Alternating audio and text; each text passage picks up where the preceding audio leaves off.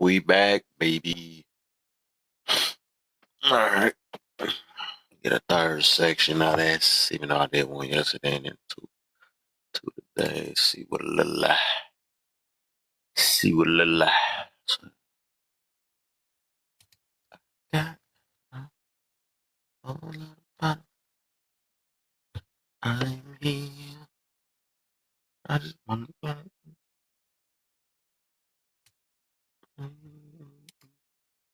so I'm here.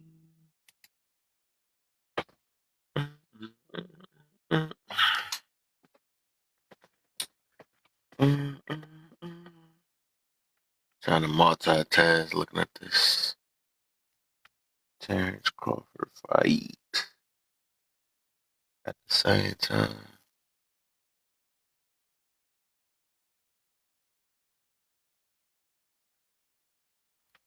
Still ain't no Dilly.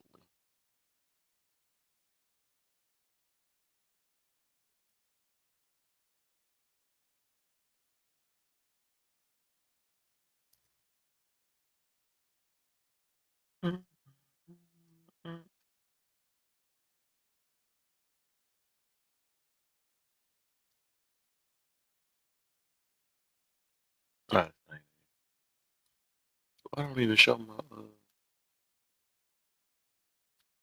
don't show many of the views I get. That's crazy. This thing updated got an update. Oh, I don't know who's sleeping. Got let's see. We get a little quick left, maybe an hour nap. I didn't get the 2 hours I wanted, but a little something.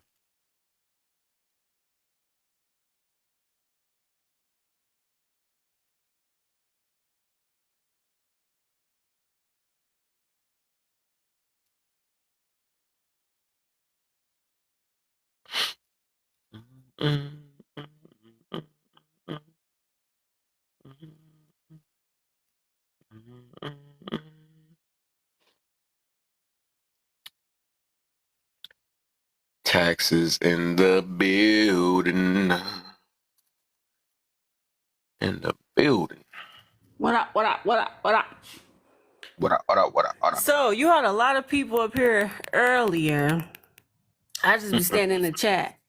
Mm-hmm. Normally I get a feel. I'm like, okay, everybody all right. I can come up and speak or I can stay. But if I ain't feeling the crowd, I'm like, yeah, I'm going to just stay in the bottom. Now, earlier, you had a guest that was off the chain. Yeah. That is funny. I wanted to say something. So I've noticed that the men on TikTok, some be giving real bad advice. Real bad. And it's starting to piss me off a little bit. Interesting. Like real bad. Because first of all, I made it this far. I don't need nobody advice. I'm good. God is always blessing me. And if I did any bad, God would check me immediately. Okay? Like he don't waste no time. So with that being said, it's like I don't need nobody else's advice. Like I don't mind it, but don't force it on me. You know what I'm saying? So earlier, I was on somebody's live and I said, it's levels to life. This person would not let it go. He said, what do you mean by that? And I was like, well, God just don't give you whatever you want. You have to work towards it. So he started making jokes about it, and then he just kept harping over it. Then I felt like he was trying to hold me low key. Kept saying, oh, what do you mean? What do you mean? What do you mean? Can you explain? And I'm like, I just explained. How you gonna ask me to explain and then you disregard my explanation and then you want me to keep explaining why so you can keep trying to hold me? Because that's what I felt. You know how people ask you for an explanation, right? And you tell them, but at the same time, they still trying to hold you low key. What's the point of keep giving you a breakdown where I feel like all you're going to do is try to hold me? Then you're going to get everybody else to come in on it where everybody laughing and stuff. Like it's really funny. But yeah, I've noticed that some of the men on TikTok are a little abusive, like verbally. for no reason. And you sit here and you say, "Oh, women is this and women is that." Well, it's a lot of good ones out here, and you're destroying them too. Yeah. That's how I feel. It's good ones out here, but you're trying to take them down too for no fucking reason. Excuse my language. When that happened? This happened earlier. Do I know the person? Yes. Okay. Yes, you know this person. So I be trying not to be sensitive. And I'm like, okay, you know, I can deal with it, but you're not about to keep trying to broadside me. You're not about to do that. So what I just did, I just kind of just walked away. So of course, I'm pretty sure I was talked about. But yeah, I really didn't appreciate that. Now I am really trying to be a team player for our people, our community. So it's like, don't turn around and abuse me when I'm the team player. That's all I'm saying. Yeah. You know what I'm saying? So I don't know. Some people be like that. It just depends on the topic. Some people think some stuff is a joke to them, and some people, you know. I'm gonna say this. I run into stuff like that though. I normally have certain conversations off of TikTok because I feel like I'm safe around my friends where I can say things and they understand me. We could talk about the Bible. We could talk about God. Ain't nobody saying, ho, ho, ho. No, you can't say that. No, what somebody tell me last week? He said, well, I got to get used to you talking about the Bible because I ain't never heard you talk about the Bible before. So I got to get used to you saying it. What the listen here. Last time I checked, I got a 3 in front of my number. I can say and do what the hell I want to do. I don't think there's anything wrong about talking about the Bible because I'm not harming anyone, nor do I use the Bible in a harmful way. I just say, hey, yeah, I also seen that in the Bible, by the way. That's what I normally say. Yeah. I'm not about to change who I am. You know what I'm saying? Coming onto TikTok because some people are uncomfortable with it. I'm not coming onto TikTok to harm anybody. I'm just being my damn self. Yeah, So, you shouldn't change yourself. No, you shouldn't change yourself. And I'm not being abusive to anyone. So I don't understand what people's problems be.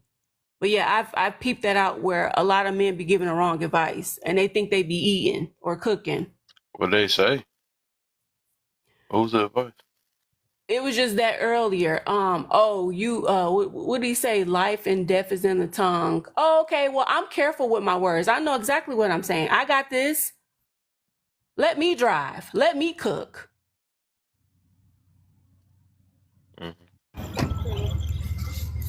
Hey, Kev. What's the day? How you feeling? I'm good at the stove. You can go ahead. Sorry, I didn't mean to interrupt.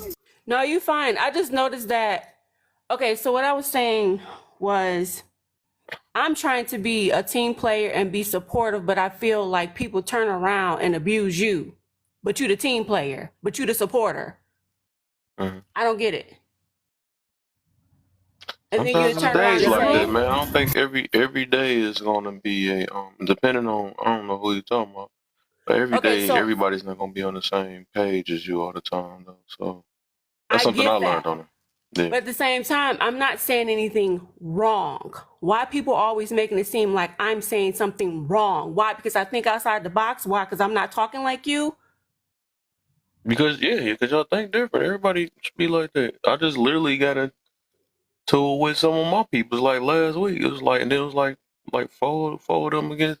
I ain't gonna say it like that though, but I guess because I was going against them because of the way they was thinking about it. It was actually dealing with scripture too. And okay, so if people want to use scripture, okay, just let them speak. Just let them say whatever they want to say, right? It's like, don't interrupt. My thing is, if you disagree, you effing disagree, okay? Just leave it at that. Don't keep sitting here trying to hold people and drill people because you're I don't know if it's an ego thing. I don't know if it's I want to be the first one saying it. I don't know if you're a control freak. I don't know what's going on. But one thing I will not I won't have abusive people in my real life, and I won't have abusive people on fucking TikTok. We ain't doing that. Now, what I was about to say earlier. Can I ask a question? Hold on. What I was about to say earlier, Kev. I hope we do not have these same conversations going into 2025. We need to, I don't know, branch off into like little groups where people say, okay, I'm good at this. Okay, we'll go with this team and do this and do that. We need to start coming up with some type of plans. Like, seriously. Okay, now what you about to say, One Rush? Okay, so you were saying about people being abusive. Do you feel like are you trying to say like when people disagree with what you're saying and still try to convince you of their belief or whatever, that's being abusive? Is that what you're saying? Yeah, it's like, okay, so if I say something, then you ask me to give you an explanation. I give you an explanation. You're making it seem like that's not good enough. And then you get other people involved and be like, yeah, guess what she just said? Ha, ha, ha, ha, ha. So it's like you're trying to embarrass me or something like that. You know, I find that to be abusive.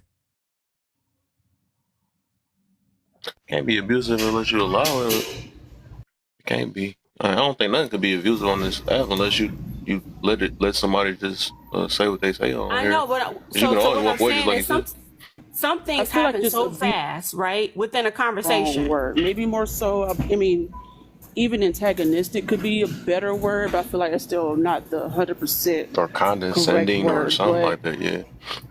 What's not the correct word? The abusive word is not the correct word. Yeah. Wait a minute now. You can't get I'm expressing how I felt, how I was feeling in that moment. Yeah, but you got to realize that's where the accountability come in. Like abuse, that means that's something that you had to, especially on this app, that's something you had to accept because you had an option to either stick around and defend yourself, or you had an option to get up out of there. Just like you said, and that's what I did. So so it happened pretty quick. Just like how we having a conversation and somebody could probably say an F-bomb or say something like you stupid or something like that. Right. So it went that quick. So I was just like, okay, let me just go ahead and get up out of here, whatever. And that's what I did. But I'm just I'm just basically explaining my experience. That's all I'm doing. So if I choose to use certain words, that's the words that I want to use. I already said broadsided, so that's verbally attacking you.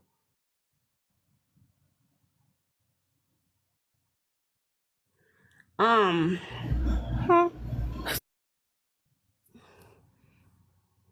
don't know. I think I might take another break off of TikTok for a minute. Hey, you gotta do what you gotta do sometimes. I was just gonna ask, is this more so something that's that happens on TikTok? It happens a lot. It's not only just with me. I see it quite often. And people wonder why people don't. I'm asking more so wonder why on people TikTok. Don't respect the Black community, because we don't respect ourselves. Especially, I don't know. I would say it's both sides, because I was about to say, you know what? Sometimes the men can be abusive to the women, but vice versa too. Yeah, I can say that too. I just literally left a room yesterday, and I was like, I just made a choice to not go in there no more, because I know they're not listening to me. So I wasn't about to. Well, this person I just recently started following. I'm gonna just say that. So it's like the people that you think you cool with, and then something happened, you're like, oh no. Well, do you often get into it, or was it just a specific topic or no? It was okay. I would say today was the first time, but I had a feeling that it was going to happen. And you know how people, should I say, suppress yourself somewhat because you know that person that person seemed like that, so you kind of avoid certain topics. Should I say, or you kind of like play it off to avoid an argument. That's what I felt like I was kind of experiencing. You know, where I'm like, okay, well, I'm not going to say certain things. I'm like, yeah, he cool or whatever. And I'm like, okay, well, I'm not just going to say certain things. And I feel like other people are like that around this particular person too. Yeah, I definitely, I mean, there's spaces that I like, I support their lives, but depending on the topic, I know that I'm not even going to bother joining in, just because I already know that my thoughts are going to be the opposite of everybody else. And yeah, no, I pick and choose when and which panels I hop on. Yeah, I agree. I do avoid certain ones or whatever, like the ones that be having like commas in the numbers. It don't be just 100. It'd be like one comma 00. I'm like, oh no, we ain't going to those lives. Those lives be off the chain, and it's always something. Sometimes I might peek in, but other times I'm not about to sit there nor invite myself on your panel. Now, I would say what occurred today, this was the first time it has occurred. It hasn't been abusive moments with an S, not plural. Okay. Then I would say, then you could say, okay, take accountability. But today was the first time. Other than that, I try to avoid certain lives, and I only go on certain panels. And lately it's been men. It hasn't been women. It's been men lately. You gotta go on women lives now. Well, That's your I would part say for the here and accountability. there. If AJ is live, I go on AJ's live. Yeah. Just know your Um, limits. That's all it is. That's how yeah. everybody gotta learn on here. That's how we gotta It learn the hard was way. it was a few other like older ladies that I would go on their live, like when I first started TikTok. But then they started doing their own little thing. So it's like we didn't really, I guess, communicate like that because they got their own little lives, and I just started kind of just going around talking to other people, other people that I click with. Mm. Okay, so you said the person that you're talking about today, whose panel you was on, you said you recently started following him. Yeah, I just recently started following this person. And like I said, How lately long? I've been hanging out on the men lives because I thought they were Okay. cool. So Whew, depending on what your opinions on certain topics are. yeah, I mean, uh, I would say Kev is cool. Kev is where I'm from. Okay, so Kev is cool. Mira's cool. AJ's cool. Who else lives I be going on? That's It's about funny it because for I right know now. exactly who you're talking about too. Just because I pay attention. I know who you're talking So about, and then I know probably what happened. Yeah, even though I wasn't even around though, but I can know what happened because I know when I talk about certain things, that person did the same exact thing to me too. So it ain't no what? What personal you thing. talking It's just about? No, no, no. We ain't about to do that one. uh, Oh what man, that's happened. funny. No, I'm just saying I don't think it's a personal thing. I think it's just how they feel or their view, and they do the same thing with the little laughing thing and make a joke out of it and all that stuff. So I had to realize who I was So talking to. I never held a personal animosity to that person. I just like, well, that's their way of thinking. If I'm confident in what I believe in, ain't no, nobody you ain't about to holding hold me. You know me. what I'm saying? That's what I'm saying. But they can't hold me. That's the thing. They can't hold me because I'm strong in what I believe in. The only way they Right, can, right. So so they gonna act like that. I even like me and my boy Conscious, we go back and forth because he do the same thing. Like, oh, I looked up a bunch of stuff and he got something against the beliefs and stuff. But I mean, I gotta realize who I'm talking to sometimes. So I'm like, whatever. I'm not about to let him be the reason. I'm just gonna hate him as a whole person because of that. It's just no, he I'm got his not thoughts and I got my thoughts. right. I'm not hating anyone. No, I'm not. I'm still gonna do the things that the way I like to do them, right? So if I believe a certain way, I'm still gonna have that belief when I get off of TikTok. But it's like don't force me to think the way that you think when I'm not doing anything wrong in the first place. Like this person said that I shouldn't join a church. Why? If that's what I want to do, I don't get it. Now that's something that's kind of crazy because I mean, even though I go to church every so often, I still believe in God. I don't think you have to go to church to have a relationship Main with God or thing. anything like that. Yeah, you Um, don't, but for years I have not. I would say, okay, on and off since I was a little girl, I haven't really been in a church like strong. You know how people go all year. No, I'll probably go here and there. That's how it always been, for me. But I do want to join a church because according to the Bible and a prophet that I heard from, that the churches are changing, where they're going to be different, where they're going to be how God wanted them to be. I understand that you have had pastors in the pulpits that were not ordained. I get that, where people were turned off from church or they lost a little faith. You know what I'm saying? So yeah, I get that. but I just want to find a good church for myself. This is something that I want to do for me. So it's like when I try to explain that, people be like, "Oh no, I don't want to go to church, and you shouldn't go to church either, and you shouldn't rely on a man of God to prophesize to you." I said, "Well, if they're ordained for that position, I don't see what the big deal is, you know." Okay, let me ask you this: who ordained them? I'm not sure. I don't know. I would say it's part of their Here. purpose.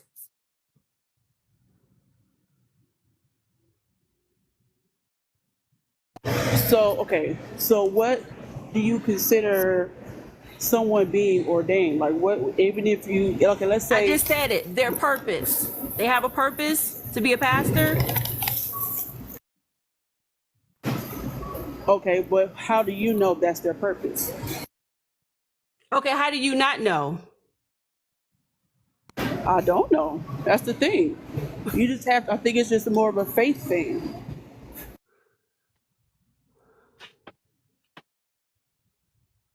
Okay, I believe everybody have discernment, right?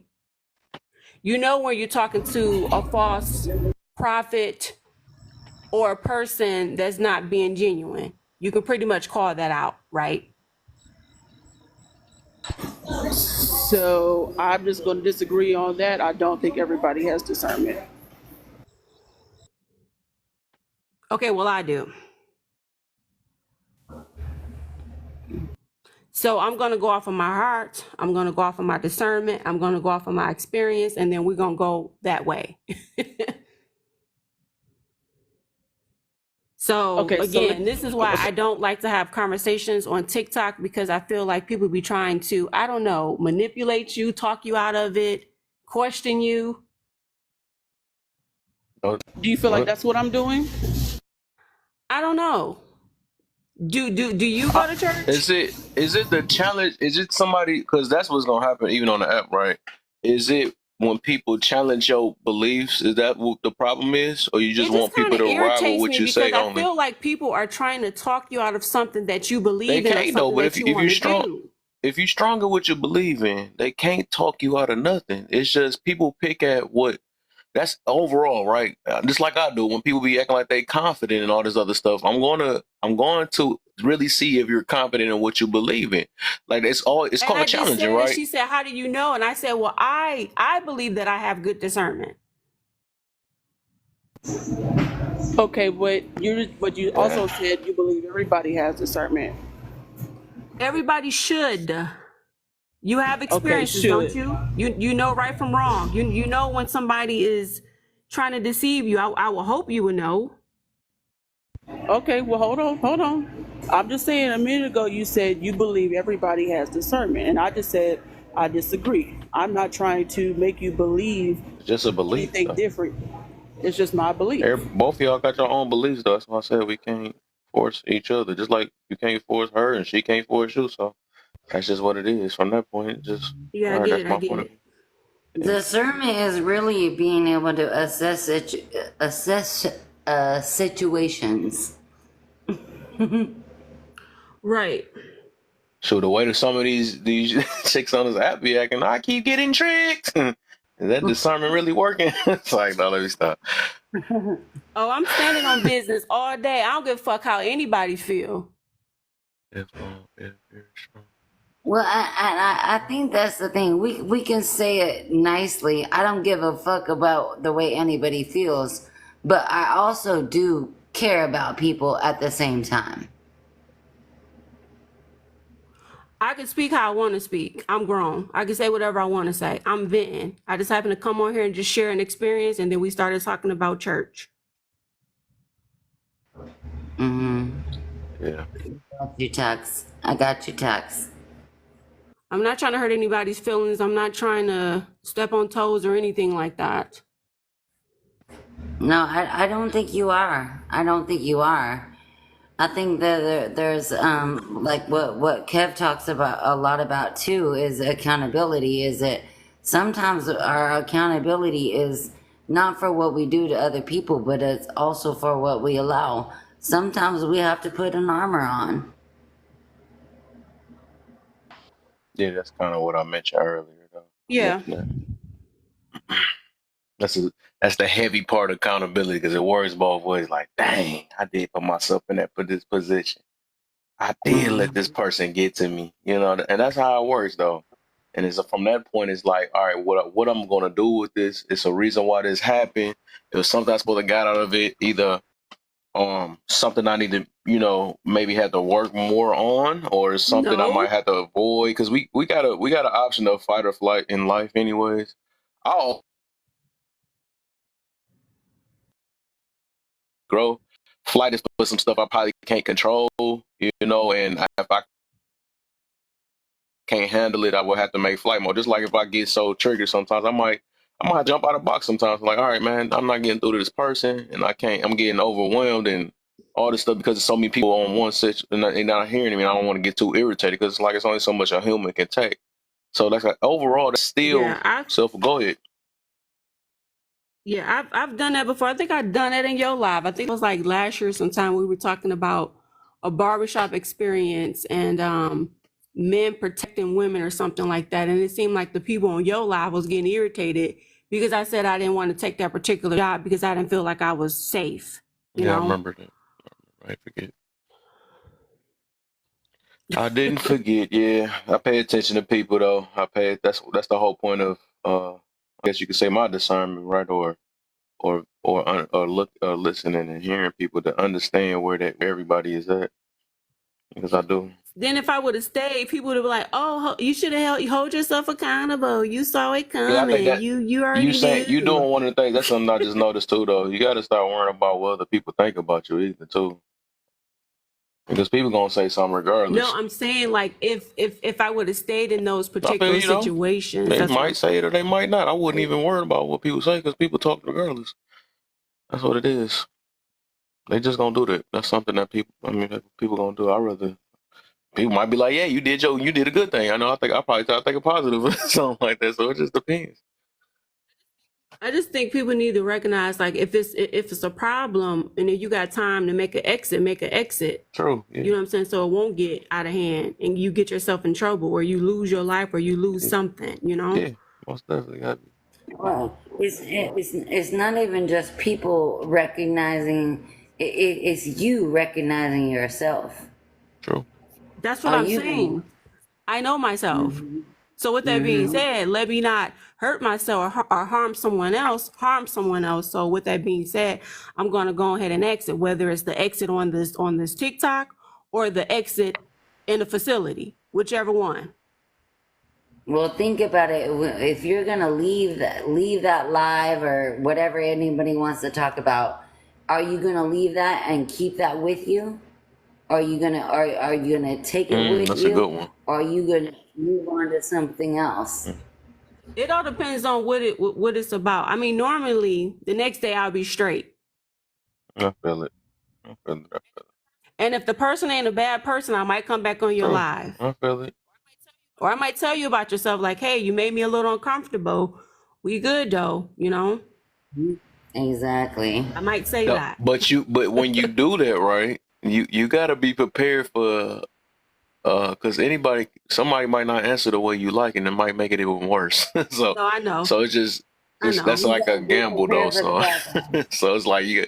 So with that being said, I'll keep it to myself. Yeah, that's see, you know your limits. You see, I might vent off a if you know, TikTok with a friend or yeah, two. yeah. So that's all about knowing your limits because people is people. Like everybody gonna be like that. So some stuff don't always go the same way, and they might make it.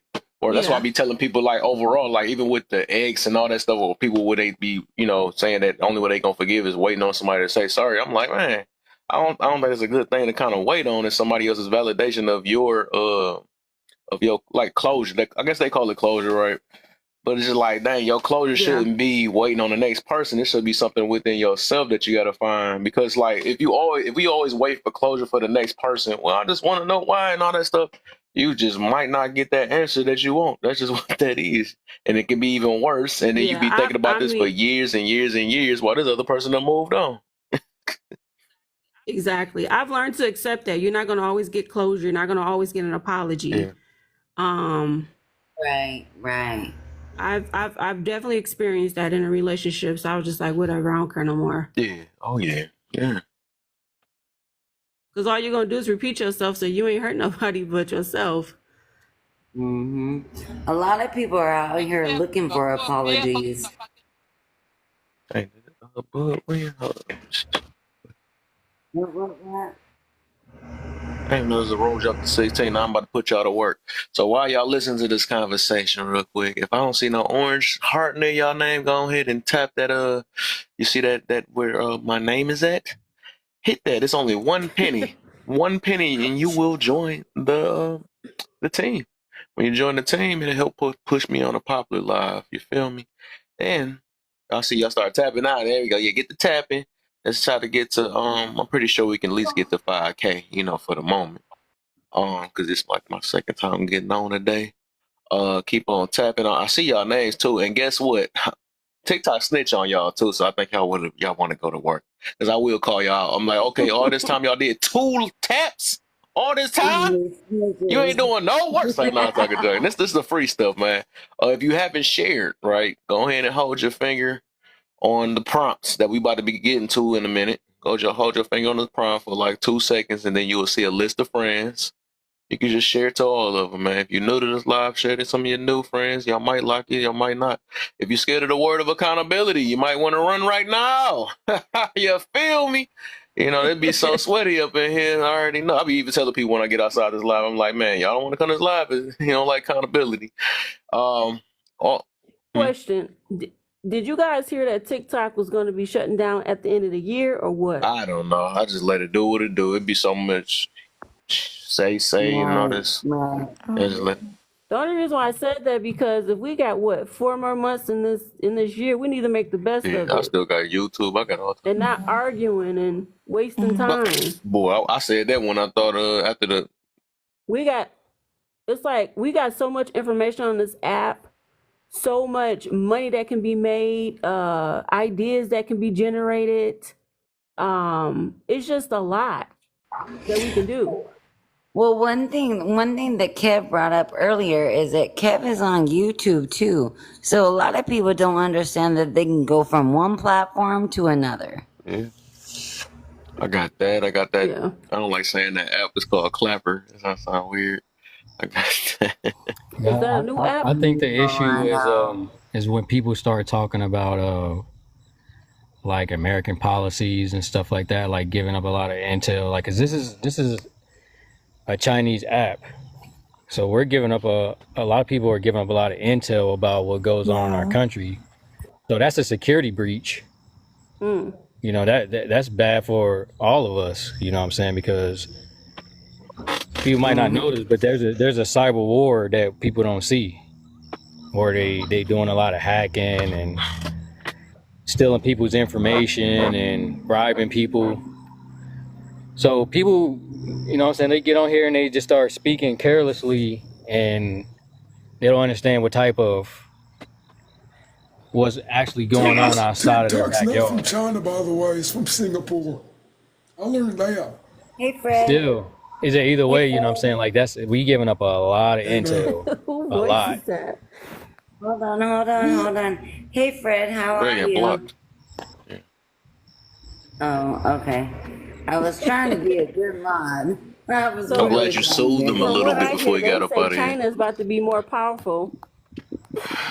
Oh yeah, China got a lot going on. Like, I mean, I don't want to speak about it because I hardly get on this app because a lot of people are really they giving a lot of their own information too up on this app. So people got to be like seriously be careful, like when they, because this is just a public platform, like it's open. But it's different. It's different over in China though. Like it's not as public over there, and they do that for a reason. I heard that China didn't have YouTube, or they didn't, something like that. Well, China started TikTok, so yeah, it was a dance app. Oh yeah, they don't have. They banned like the younger children were using it. You said they do have Instagram. So yeah, y'all wanna start answering this topic? Hey, Honest, how are you, my beautiful? She said, "Get with that." Let me get on. She funny. Crack me up. I want to start on it. Go ahead and start it up, man. They ain't got quiet now. Let's get it.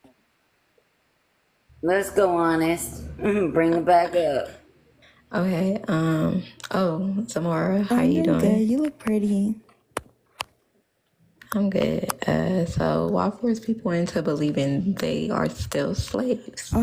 I feel like it's also. I feel like it's more so like the government itself that are trying to spread the word, or like trying to spread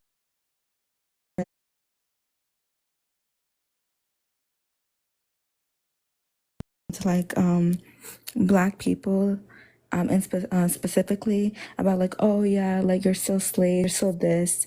And I feel like the reason why they're trying to do that is so they can still keep us down. Because I, in my opinion, they're trying to do that because they know our power. They know that black people, when we find a way to do something, we'll get there. And I feel like they just keep doing that just so they can push us down and try to make us be try to make us be more whatchamacallit, try to make us become more entitled. If you know what I mean? Mm-hmm. Yeah. Well, and like we brought it up last night, Kev, we talked about the difference between slavery and servitude. What's the difference? Mm-hmm. What Me? do you welcome yourself into?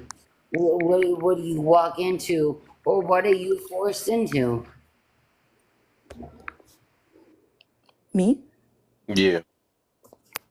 No. I know. I mean, like, I'm not forced into She anything. basically was asking you what's the difference between slavery and I mean, servitude. You know the difference between the two?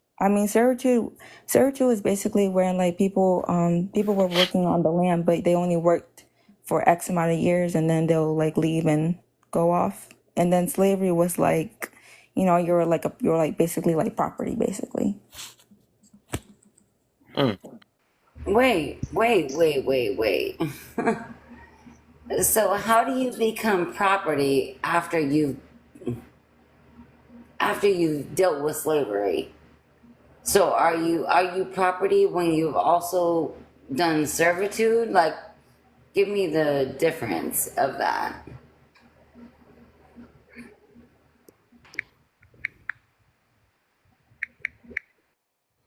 You talking to Zamora? You know how I move on this.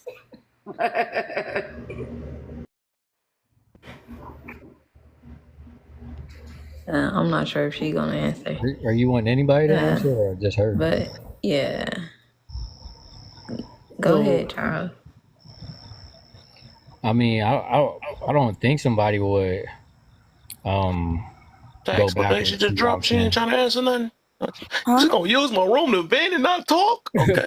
I got you. Oh, I got you you, talk. I Jax. don't think anybody will go backwards for me from like what is it, chattel slavery?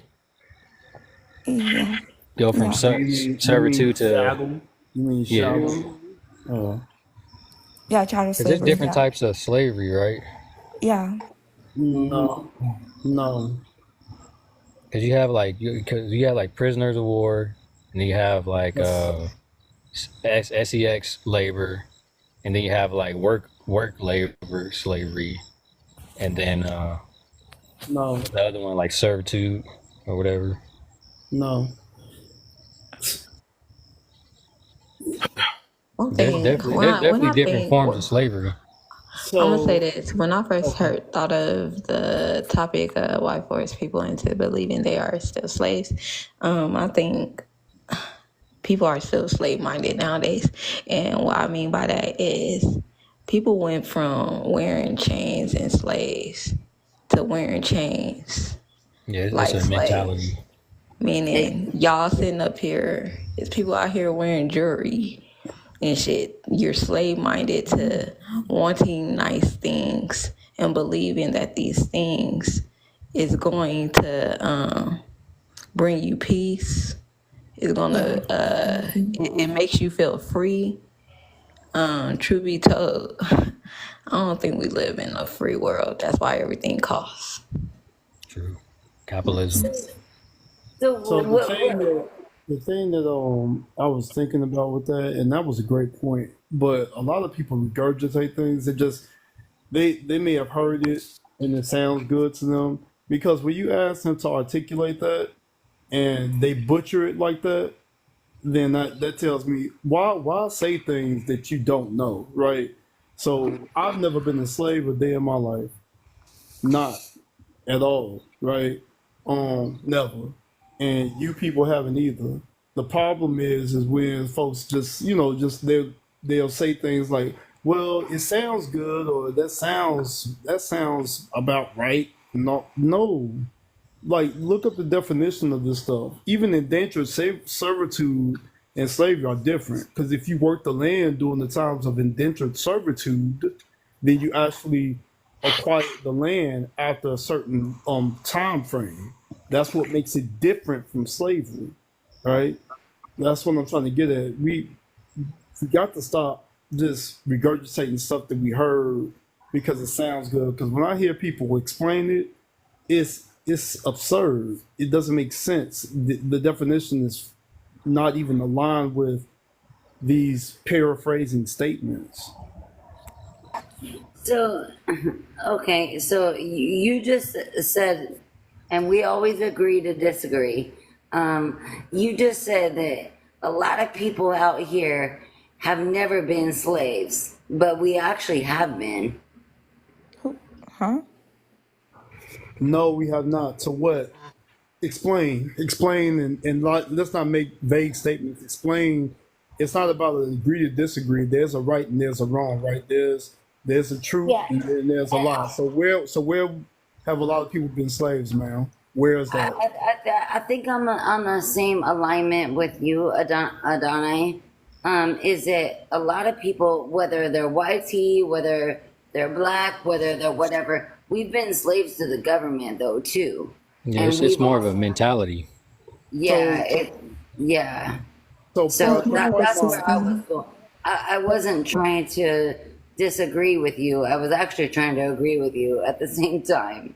No. So I Yeah, don't that's why we mind. should listen and before we make extra remarks and let somebody explain before they do it.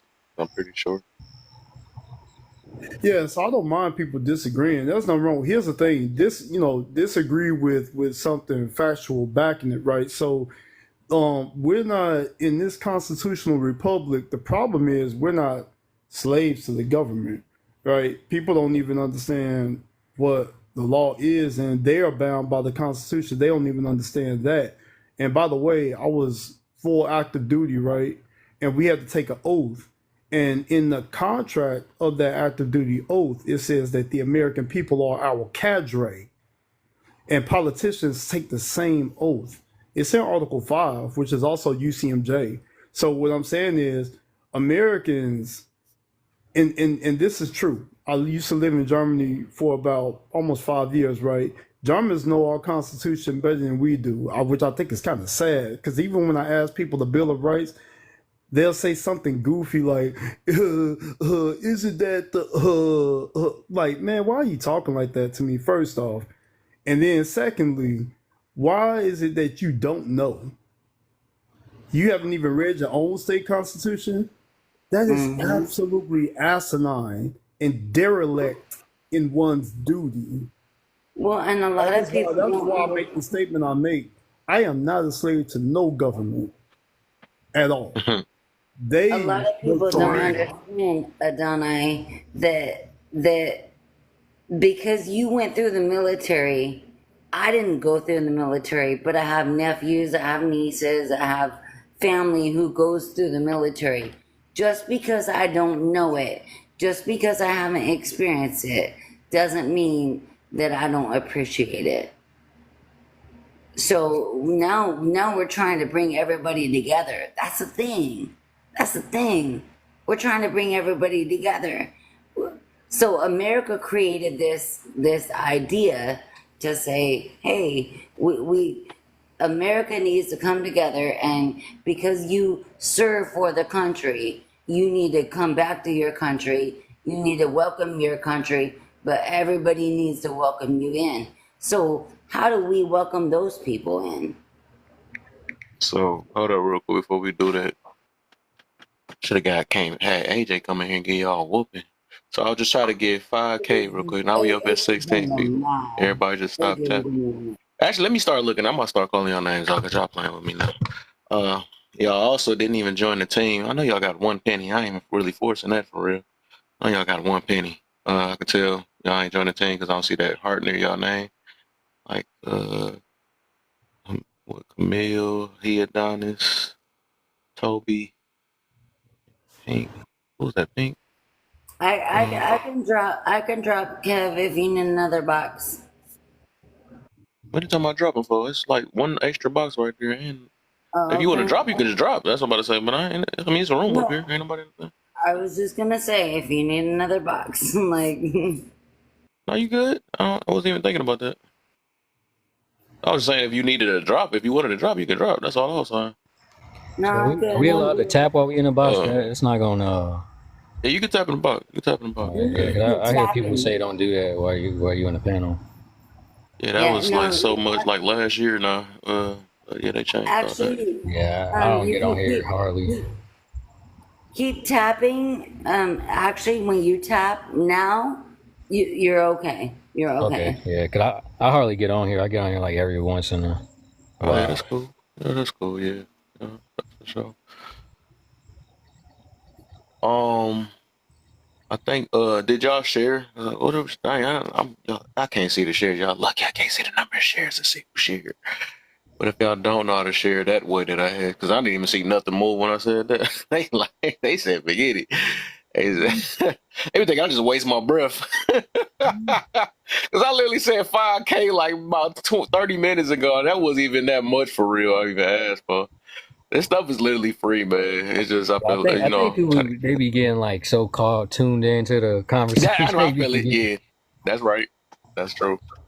It'd be good talk. It'd be good talk though. It'd And be good talk. then they be texting so fast down there. Boy, they be going away. Oh, Camille found the button. There we go. I think I seen um Nikki, she found it too. She waking people up. She said, "Get Joseph." Let's see. Okay, cool. Now, I don't want you to take care of that. Take care of your primary business first. Yeah, make sure the tile is sitting up straight, and the taps ain't that serious. Well, let me get y'all up in here. At 5K. Matter of fact, since y'all made me wait, we going to 7K. Then y'all can take a break. We have 15. So I think we all good though. So where we leave off at? Who was the last one that was talking? I think it was Adonai. Oh, okay. Oh, I So thought it was that from New was we York. even on the first one by Wild Force? Everybody answered the first one yet? Or because I looked away. I was looking at this fight to make watching the fight. It wasn't so. Well, I just came in. Okay. So yeah, let me make sure. So, as a matter of fact, so I know Zamora, you had already did it already. So we just gonna go up from you, go up, and then we're gonna go to his Adana. And whenever you want to jump in, the toddler holder, whenever you want to jump in, you can let me know. Um, so rush, we on you now. Why force people into believing they are still slaves?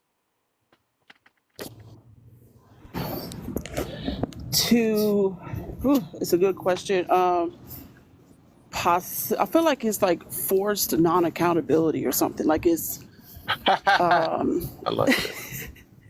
I like that's that. the best way I could explain it because it's I feel like you're trying to get the other person to believe that because these things happen to them that they should accept how their life came out or the way they behave or their circumstances they grew up in, but not taking into account the accomplishments of what we've done as a culture as well. Okay. All right, go ahead, Charles, and then Donna, you next after that. I felt like no, he didn't answer it. No, we was Yeah. talking about that. Why can't we be looked at as survivors instead of victims? No, we're not there. We're not all the way down there yet. No, not yet. We didn't even make it Which down one there we yet. on? Well, the first one, why force people into believing they are still slaves? Why force people into believing they're still slaves? Why force people into believing they're still slaves? Y'all want an example though? Where they gonna coming from with that? I mean, I kind of like I think I what know Rush. where you're coming from. Okay, yeah, go ahead. You go ahead. Yeah. I think it just comes from people just being lazy, not want to do the work, so they try to force it on other people. Cause I was talking to a friend about this like not too long ago, last month, and he was like basically saying like that it's just some people on here that just it's some people that we living amongst that's just they just don't want to work. You know what I'm saying? It's just some lazy people out here. Like you got scammers, like you got people that procrastinate, that that was handed down money and stuff like that. So them type of people don't want to work. You know, they don't want to work hard. Like they don't want to put in the work. So they force other people or they manipulate a situation to get whatever they need. You know what I mean? And at some point, like it forces other people. You know, this whole like capitalism thing is kind of forcing people into. I ain't gonna say it's forcing people into slavery, but it's forcing people into like fight or flight mode. You know what I'm saying? Like, what is it? Survival mode. So for some people, they got to do stuff they don't want to do, and it could be because their parents struggled. You know, it just passed down from them. So I don't know, man. That's a something I really need to sit down and actually think about. Like I can't really just answer it on the spot, but I tried my best. I mean, I like to do. That's cool. Good. It just come down to laziness. You know what I'm saying? That's Wait, funny though, where is because this question? Where is this question on this thing? It's the top. Where am I tripping? Right there where he is next to him. Oh, the green one. Oh, yeah, okay. everybody do that. They look past that. People also missed that first green one too. Accountability wrong. They don't really want to see that. That's why they tone that out. Yeah, our economy is kind of like Monopoly, man. Mm-hmm. Yeah. So I won't even lie. I'm colorblind. I don't see the color green. So until y'all was talking about it, I didn't even know. I saw slaves. you know what? Slaves was a weird topic at the top, bro, but go off. So I was like, I'm gonna be honest. It's lazy people on both sides. Okay, so you got people that are high at the pyramid, like they don't want to do the work, and then you got people at the lower bottom of the pyramid. They don't want to do the work either. They don't want to do the due diligence to educate themselves. True. So it's just like it's like cause and effect, basically. Everything. Lazy in everything. Yeah, it's cause and effect, like the yin and yang. Like you got people stepping on people, and then you got as above, so below. Yeah, pretty much. So the lazy people, so it's got people up top that are lazy, and then you like the lazy people at the bottom. They basically the same type of people, and then you got the people in the middle doing all the work. But yeah, I'll rest my case. I'm done. I don't want to be long-winded. All right. We're gonna open panel it up anyways. I see what you got what you got for me, man? Why force people into believing they are still slaves? Yeah, so they want as many Americans to believe that they're slaves as possible to steal their rights. They want you to believe that statutes are the law to steal your rights. They want you to be indoctrinated because the truth of it is probably most Americans possibly, and I'm not sure about this yet. I don't have a percentage, so I'm just making a guesstimate by the things that people say. like somebody called themselves a taxpayer, which is interesting because I haven't since 2013. But I digress. All I'm saying is this: if they know that you guys are as ignorant as they come, then yeah, they are going to break the law. They are going to steal your rights because you don't know. And it's obvious because anybody in here talking to me about some taxpayer crap and haven't read USC or 15 USC 4724, please don't talk to me. I apologize. I'm just saying it, just being honest with you. Yeah, I think that question is based for me. So, reading the law and understanding the context of it is something. Hold up, did But main thing go? if yeah, I'm I not think tripping. a lot of people say these things about tax. Tax Mm. is what keeping us under because a lot of possession that we supposed to have as people are taken back from us from by taxes.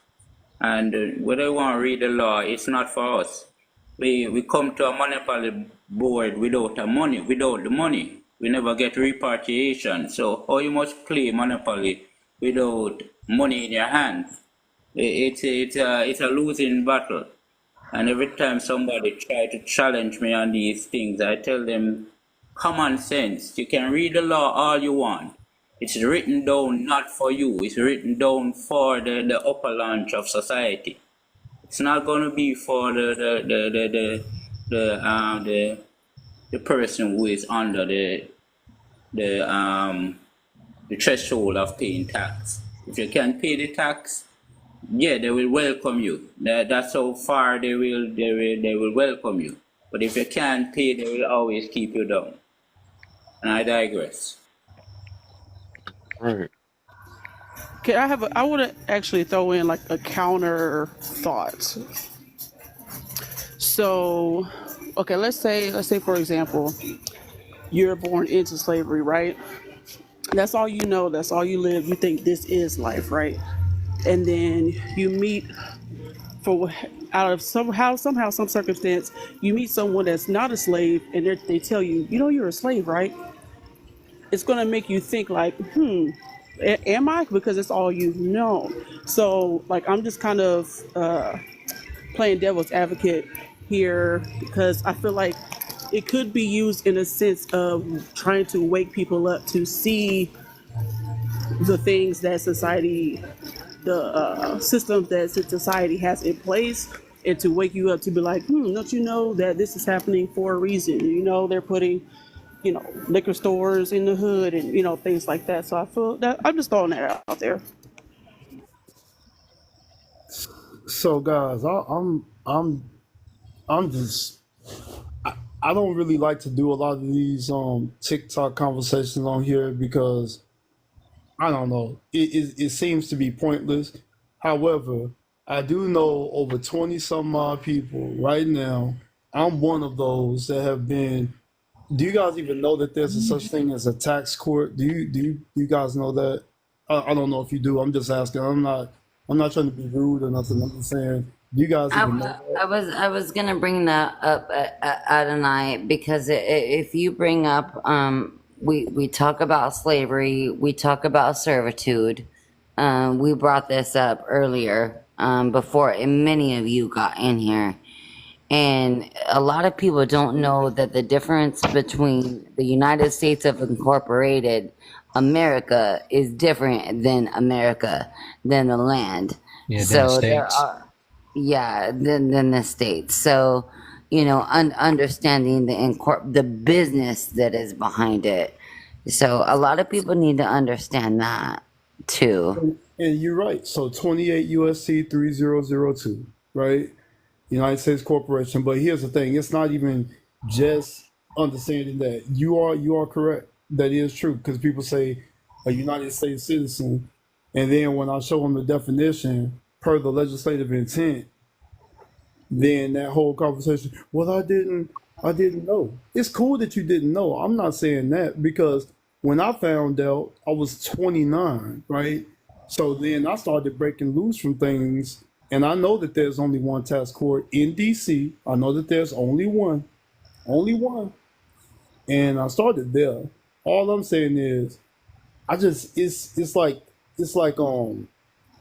when I talk with, I'll give you an example, and I'll leave it alone. Appreciate it, Kev. I'm not gonna take your live hostage. I apologize, bro. I just want to say this: when I lived in Germany, they know the game, the Ponzi scheme that's going on over here. And when I come back over here and listen to Americans talk, I'm like, why is it that Europeans know more of the Ponzi scheme that's going on over here than people that live over here? And then when the so-called black community, if you will, they don't even know why Fred Hampton was unalive and what he was trying to do. Even he didn't prescribe to like the whole communal aspect and things like that. He said, look, if people get what they need to know knowledge wise and able to act on that, that's what scares them more than anything. Because if you're able to write notices of liability on your own without having a state licensed bar esquire help you, because they're not going to help you, they work for the state. I don't know why you people think that let me go get an attorney. I hope you do, because when I've had Christopher Paul Regan try to come against me in Virginia, I ate that man alive. That's my thing. But anyway, let me go. So are you a sovereign citizen? There's no such thing as a sovereign citizen, Charles. So Where what did are you get you? that from? Where There's no can I such can I? thing. I just want to ask Charles, where did you get that from? Can you define that? What is a sovereign citizen? And Charles, I have a Black's Law sitting here, 11th and 4th edition, as well as a Corpus Juris Secundum. There's no sovereign citizen. Where did you get that from, Charles? Define that. Where did you get that from, Charles? This is stuff you see on YouTube. People That's all I traveling got. saying I'm sovereign citizen. Like I I rest. move abroad the country, travel however I want to. People Yeah, I rest my saying case. that all the time. Yeah, I rest my case. So you got that off YouTube, and you didn't read, you didn't check. Okay, you just took it and ran with it, right? No, I asked you a question. No, I I didn't mean, take nothing and run. I was asking you a question. but I feel you, Charles. What I'm saying is, I would never ask a question that has no validity to it. You see what I'm saying? If it's not a valid question, I would never ask somebody. There's no such thing. It doesn't exist. It really doesn't exist. Okay, well, That's maybe all. he didn't know that. No, you're fine, and that's why I made the statement. That's why I said, why did you ask that? Because that's it. But there's no such thing But as a that's sovereign why citizen. that's why I'm just listening to him, because there ain't no such thing like a Yeah, it question doesn't is a exist. question. It don't have to be valid or not. It's a question. It's open. Yeah, well, I'm just saying that. Yeah, there's no such thing as a sovereign citizen. It doesn't exist. I just There's hear it's people never saying been. like I'm a sovereign citizen. Like Yeah, yeah, I know. I don't. I guess. I resigned from the American corporation. But they can't resign from something they've never been a part of. But I digress. All I'm saying is sovereign citizen does not exist. What does the preamble say? What does 42 USC 1983 say about statutes and codes and so forth? I Right? don't know. I like to I I haven't like to read. I use haven't I read like to use facts. I I haven't know. read all of that. So Yeah, I'm I saying feel you kind of speaking to all of us in a different language yeah. I that mean, we it's don't but understand. exactly, and I get you, and because a lot of this is foreign trade zone stuff, all that stuff. I'm just trying to just like when I wrote somebody's NOL, the notice of liability, and had it sent to the governor, Michigan's governor at the time. That was right when that happened. They tried to do a secret warrant. It was quashed. The warrant was quashed.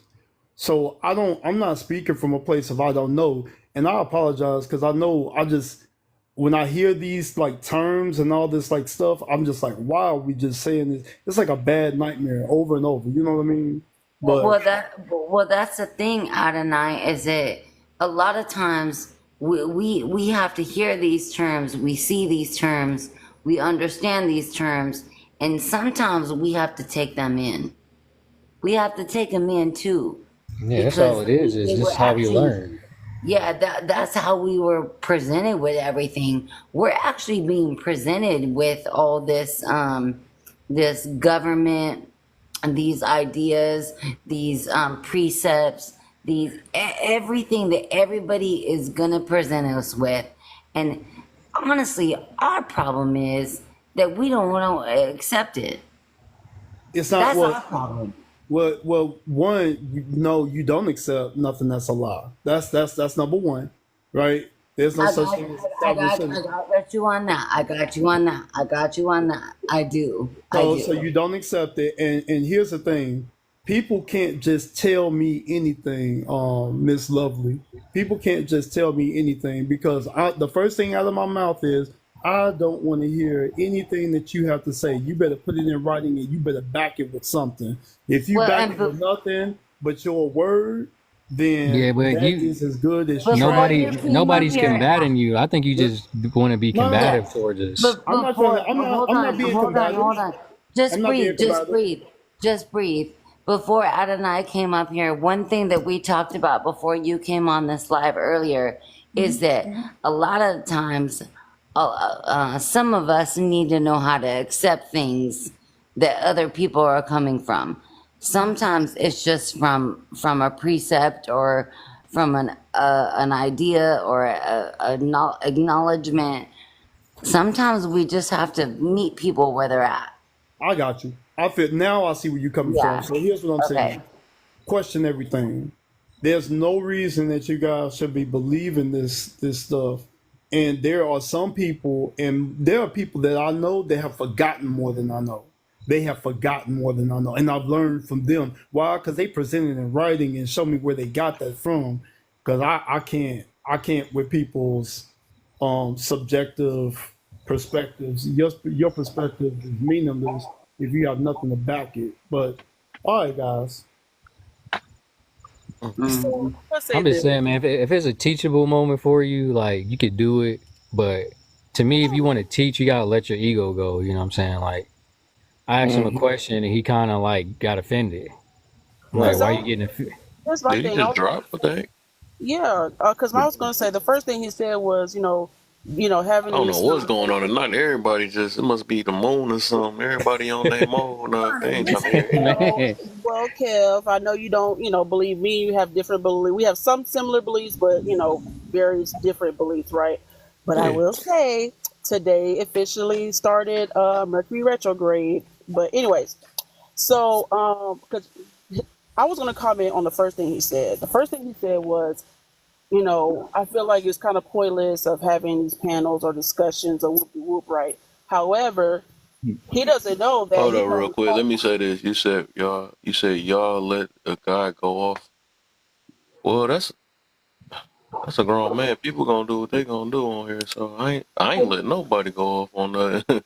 Who went off? I mean, you can come back up. Nobody. We're just having a conversation. But what I was gonna say, like he said, having these conversations is kind of pointless.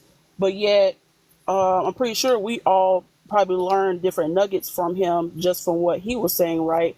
But I feel like some people, I'm not necessarily saying him, but kind of in a way, I feel like some people, they do know a lot of important things, and they see people that don't know it as like why don't you know it? And it's good, like he said, well, how you don't believe a lie? How do you know what a lie is? You know what I'm saying? What's the truth? Why don't he go ahead and explain it? Tell us what he's saying wrong. That's all I was saying. I'm like, I asked him, and I'm like, well, it's not necessarily I believed it. It's just I'm taking what I've learned. If I believed, I would have been just like, you sound like a sovereign citizen. I asked him, are you a sovereign citizen? Right. If it's not true, then I'm gonna go back to the drawing board and do my due diligence. You know what I'm saying? Yeah. Or correct. Or he should at least say, okay, well, what is it then that if they're calling themselves officers? What do they mean by that? Well, you know what I'm saying? He didn't.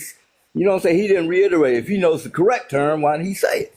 Yeah, that's what I was asking. I'm like, okay, so are you in the private sector? Are you an independent contractor? Like we trying to learn here. Nobody's being combative. Like from what I've seen on the panel. He was just trying to project that he's more small than everybody else. Yeah, it's a lot of that on here. People just kind of uppity, man. And it's They like, get a my little bit thing of is, knowledge. what makes me upset, sad about it is like, you're the perfect person. Like, I was actually going to ask him, like, does he go live and talk about this? But I feel like he's the type where someone even asks him a simple question, he's gonna be like, well, why don't you know that already, or something like that. And it's like, you could. I'm like, that was your chance to get your rocks off. I'm like, it's a teachable moment right now for you. Right. Your chance. Exactly, Rondo. But he can't. Some people that's what we was talking about. That mentality, man. Like people, they kind of force themselves into slavery almost. You know what I'm saying? Ooh. How do you force yourself into slavery? Man, it's a mentality. Like you could be an open circuit, or you can be a closed circuit.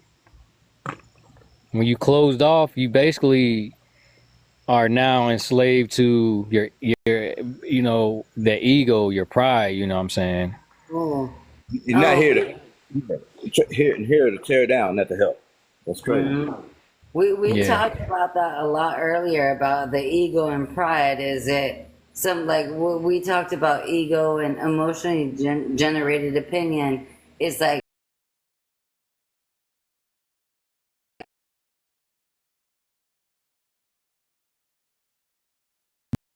your ego is sort of like a victim. It goes into like defense mode.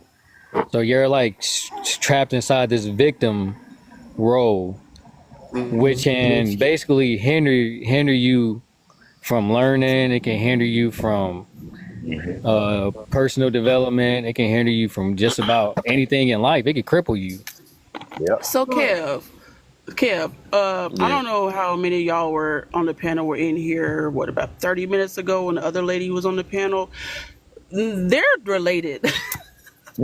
They kind of have similarities in a sense, because you remember, like, I was just asking her questions and I felt like she was kind of getting defensive, or felt like I was trying to get her to believe something different, when I'm just posing open-ended questions just to kind of understand her better. And it's just like, you got, well, who else gonna come up here tonight, Kel? We got 2 for 2. A few times today, I noticed everybody. I think everybody just got some stuff that's. I guess it's like an irritated night. Everybody get irritated and not letting it go night. I noticed, and this been happening since earlier. Stuff correctly. You said what? No, I was trying to explain the ego to Lovely, but I don't. Sometimes, like, I don't know how to articulate myself like some people do. Like some people just got that gift to explain things. Like I'm the same way. I just try to talk how I best as I can, but I feel like Kev is a perfect person to be on the live to do this with, because he'll understand what you're trying to say. Yeah, my slang start coming out, the Creole. Like I'm like, people are like, what? I'm from the South, I'm from the country, man. So no excuse. People get mad at me too, Charles. Like even if you look at the last question that Kev, I'm so mad at Kev for doing this. Even when you look at the last question, it says, why can't we be looked at as survivors instead of victims? Are you gonna stay a victim your whole life? Some of us use that as a clutch, yeah. He's saying that we're not just saying we're victims, but we're actually survivors. We're not victims. That's what he's saying. We're not. Exactly. The certain people that's calling people victims is the problem. We got through something. Wait, is it they calling people victims, or they saying that they have victim mindsets? Well, victim I said that plenty of times, because there's people that just act weak out here and act like they can't do nothing. Right. And they cause their own selves that and gonna keep using the same excuse. That's where that controversy came from, where Kanye was like, hold on real quick. I'm trying to see what you hear what I said, Smart? What was that? So what's the difference? You saying the people that's calling people victims, or saying they have a victim mindset? Or you talking about both? Both, basically. The ones that have mindsets, and then the other problem is the people calling people victims when they explaining that there is a problem, and then they say, "Oh, you just a victim." Like, no, a lot of this crazy stuff is still happening in 2024. Okay. But Yeah. I would say, Okay. and I would say the opposite. I think people that keep playing that role is a problem too, because it's like if you living your own life and doing all these things, and just because, and that's the whole point. I'm glad you said that. The whole point of this topic is that people want to stay in that mode, and you can't tell them different. I can understand. That's why I know my limits, right? So that's the only reason I'm voicing not. You can either agree or not. But I'm just saying that we put our own self in a box and stay there and keep telling it. So I can't do it, and these are the reason why I can't become better and all that other stuff. It's like, how that's long an we gonna excuse. keep doing that though? Like, that's the whole But point of me here's saying is why we can't be survivors, why we gotta be victims. so here's my take on it Hold up. too, though. That I feel like honestly, in some situations, honestly, I feel like here's the thing. In order Why to people want to be a be victims survivor, so bad? That's all I want to see. That well, here's that's the my main thing. thing. Well, I have a Definitely. question for you, Kev. I got I that have a strong. question for you, Kev. Don't you But have to be a victim in order to be a survivor? You Nah, can, yeah, you don't have to be true. mentally. So I feel like people aren't connecting the two. Like the twos can correlate, right? We can be a victim of systematic oppression, prison pipelines, education system, whatever, police brutality, whatever the case may be, right? But even our ancestors, yes, they were slaves, so they were victims of slavery, but yet they survived. The ones that survived, they conquered. So right. it's just so it's just like yes, we are all victims of systematic oppression in some way, shape, or form, right? As Black people, however, people want to stand on that as an excuse as to why they can't do this and that and one Right. one thing or the Yeah. other without realizing like shit, our ancestors, the people that we read about in history books, the Black history books, they had way less resources. And for me, that what I'm realizing after because I'm having my son likes to read, and whenever he goes to the library, I have him at least pick out one Black history book, right? And there's some people that I didn't know about, right? And it's just like what I'm realizing is that a lot of the people that paved the way for us did more shit with less resources and way more direct thing abuse that was put onto them. We have way more freedom, way more knowledge, way more access to all these different resources, yet we still want to hold on to this victim mentality, but not attaching we can survive this and we can overcome this as well. So You know, I Yeah, got a it's two things. question. Hold on real quick, because there was two things I really wanted to say real quick. I didn't know that was, but I didn't want to forget it. So according to that, right, with the victim thing she said, right, that means everybody has been a victim to something, right? But of course, when we say stuff like that, it's gonna be that comparison or the I'm more of a victim than you stuff, and I don't like hearing stuff like that either. That's why a lot of us act so dang on weak, and I'm gonna stick with that. But it's this other thing too, right? Uh, Fuck, I knew I was gonna forget. I'm mad. I was trying my best to try to hold up. It's a second main thing I wanted to get to. Was it Uh, to my point? I don't. I was trying to hurry up because I know how my memory be bad. Because it's two main things. So the first one was that according to that, everybody will be some form of been a victim or whatever. Or the other one is, all right, y'all can go, man. That just made me mad. I try to get it out. I try to get it out. all No, right. Well, I think like what you're trying to say, Kev, is that everybody, whether I want to be nice, and a lot of people don't understand where I come with the historical aspect of it. Look, whether you're Black, whether you're white, whether you're American, whether you're Asian, whether you're Chinese, whether you're everything. Look, at the end of the day, Oh, you what? actually. Okay, go ahead. Go ahead, Kev. Go Uh-oh. ahead. Yeah, I just thought about it. All right. So this another thing though. That's why I say it's a difference between being a victim and victim mentality. I think victim mentality is almost about is worse than being an actual victim. So Mm-hmm. I believe the people that was actual victims, just like we was talking about our ancestors, right? Um, they even though they was victim, they didn't have a victim mentality because if that was the case, right? Them, I mean, I'm pretty sure it's people that still was there at that time, though. But to have a victim mentality, I mean, you're not gonna push through. You're gonna keep saying, "I can't go no further because I'm in this situation I'm in it." I mean, it was a lot of weak people then, right? But it was people. Thank God for our ancestors that did survive, right? That didn't keep that mentality today. Just like we said, we got more resources and stuff and have more excuses now, which makes no sense. Like if they had the victim mentality, we wouldn't be as far as we was now. They wouldn't be saying, they wouldn't try to fight. They wouldn't try to do that. They'd be like, well, I can't do this because the white man, I mean, literally the white man was over their necks. You know what I'm saying? And they still ain't let that hold them back. But we so dang on weak now that we keep on saying, well, I'm oppressed in this way and all this other stuff. And yet we traveling and got time to go to freaking and get online and cry about being a victim. Like some people that's actual victim don't even got time to even say stuff like that. That's what thing. That's one thing that irritate my freaking soul is these people. That's why I said I'm a stick saying with that victim mentality stuff. That's the problem. You know what I'm saying? You can't talk to us. You can't even.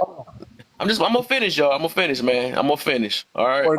Because that little noises I keep hearing every time I say something. Everybody mute, man. I'm trying not to get irritated, man. Everybody please mute. I'm gonna be finished in a minute.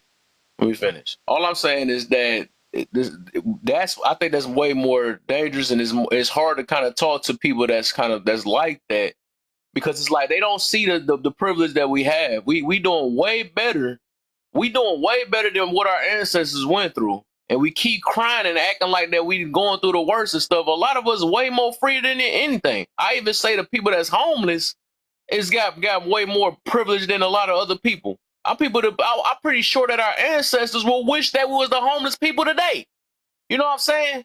Now they wish they could dig through some trash and pick some clothes up and all that stuff. But no, the people don't really know what slavery was. People don't know what being freaking oppressed is. They don't. They just say these things. That's why I don't be hearing all this weak stuff people keep talking about. You know what I'm saying? People be crying, oh, y'all just don't know what we go through, and yet you got a freaking voice on here to talk about it. If you can even pull this phone up to your face right now to even cry about it, I'm not trying to hear none of this stuff y'all talking about. So that's who the problem is. That's who the problem is. But go ahead, y'all, man. Okay, let me ask you a question. Do you feel like from these conversations that you've had with these people that have victim mentalities with this particular subject, do you find like they're from a certain type of demographic, or is it just all over the place? Like they're black and came from privileged life, or they're black and they came from, a poverty lifestyle?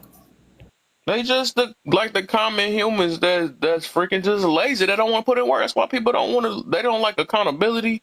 They rather think that they can for the most part they think that they can if I change who I date. Some people don't even change themselves. Like it's literally that microwave life that's tearing us up though. So that I think everybody rather go for the easy route than actually put in the work. We know we know a lot of the humans, majority, you already know I'm gonna say that. Majority of humans is like that. Like if everybody did have that willpower, right, a lot of people will be bosses. But we hear people say it more than actually doing the work towards it. That's what they do. Okay. Can I tell you, Kevin, what you did? Okay, you was the exact opposite. You told me I was too hard on people with the victim mentality a while back. You probably don't remember because you said everybody don't have a strong mind. That's what you told me, and that's what I'm trying to tell you. And so, and you said I was too hard on them, and now you sound like me. That's what I'm trying to tell you. That it's a weak mentality, but they can't help it because it's passed down generationally. I don't know. That's what you're telling me, and I'm saying, forget all that. You're a grown person. You can change it. You don't have to just lay in it and say, well, my dad suffered, or my sister suffered, or somebody didn't give me this job. Why don't people have the strength to say, well, go somewhere else and get a job, or learn something else, a skill that is more in demand? Why don't they just do that? And y'all got mad at me for saying it. Now it sounds like I mean, I guess it's the timing though. I'm not saying I don't have compassion for the people and stuff. I think it depends on the wording and all that stuff. I don't know why would I say that though, but it must be, I don't know what happened. But yeah, overall, Because you got mad at me for getting on people for having a victim mentality. No, I Really? I'm don't think that don't surprised. even sound like me. What? That don't even sound like me. I've been since I started this app. I was tired of excuses. So it Yeah, must have been something that you was too that you hard on. may have wasn't compassionate about, and Right, I was and you like, you see, might have to maybe yeah, forgive them or something like that. You know, I'm big on forgiving people and stuff, but right. I can't see that because I don't like excuses. Like even with my room, that's why it's accountability room. I don't care if you got that role or not. I'm still gonna make you look within yourself. I So I mean, because I wouldn't know when be I had mad my at that. customers, I couldn't get certain customers. So what I did, I put a white face on my advertisement as the owner. Hmm. You know, I was the owner. I figured out a way around the crap. You see what I'm saying? Yeah. So, but I don't understand why people can't think their way out of this so-called oppression. That's all. Well, you got to Oh, think about so good. If you the saying people that that's right now, I can feel self-medicating. you. I can feel you when you say, nah, if you said that, I might have been like, it because everybody don't have that. So more, okay, if you hear me right, in a way, I'm like, it's coming from like a motivating type thing though, but it's not saying I don't understand. So I do understand. So it's basically, if I am talking like this, it's like, I want to let people know that you can, even though I might be talking to a person that just really just like, nope, nope, nope, nope, nope. I mean, it's at least I tried, you know what I'm saying? But I still do understand there's people that just gonna go to their grave the same way, but at least I said I tried. That's the difference. You know what I'm Yeah. saying? But I do understand. I ain't gonna say I don't understand because it's like you said, it's people that just that's not as strong. You know what I'm saying? It's not as strong. That's why I have to even have to block some people recently because all they do is cause commotion in here, and I realize a lot of my peoples is not strong enough to overcome what she was doing because she just was keep picking at people and not really listen to the topic and just trying to just bash people, do all type of stuff and call them names, and a lot of people was falling for it. And I was like, man, y'all stronger than this. That was me trying to have faith, but I Mm. realized they was falling for it. So I was like, you know what? And then I realized I slept up one day and I'm like, you know what? Yeah, she not really contributing anything, and she getting her rocks off on this or whatever. That's what the new saying, I guess, is now. So I'm like, nah, I'm about to keep on pleasing her. I don't need her around here. So Right, right. But yeah, like I said, I keep trying to tell people you can do whatever you want to do. We stronger, smarter, faster, everything than any white person. So, and I keep trying to push that on people, let them know that all of that is propaganda that they making y'all think they better than you, but it's the opposite. That's what they Wait, want us. I keep trying to teach people that they want to be us. wait, Spock. I've been here a long time. Yeah, we gotta be careful not to feed into that race, uh, like the race identity wars. You know what I'm saying? 'Cause that can keep you in that victimized mentality as well. So No, I said it's the opposite of what you think. There's a lot of it self hatred, self doubt, and it's no, like, not you. I was going on uh, about what people be like. They Well, get and mad why we can't celebrate Black History Month the next month and stuff like that. It's like you falling into that victim mindset. Like, And you know it's, what, well, Charles? I bet that person. You know what, Charles? why can't we celebrate just people for who we are? yeah, you just gotta celebrate yourself. You know what I'm saying? Celebrate your family. Like, I mean, Black History Month is just propaganda. You know what I'm saying? At the end of the day, it's more segregation. Well, yeah. here's the people that sit here and That complain about why we're celebrating Black History Month and the shortest month of the year. I guarantee you they never actually Googled why we celebrate Black History Month in February, and it was because of a black person. I forget the reason. It was something. Uh, it was a date. It was a specific day. Like there's a reason, You should washing and dishes or walking. huh? That noise. You got a Um. chain or Was something on clanking. hanging? Somebody was clanking Oh, something. I'm. No. Oh, I'm bringing in groceries. Hold on. I'll mute. Oh, okay. Do your thing. I was I wondering mean, what you know what I'm that. saying? Like, not to like start like no controversy Acknowledging or nothing. systematic racism isn't victim mentality. I actually just did a video about that earlier, though. So I think we all our yeah. life we've been acknowledging it. I think from this point, people just doing it now to make an excuse why they can't move forward. Yeah, just to Because keep it. why They we have just to acknowledge keeping. something. Go ahead. They just kind of keeping that cycle going when we just constantly acknowledging and we just passing it down to the next generation, and then they going to start Right. developing that victim mindset. Is like Uh-huh. like you are who you are. You know what I'm saying? Like we keep everybody's family is different. Like we greed. just need to come together it don't matter what. If we can work together, we can find some type of common ground. We all should come together. I mean, yeah, some people gonna hate. Don't deal with them people. You don't have to. You Deal with understand? people that deal with you. Will doesn't get greased. So you have to acknowledge that there is a problem, or it's never going to. Yeah. So Yeah, but you acknowledge can't it. keep focusing on the problem. No, let me say this. No, let me say this. And I like that. That's why I said we can do that though. But all I hear people do is acknowledge it with no solution at the end. They all they keep doing is crying and saying, "Well, we went through this and this is the source." And that's why I said by now we knew this. If I've been hearing this since I was, and I'm about to be 34 this year, right? If I've been hearing this since I was young, it's plenty of acknowledgement. Like I said, we got to get to a point that we realize that people just only acknowledging it is so they can keep coming with a reason why they getting held back. Because I never, even to this day, when some people do acknowledge it or they choose to, oh, let's do the acknowledgement first. Because I do believe in, yes, you got to call things out, bring awareness to the situation, but at least put an ending on there. Like, okay, now we might have to try something different. Let's come up with a solution or something like that. So it's like, you know, if we're gonna acknowledge something, at least come with a solution at the end. I hear too many lies that hosted. We went through this. Do you know that this they buck all this other stuff they done come up with now? They say all these things of and they adding more and more things that we might not have knew in the past. Even though a lot of stuff is similar, we understand. Yes, we went through a lot of stuff though. So it's like, what can we do now to move forward, or either adapt to the situation so we can become better with it? You know, that's just like a person that can't never forgive somebody, or they're just still living in their past. Like, okay, man, I got hurt from here because this person cheated. They gonna keep using it. Well, they got to keep acknowledging that before they move forward. You've been acknowledging the same thing for 14 years now. So when we gonna move forward? I was just about to bring that up. People are getting in relationships with that victim mentality, and then they trauma bonding with the other person, and then they wonder why chaos erupts in their relationship because y'all trauma bonding. You're not getting together to heal.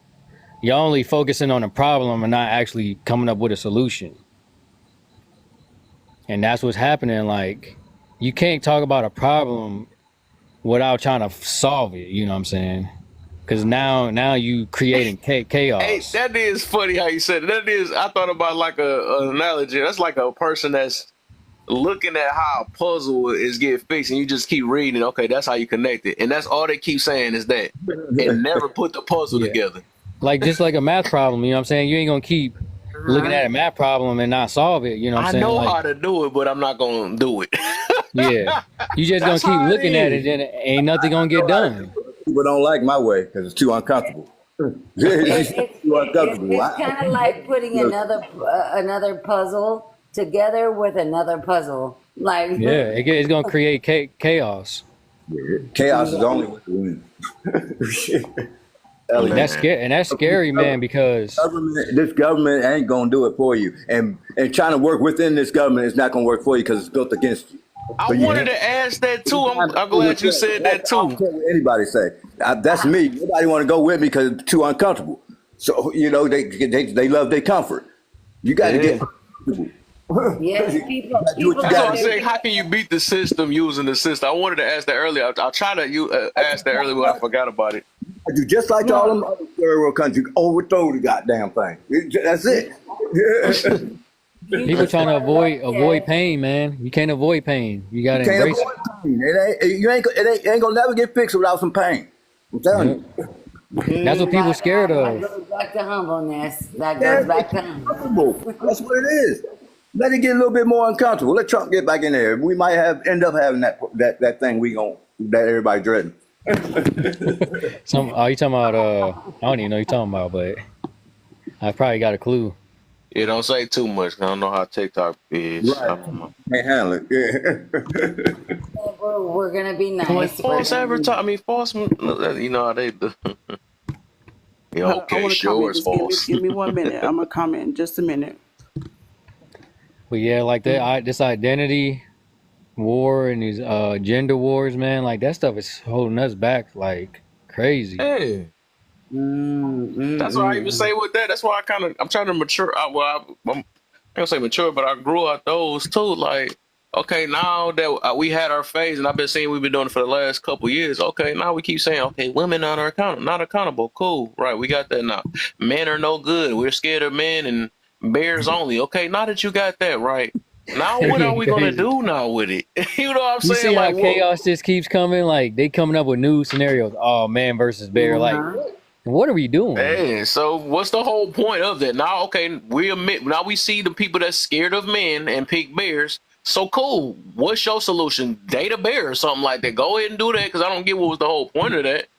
So you're scared And of then men, cool, and and then you yet you got have men dress going to around them, and yet you use them, and yet you're getting them, you're working for them. You're so scared of men, and yet you want to pull up on them and fight them and all that stuff. Yeah, you're scared of men, and yet you cussing a man out right now on the line about how scared you about a man, and if they don't agree with you, then you want to say, "Oh no, you're not scared enough." When you, I mean, that's little fake little stuff, man. Whatever. yeah, People we And be got that's contradicting this themselves in a matter passport of boy seconds. stuff is crazy too. what they do sometimes. Create your own chaos. You create your own chaos They because creating illusions. And then yeah. our children are living in these illusions now. They're not even living in reality no more. Crazy. That's Okay, so what scary. I was Like gonna that's say. frightening, man, because we living in fantasies. Okay, so what I was gonna say is with the victim mentality. This is just my viewpoint from what I've seen, especially on the app.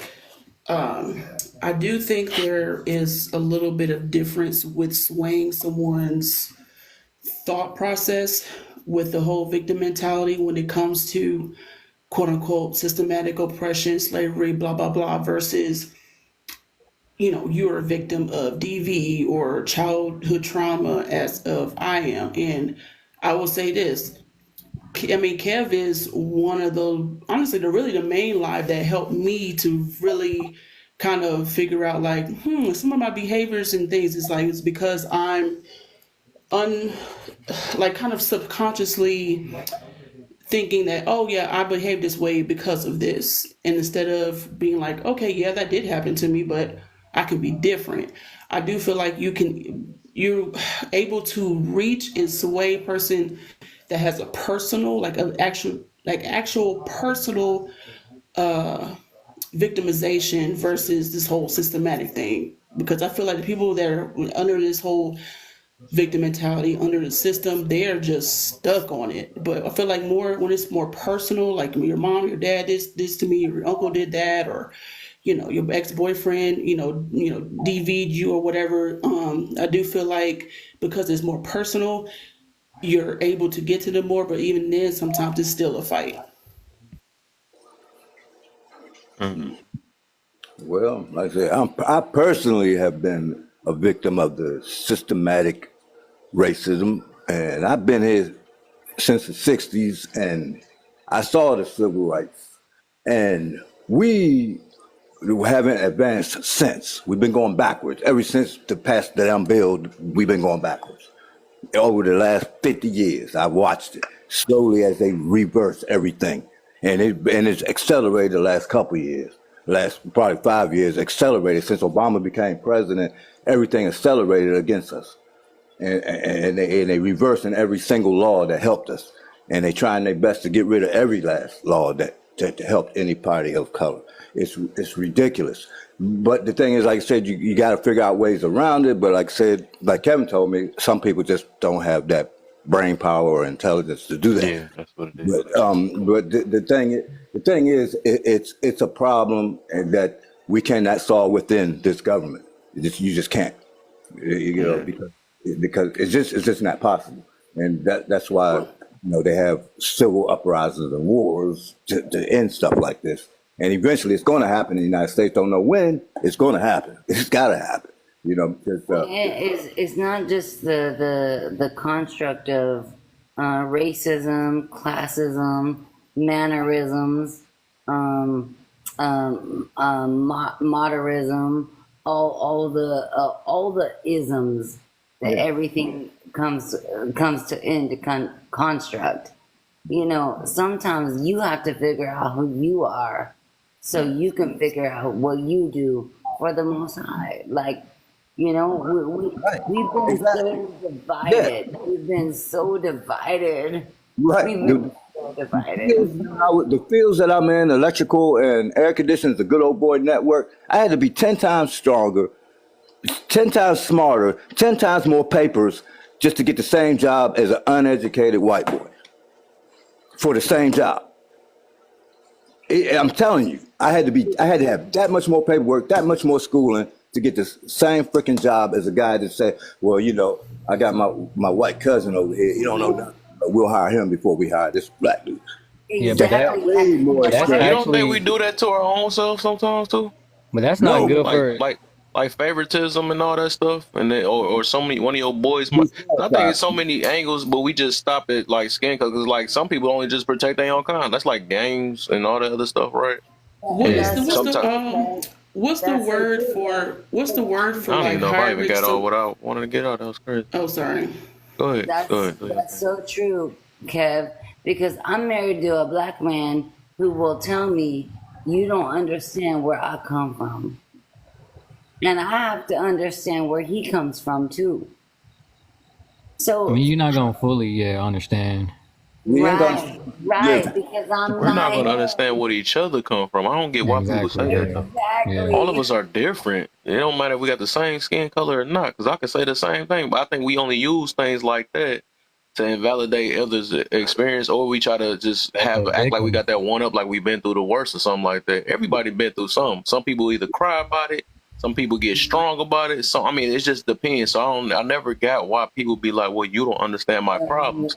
they Well, say we ain't gonna never. If we want to be technical, we'll never understand each other's problems because we all had our own life. That's just what that is. like I I don't care Right. if said. you got the same skin color as me. You did not go through what I went through. Just like I Yeah, ain't go through what you went through. You know what I'm saying? So I don't. yeah, but that's the So victim mentality, giving up because of the obstacles. That's the victim mentality. yeah, most Giving up definitely. because of Yeah, the obstacles. it's kind of demonic. Honestly, if you ask me, Yeah. If you it's give up because of devaluing. that's a personal problem. That's the way I see it. You know, don't give up just because people blocking you. Go around them. Go Go. through Yep. it. What you got to Yep. do. And That's what. spoke out. I was going to say, you know what I'm saying, you building the characteristics, you know what I'm saying, you got to work 10 times harder. That's actually putting you in a better spot than that person that's just Right. getting a job just because of reference, you know what I'm saying? Right. So if you ever get fired, you know, because things are changing, people ain't really hiring people just because you know somebody now, like, because them people be quitting, they don't work, they don't hardly do nothing. They looking for people that's actually gonna work now, and they paying them too. They don't pay enough. That's why I started my own. Yeah, yeah, I feel you on that. I'm in the same boat, man. I'm working, but I'm working on my stuff on the side. Yeah, I'm building my definitely. stuff on the side. You can get whatever Well, you it do if you always can. goes back down to self. It really always goes back down to self. What are you Yeah. doing for you? Yeah. I try to help others the best I can, but you know, it's like you got to help yourself too. And Yeah.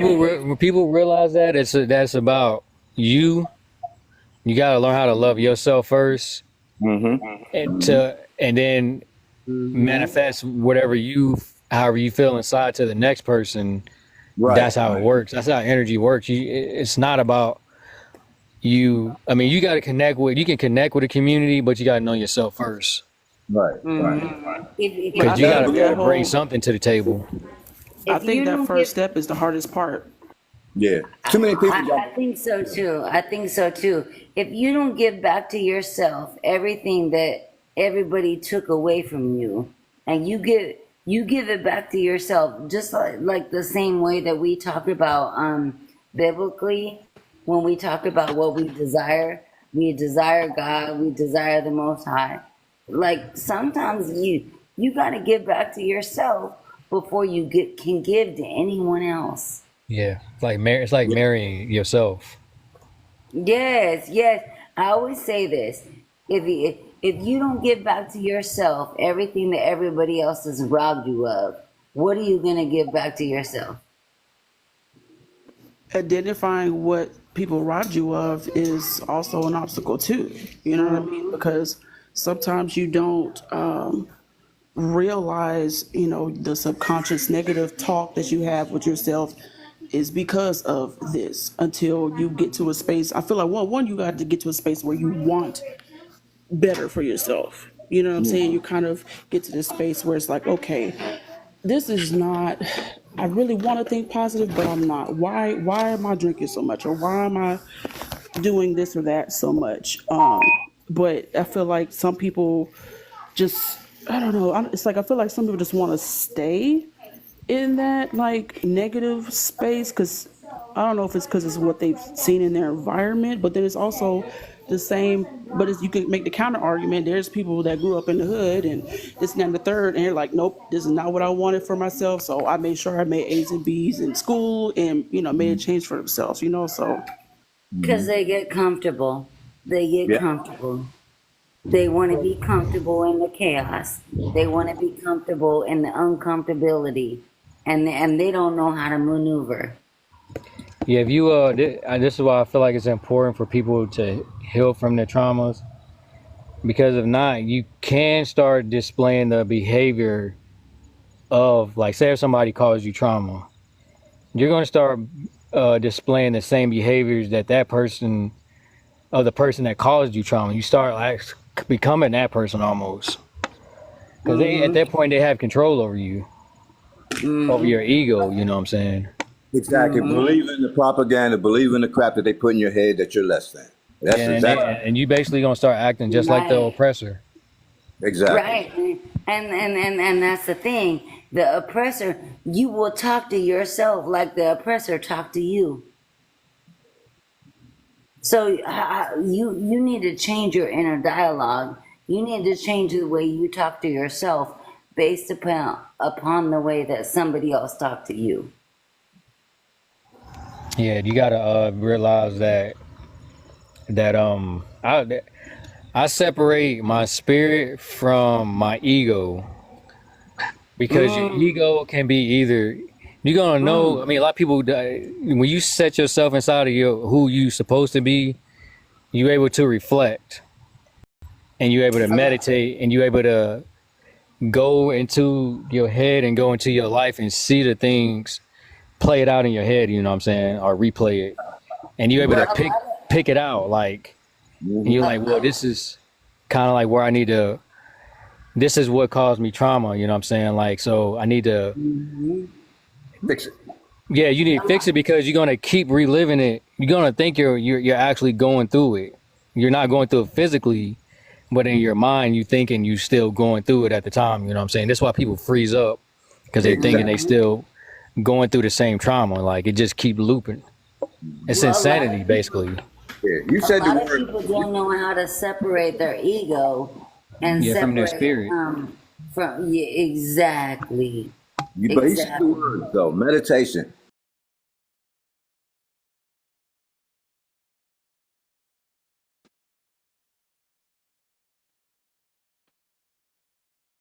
Yourself. Just be quiet.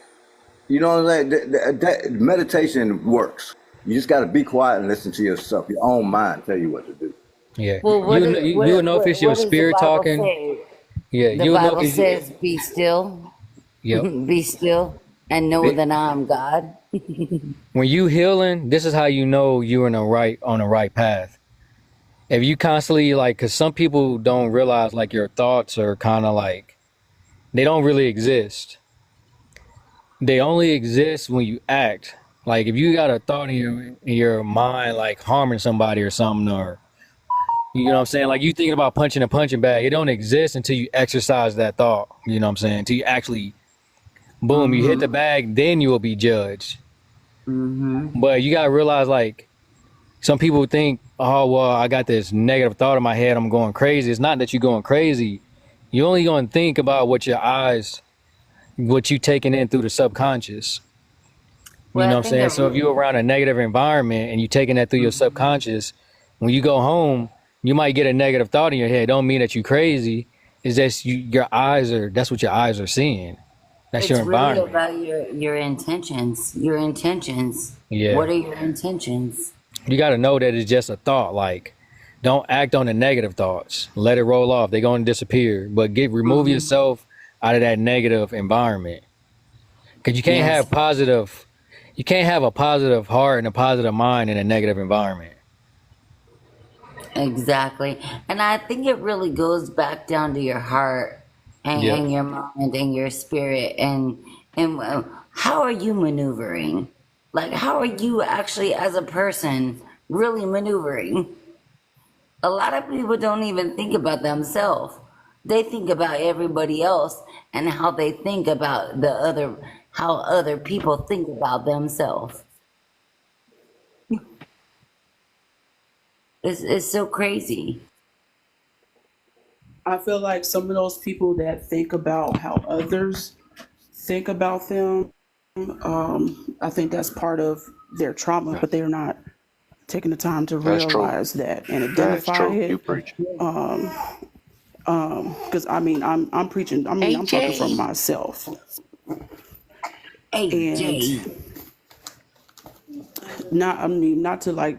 I'm a light trauma dump, but I got to the point where I realized, because people are always like, oh well, when they really get to know me and know the stuff that I went through, they're like, oh, you're so goofy and da da da da, and I go to raves and I wear whatever I want to. I'm confident about myself. I don't really give a fuck what anybody has to think about me. And honestly, it really came to me this year. And I'm like, you know what? I think part of the reason why I don't really give a fuck about other people's opinions is because no one can say anything worse to me than what my mom told me.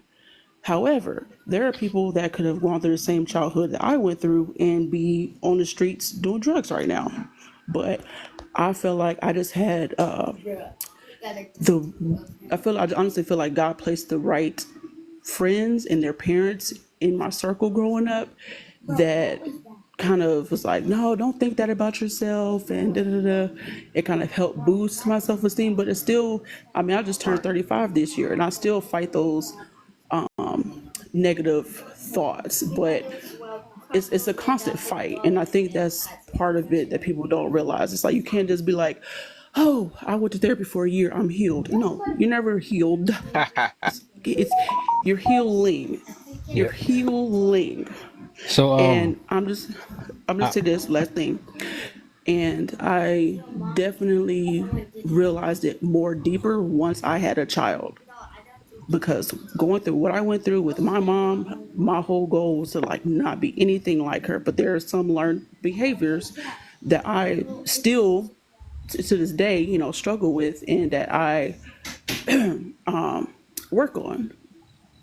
And people have to know that they aren't perfect and to not beat yourself up about what you went through and just figure out ways to overcome it. yeah, that's what I was gonna ask you because I actually went through. I went to foster care when I was 4 or 5. My dad actually did get me out though when I was 11, but it was a constant struggle because he kept relapsing, and I had to literally like remove myself from both my parents, and I had to shift my paradigm completely. So now it's kind of like when I go to see my parents, it's mainly my mom though. It's a clash because she's wanting me. A lot of people on this video, so yeah. Do it.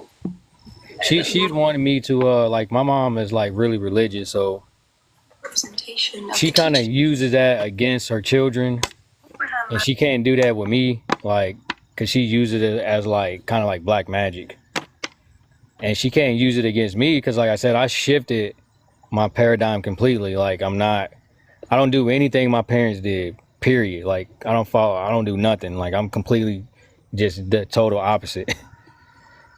And my dad he understands. My mom don't.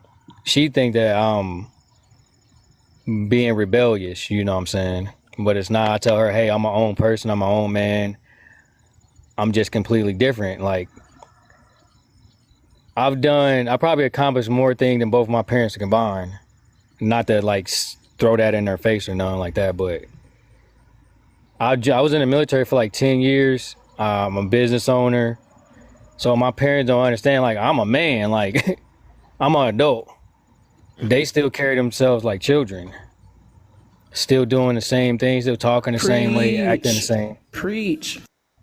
So I'm old. I'm actually older than my parents, maturely. You know, like far as like mature wise, like they older than me by age, physically, but far as like mentality wise, like I'm older than my parents. And my dad knows my dad will admit that, but my mom, like, she's like steady trying to put her foot on my neck, trying to take the credit for me, because she uses the Bible. She basically she does this. She'll say, I'll be like, you know what, mom, like, I just started my business. It's like, oh yeah, give it to your Lord and Savior. And I say, no, I'm not going to do that. I said, because I put in the work. The reason why she wants me to do that, because then I give her authority over me, and she takes the credit. If that makes sense. I think that's the thing, though, is that Yeah, I would we say have to that though. take what our parents gave us and what we've been acknowledged with, and we have to put them both together. But I can't do that because my mom, she doesn't use the Bible to elevate. She uses it as a She tactic to be weaponizes the it. victim. Oh, so have you ever took the That's time to read for yourself? Yeah, I read it for myself. Okay, so yeah, you can't go off of how she used. You already just said that you're a little bit different from her, and then you had also said, I think that's the what got me. You said I'm not about to thank you. Basically said thank God because No, of I what you, said because your mama, she huh? said give it to the Lord and Savior. Because one Right. time she told me we got into a argument or whatever, and she was like she said that to bow down uh to Jesus Christ, you a slave and this and that. She called me the N word, and I'm like, she's using that as a way to find a way to get authority over me. Because like I said, Oh, I've succeeded past my parents. So do you, Charles, read the Bible yourself? I read the Bible, but I'm not religious. Oh, okay. You know, believe me, I'm. We can welcome that in a conversation. Yeah, So, so she's kind of use it as a way to gain authority over me, because she knows she gave birth to me. She's my parent, but she didn't raise me, and it's a way for her to use it as a tactic to take the credit for the things that I've done in life, Okay, because she so wasn't there. So if I I say, hey, feel yeah, like I give it to Jesus Christ, my Lord and Savior, she takes the credit, because I'll follow on it. Because with religion, it's an authority thing. Like, somebody has to convert you, and no, but if okay, no, but here's the thing. nobody has to If convert you. I'm The talking about as Most far as High like converts religion, you. The religious Most okay, but High here's wise. the converts thing. you. The Most If High she's is But I'm talking about in your. in religious standpoint. okay, but In a here's my religious thing. standpoint, If there's there's okay, hold up, there's a Charles, chain of hold up. command. Okay, but here's my thing. How is your mother going to take, take like, oh, well, accountability, or what was the word you said? She takes the credit for the things that I've done in life for myself. How could she create? How could she tell you to submit to God, Jesus Christ, but take credit for it? That doesn't make any sense. She said, I yeah, said, I was trying hey, to understand that part though. I said, hey, mom, you know what I'm saying? Like, I started my business, you know what I'm saying? Like, you know what I'm saying? I finally got out of the military. I got a good job. She said, give it to Jesus Christ, your Lord and Savior. She know that will put her above me. Oh, is that No, something that's no internalized in way. you? It's That's a chain of every time No. command thing for I'm her. about to say something to ask her. That's crazy. I'm trying to see Same what he coming question. from. I'm just trying to see where he coming from though. So you said man, I know I'm about to get through. I was getting somewhere when I was about. All He right, said a whatever. chain You of can go ahead and rock with authority. that She again. gets the credit. She gets the credit for submitting to Lord Jesus, Savior Jesus Christ. And it's something about religion, it's authority and command. And Yeah, she because like said, the parenting thing, and it's all about authority, I mean, especially in the Bible. Well, authority comes from the Most High first, though. But yeah, but that person. This is why I say you gotta be careful. You gotta be aware of people. It doesn't matter if it's family members. You gotta be aware. Like this is spiritual things. You know what I'm saying? So my mom has used this. She's used scriptures on my brothers and sisters to where she's pinned them down. Like she's keeping them down at a certain frequency. Like she babies my brother. Like cook for him. She do all the stuff for him, and then she basically like she ruined my sister's life. You know what I'm saying? Like she stripped. Like I mean, my sister is allowing it, but again, my mom is using the Bible as a way to manipulate her. You know what I'm saying? She'll provoke my sister and then get mad at my sister for responding. You know what I'm saying? And that's the type of stuff That's she crazy uses. that you, because as I'm listening, I was just about to say, it is not like nothing personal. It's just my observation. Because I was actually gonna do a topic about that. Literally, I got that wrote in my notes about foster kids. Because I noticed just from my experience, I noticed that it's like when it comes to love, it's like a little bit hard for them to understand it. I noticed that most of them is very prideful. It's not saying that a lot of people ain't, but it's like they had to prove themselves because of what their parents didn't give them.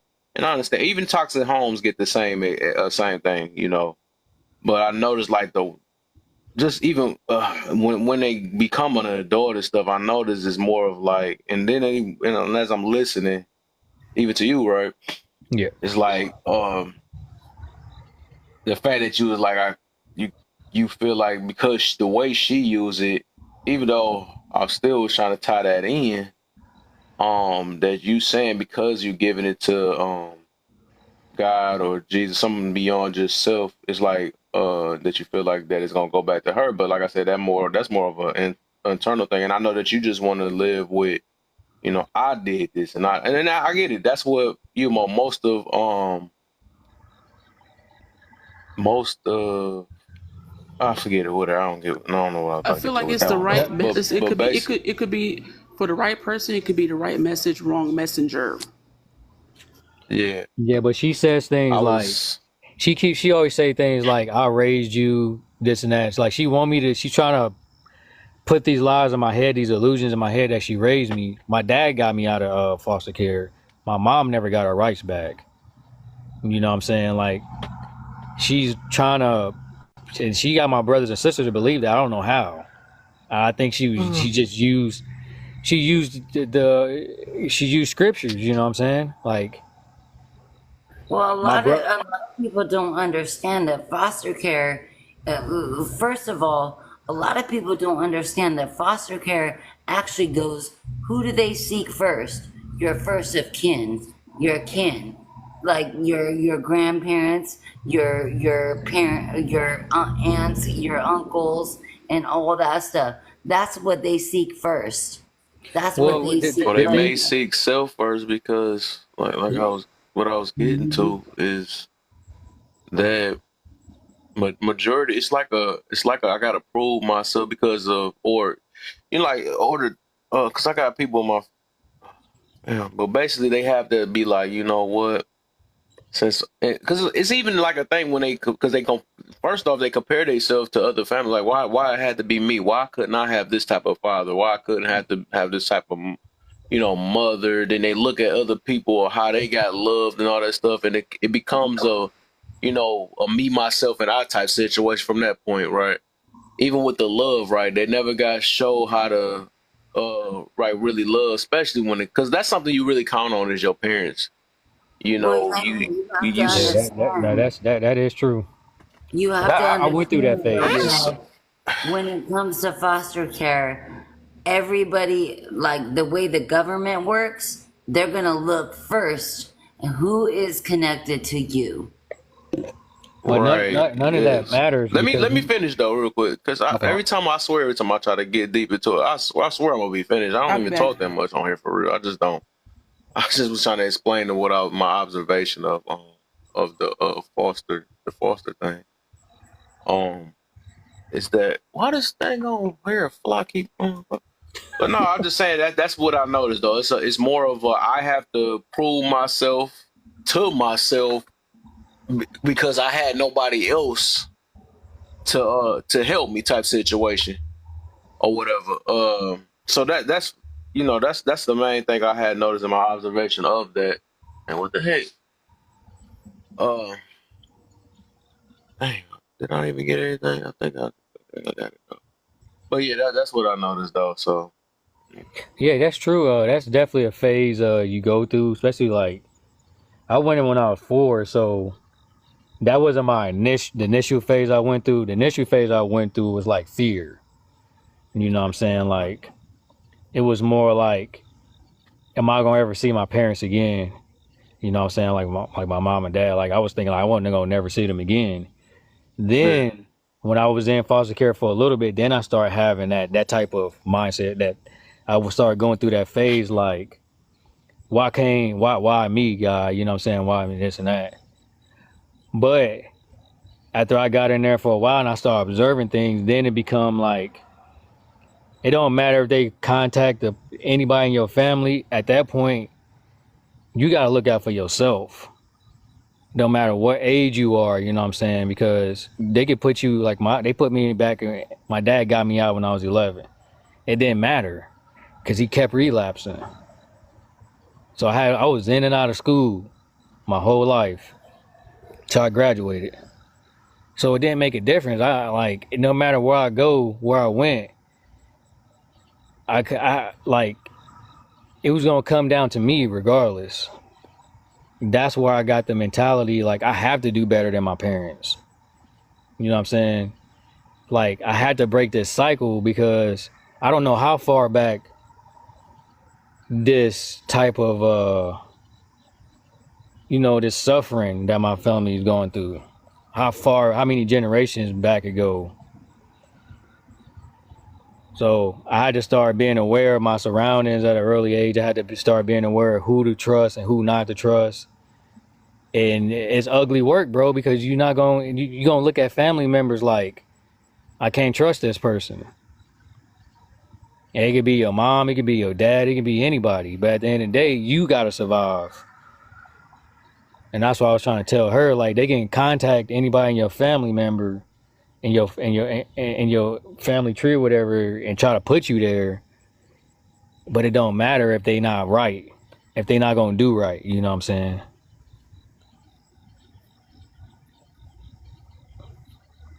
yeah, that's facts though for sure. And it's scary. You know what I'm saying? I went in when I was 4, man. And I was literally thinking I had to think like a grown up. I never was a kid, ever. I never had a childhood. I've been thinking like a grown man since I was like 3 or 4.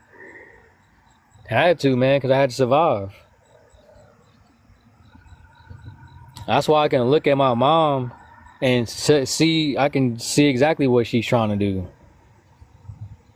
My mom ain't never went through, neither one of my parents went through what I went through.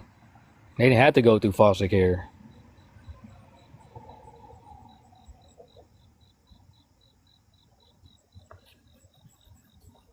My dad just, he accepts it. Like, my dad tell you, he was like, I took the back seat, you know what I'm saying? Like, I could have did better. Like, my dad was talented. I watched my dad play sports and everything, and then he just didn't never stick with it. Like, he just would like to party, like to drink and smoke. Like, and it took a toll on him. My mom, they both was on heavy drugs, but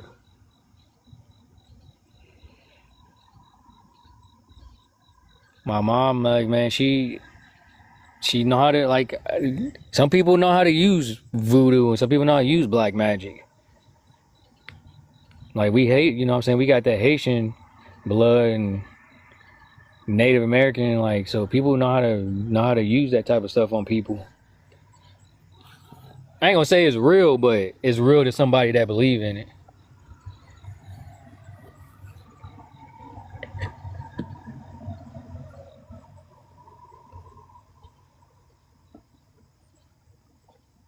You ever met somebody that ever try to use like black magic? Our dark energy host. Are you still there?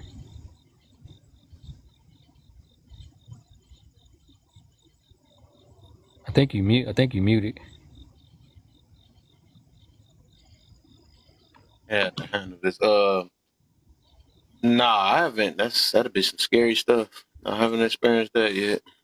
Bro, my mom been doing that stuff since we was kids, bro. Like, this is what she used to do. Cause we used to live in the inner city. We used to live in like these rundown apartments, and she would wait till it get real dark. When we were like I said, I was like 3 or 4, and we would go to the bathroom, and we never really had lights like that. So she'd catch one of us coming out the bathroom, snatch us up, like act like she like a monster or a demon, throw us in the room by herself, start beating on the door. She'd lock the door behind us. You know what I'm saying? And she'd start beating on the door. Like saying, Freddy gonna get you, you know what I'm saying? Freddy Krueger gonna get you, Chucky gonna get you. Just Hellraiser gonna, you know what I'm saying? Like, just using black magic on us, bro.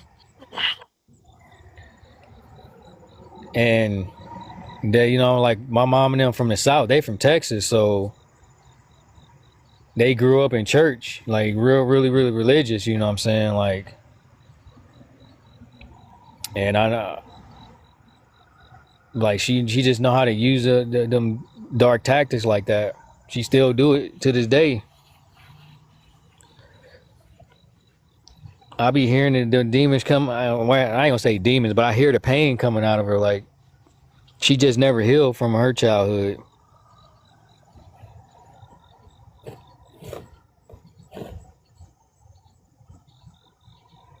That shit was scary though when I was a kid.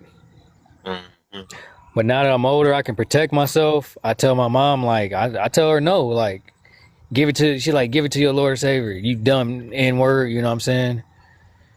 Or she'll call me a slave, like, she's like, you a slave to your master, Jesus Christ. And I'm like, I ain't giving nothing. I ain't bowing down to nobody. If I go to hell, then I'm just gonna go to hell because I ain't about to bow down to nobody. Like, after what I went through in life as a kid, and I seen how the kids broke going through the system. Like they broke down and was taking the medicine and stuff like that. They let the psychiatrist break them down mentally, tell them you just a broken kid, so here, take this pill. I looked at my psychiatrist like, bro, I don't know you, man. I ain't about to talk to you about nothing. I literally looked at this dude like, I'm 4 or 5. I looked at this dude like, bro, I don't trust you, bro. I always had that mentality, dude. And it saved me because they was trying to use me as a guinea pig. They was trying to get me doped up, put me from home to home to home, from school to school. So by the time I turned 18, I'm stuck in the system. I don't know which way to turn. I'm ending up in prison. Like, you know what I'm saying? Like, I'm ending up homeless or something. A lot of the kids come out doped up, bro. They be mentally crazy. Because they get put on so many different prescription pills. They go to so many different homes, so many different schools, because they don't know how to stick up for themselves.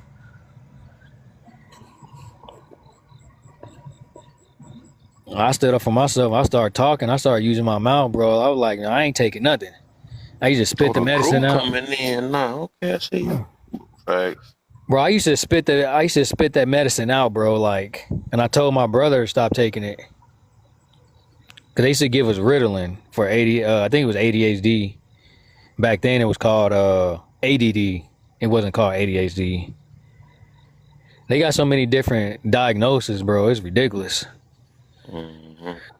But they used to give us, look, this how toxic that those pills were, bro. My caseworker only used to give me half. This how demonic this stuff is, bro. My caseworker used to give me half of a pill. It's called Ritalin for ADD.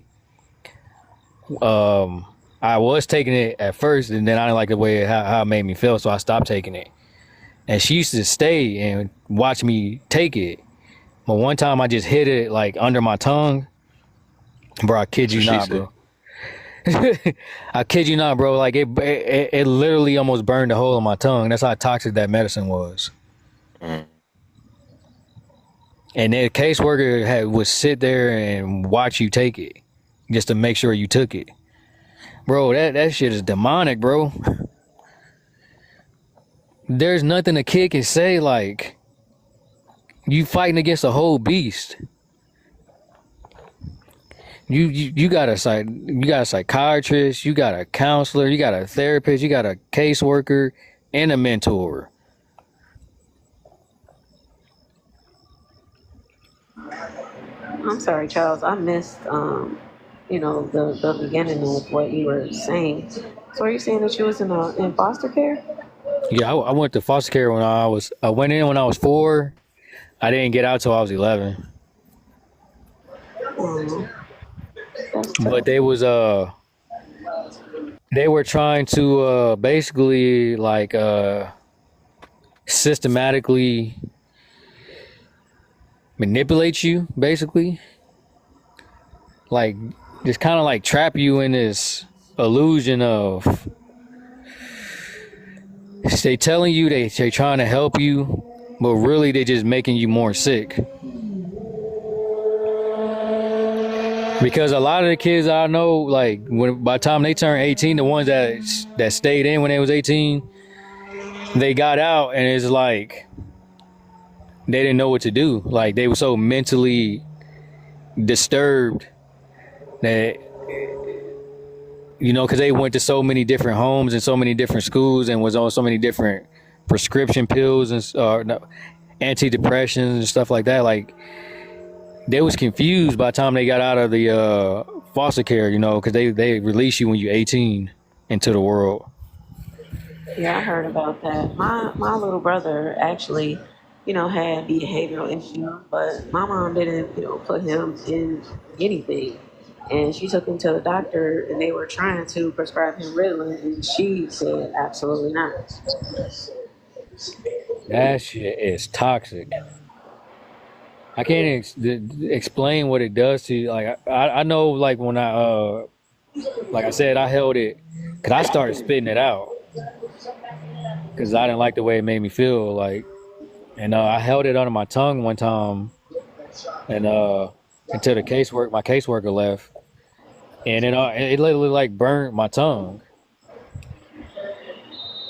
So I told my brother to stop taking it. Yeah, But he was already messed up in the head. they don't really care, about you. All they want to do is push their drugs, and that's it. Mm. But I'm glad I you used made to literally look at my psychiatrist like, bro, like, who are you? Like, this dude used to scare the hell out of me. it. That's sad. I'm glad you made it He out, though. he kind of looked like Mr. Rogers' Neighborhood, but he looked like demonic. Like it was weird. Like he didn't look like he would care. Like he just looked like empty. Like when I looked in his eyes, like I didn't see. He just was just doing his job. Like he wasn't doing it because he cared. You know what I'm saying? I didn't see a soul. Like when I looked in his eyes, that shit was scary. I don't know, man. Maybe it was. I don't know what was. Maybe it was just my instinct, my will to survive. Well, I was not having it, man. Like I didn't trust nothing. As you shouldn't have, that was you being covered, even though you was in a not so pleasant situation. I Mm. mean, you were still being covered, and the fact that you still here means that your assignment on this earth is not done. Yeah, no. I'm trying to reflect and whenever I get time to myself, because I work and then trying to run a business, but I'm trying to get more time to myself so I can actually figure out what my full purpose is. I mean, I know I'm here to be be a father. Hopefully, I mean, I had kids without being married, but I mean, that's not like a deal breaker for me. So, I mean, hopefully I can get married and really show my kids that, or try to, I mean, just be a better example for my kids. Right. Do you get to see your kids that you have right now? Yeah, I can see my kids. Oh, that's what's up. Most I mean, definitely. you I gotta always protect have them. time to, change and, make a influence and impression on your kids, no matter what your mistakes were in the past. Trust me, because Right. I was not perfect, and I'm still not perfect, you know, but I made it through. Yeah, and we all got testimony. And I always respect people's where they come from, especially if they um coming from like what I went through, and they overcome that, still continue to try to be a good person. 'Cause some people they let it corrupt them. They just use that to harm other people. You know what I'm saying? I never um held on to my traumas like that. I always try to use it to flip it and do something positive with it. Now my younger brother is different. Like he'd be like night and day. Like literally.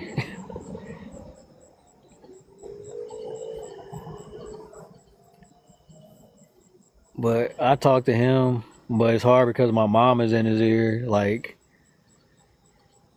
she's trying to like raise him to be a man, and she can't do that. You know what I'm saying? Like because all she does is baby him.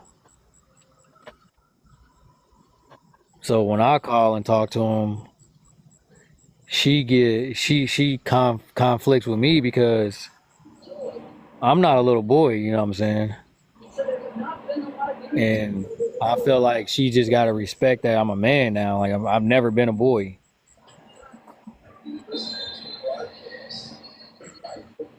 She see him as a boy, but she tries to see me as a boy. And I just like, I stand on, I don't disrespect my mom, like, or nothing like that. But when it comes to me being out in the world and like I deal with real life situations, like my mom don't.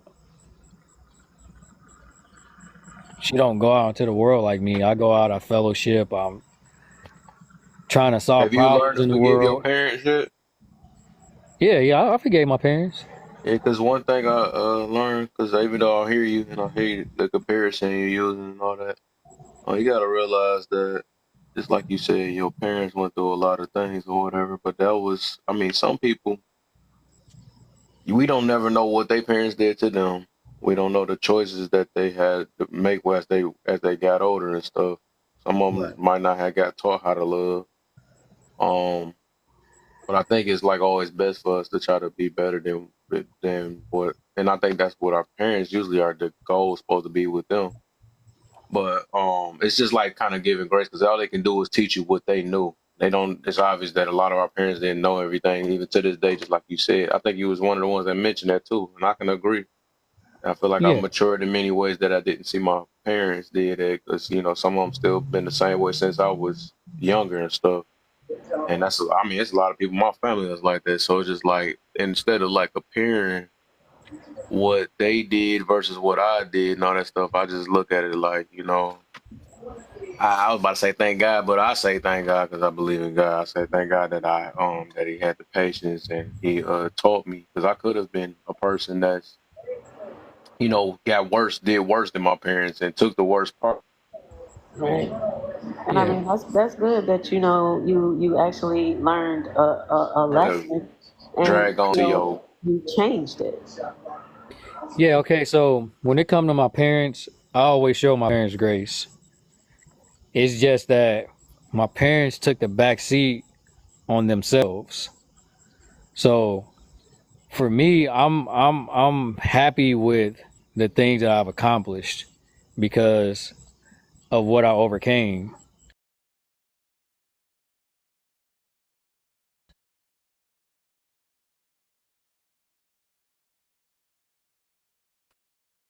For my parents, like they don't like to hear that they took a back seat on themselves because it affected them and then it affected us.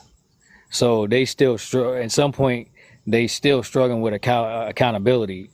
I always show my parents grace because they my parents. And that's tough, and But I'm that's asking really them for hard. gratitude. I shouldn't have to ask them for gratitude, you know what I'm saying? Because I'm already showing them grace because I made it through what they put me through. Family in the stands. Her dad coached her for many years. But So they didn't make it through what they got put through though. So I mean, it's I know. So that's what I'm saying. Like, so I'm forgiving them. I'm forgiving my grandparents as well. If I forgive my parents, then somebody I'm got to break forgiving the my cycle. grandparents as well. Because I Charles. have to, I have to forgive my grandparents first Do you before I know can what forgive my forgiveness parents. is? You know what forgiveness is? Yeah, I know what forgiveness Because is. the reason why I don't know if you come off as forgiving, because it's the way we say things. It seems like it's some stuff that you still maybe hold on to. Because I mean, as I'm listening, it's like I'm hearing the comparison things. I'm hearing it's not like I didn't hear you like put it in a positive way, as in, you know, even though I keep about to say thank God, but because I don't know even where you stand at on that one though. But it's just like I'm hearing that, you know, I can't do that. And then you said, "Oh, dang, my mom used to always be trying to take credit, and if I was to say thank the Lord and all that other stuff." So it's like I Well, can still see it's I'm not something. religious. I'm not Yeah, I feel religious. you though. Well, you could, but still, even with that, right? I'm just saying, like I could tell it's something that it's something you still holding on to. It's still something you holding on to. Because it's like you No, say forgiveness. Everybody say that I forgive, but then again, it don't sound like if you like when you talk long enough, it seems like it's still stuff that you still, like I said, you holding on to. When you forgive, you really don't hold on to it, or you look at the bright side of things. You will be like, you know what, they made me to be the man I am now, because of what they did. You know, I just like I mentioned earlier before, I've learned from the things I turned around for what they did. I hope the best for them. I'm still continue to can't say pray. I don't know what to say on that one, but you know, I wish the best. I wish the best for them, and you know all that stuff. So it just depends on like, because I'm big on wording, man. And I could you know you could tell a lot off wording. You can tell a lot. And a lot of times we will say things, and our actions will kind of contradict what we say and stuff. That's why I asked you, did you know what that meant? because because just to see how you was gonna answer, but based off the information you gave us, it don't sound like it still seemed like you like either trying to, I don't want to say prove yourself, but it's like you like, man, because it's good that you made it as far though, but I guess it's the angle you coming from with it. It's like you still like, man, and uh, F my parents and no yeah. thanks to them. Look, I see a lot of potential in my parents. Like a lot of things, I get a lot of gifts from my parents, and it's hard for me because my parents are still stuck in their ways. They don't want to elevate out of the nonsense. This is Yeah, where but what them being stuck in their ways got to do with you though? that causes conflict because if they still doing the same things that caused me to end up in foster care, you think I'm gonna be comfortable around them, bringing my grandkids around them? I mean, bringing my No, children I don't around know about them? that part. So, you know what I'm saying? Like, my parents are still doing the same things.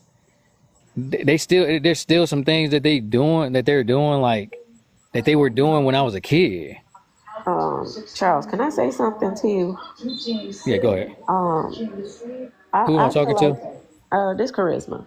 Uh, I feel like you're definitely still affected by, you know, your childhood traumas.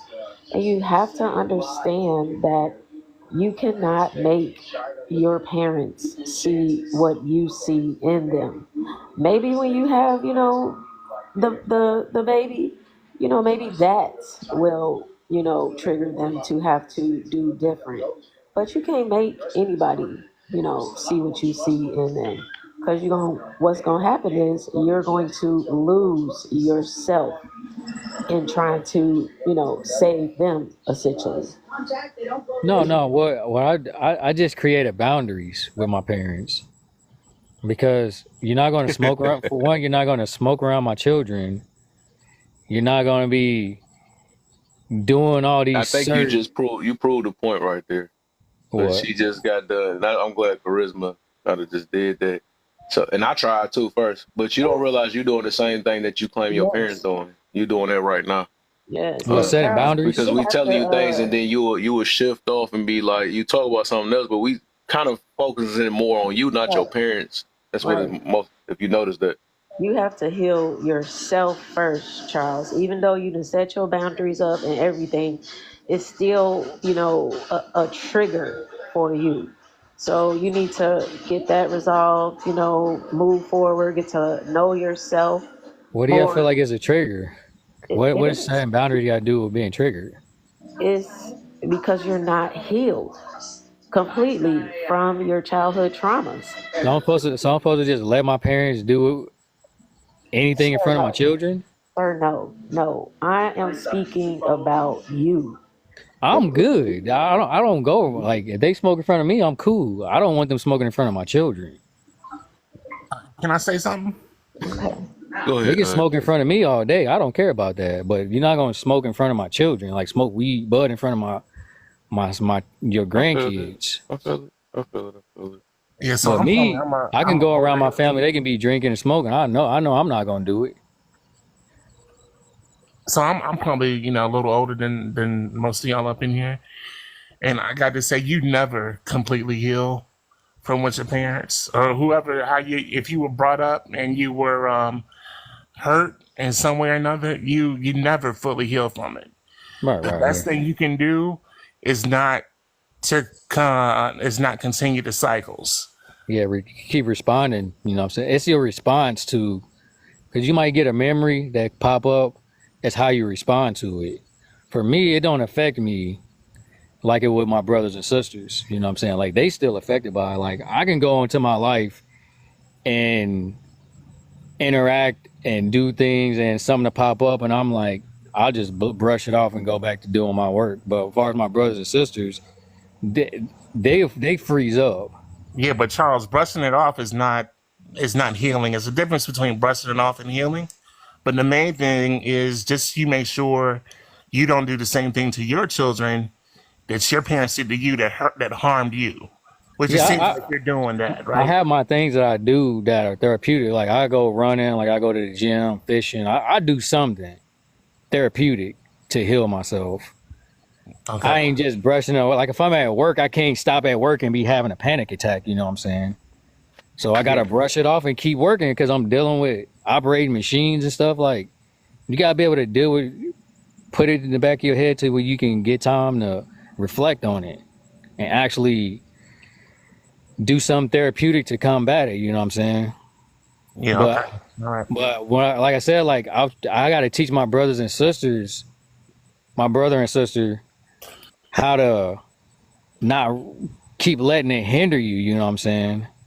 Because my sister was going through a lot of really, really bad mental issues. Like she actually lost her rights to herself. My mom has rights over her.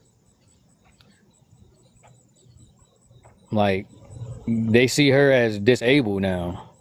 But it's my mom. Like my mom talked to her, talked bad about her, talked down on her, and she let it. It's because she already got that. She never healed from the trauma of her childhood, and my mom was putting more trauma on her by talking, belittling her, and everything else. So she just had a full nervous breakdown, and she never recovered from it. She kind of remind me, you know that chick from that LL Cool J show.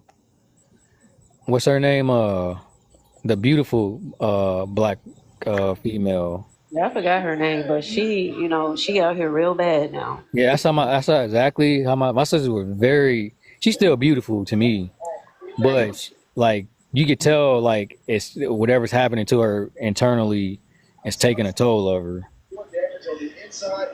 And I ain't about to let nobody do that to me. Okay, everything you saying right now is giving serious counseling. Y'all need that. No, I'm good. I mean, well, yeah, you sound like you're doing good on your own, which is nothing wrong with that. But Ain't nothing wrong with is counseling either, though. The way you right. saying it, everybody can use Counseling therapy. is amazing, man. That's the best $1,000 I've ever spent It in my is. life. You gotta understand. I've been going through counseling ever since I was a kid. I ain't trying to see no counselor. Charles, you is a grown man now. Yeah, but I've been dealing with a counselor. I've been dealing with a mentor, a caseworker, a psychiatrist, a therapist. But that I was don't a want to see these people no yeah. more. Okay. You gotta take matter into your own hand and start counseling yourself at some point. But it's nothing like that outside on what is it? That's for people who need that. Outside I don't need that. observation, Yeah. outside. It's like the outside, getting the information from someone who, is non-biased. That's what it is. Right. If Yeah, I didn't you been feel there, like you're done gaining that. yourself. I've been there, done that already. All right, I think that's child. something we need all the time, though. It just don't stop. If you feel Right. like you already there, that's already the Yeah. problem. I think everybody got something they got to work on every last day, though. And then Yeah, if you got strangers that's peeping out certain things but that you y'all only claim that's going. fixed already, that's a problem because ain't nobody gonna just But randomly y'all not say. can't sum Especially, up what I'm saying in 1 second. see, that's I that can't get my defensive whole thing. life Like in 1 second. yeah, I feel you though, but that's that defense. You being, I understand though, but I think we talked to, especially me, right? I talked to too many people on here, and I heard this many of times through it happened the exact same way. That's why I said I was going to do that topic on something like that because it is a common thing. Just like I'm starting to learn how people that's what's that word people that's hey neurodivergent, right? Because I talked to a few of them on it, and they sound almost about the same. They do, and I noticed that, and I knew one of them before she said it. I knew it because I'm like, it's like four of them I know on this app. I'm like, wow. But a lot of these things are repetitive. Like all of us as humans, we the same in a way. We are. We can tell when people is hurt, especially when you heal from things you see where other people is hurt and stuff. And I know when somebody's being defensive. I know when a person like when you get because like most of the time we don't even ask the question, why do you think that? Or how you figure that or something like that. It's rather like, nah, I don't need no, mm-mm. That's a defense. That's a defense mechanism. Like some of the stuff we done did. You know what I'm saying? Some of the Now, stuff like some because people when just know who they are. yeah, no, I don't think they do. I don't think majority of people don't. They think they know who they are, but Look, if you that's a take the good cop. time That's to a cop out to not become better. That's a cop out. That's what that what is. I'm saying is, okay, so if you take the time to study yourself, you take the time to write down things, what you thinking, you can write down what you eat, what you like, write down your goals and stuff. This is therapeutic. You counseling Was you yourself doing this almost. at therapy? I said it's therapeutic. No, I'm asking you this now. I'm asking you, was you doing this? Because therapy is useless if you was doing what you're doing right now. I didn't start doing this until I got out of the military. No, I said like, because what I'm saying is, you said I've been going to therapy or counseling since I was younger and stuff. But if you Because I ain't was 4 constantly years being old, defensive, bro. I've been that's going not to gonna help counseling since I was anything. 4. Yeah, right. But if you was doing that, you got to go to counseling when you were receptive. Because like I could tell even now, like the little things. You got 3 people that said something or had an observation, right? Um, and it's like you still well, I know myself, you know what I'm saying? But it's like, dang, sometimes if outsiders can peep things that you might not know about yourself or whatever.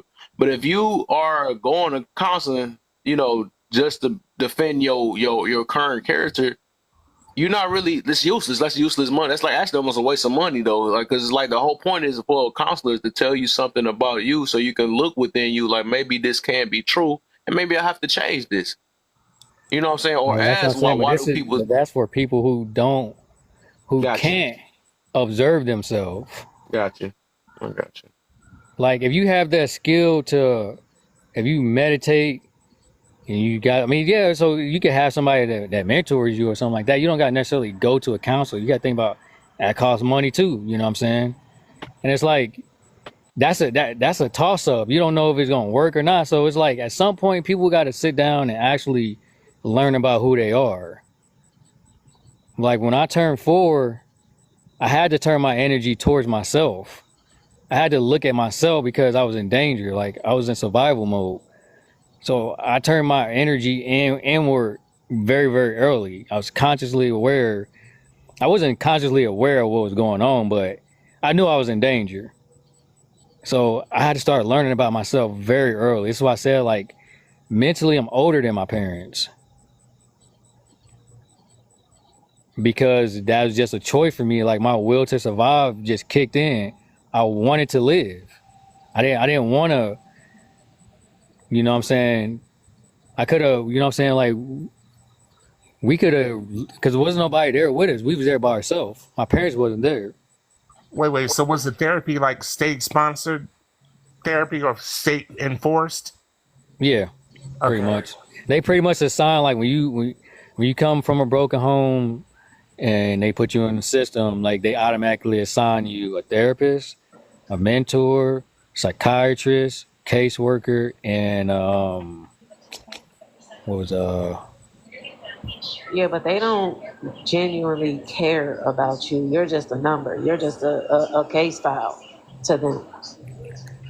exactly. So why am I gonna keep going back to that same type of Because environment? it's different. I was gonna ask you, have you got counseling as an adult? No, Okay.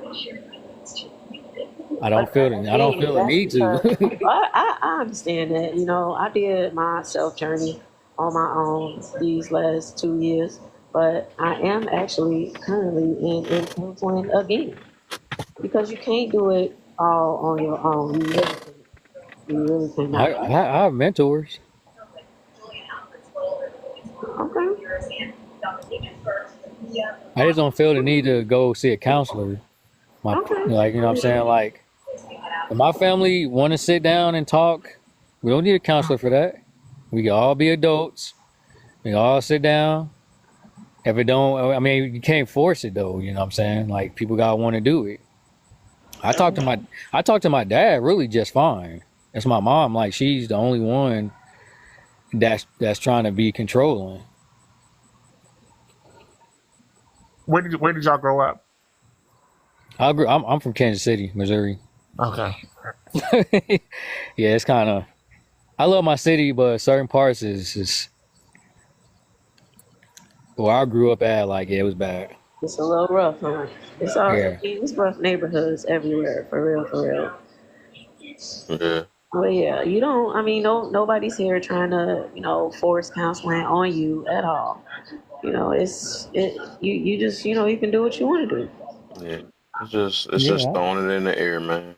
Yeah, no, as I said, I ain't in defense mode. Like, people throw suggestions out there. Like, I mean, it's just everything's taken with a grain of salt. Like, I appreciate people, you know what I'm saying? But counseling, it just never was for me. I'd I rather, think it's fun. Everybody gonna think that though. I already know that one though. So anybody gonna now, say some that. people like, I need counseling. Like, some people, like, No, they they say know it they as a need it. joke and never go. Yeah, people that's like people say pray for me and all this other stuff, and they never pray for themselves. So some people Right. do it as a joke. So a person that need counseling, they don't have to say it; they just go. For me, man, it's just like, I've been there, done that, man. It's just like, I don't want to sit down and talk to people that don't know about my problems. And it's like, at some point, man, we just gotta come to the conclusion that you the only person that can solve the problems in your life. You gotta do the best you can. I gotta take accountability. If I'm messing up somewhere in life, I gotta look in the mirror myself and be like, you gotta do better. It shouldn't take somebody coming from the outside to tell somebody that. But I'm not judging nobody that do gotta go through that. It's just, for me, I'm just very direct with myself.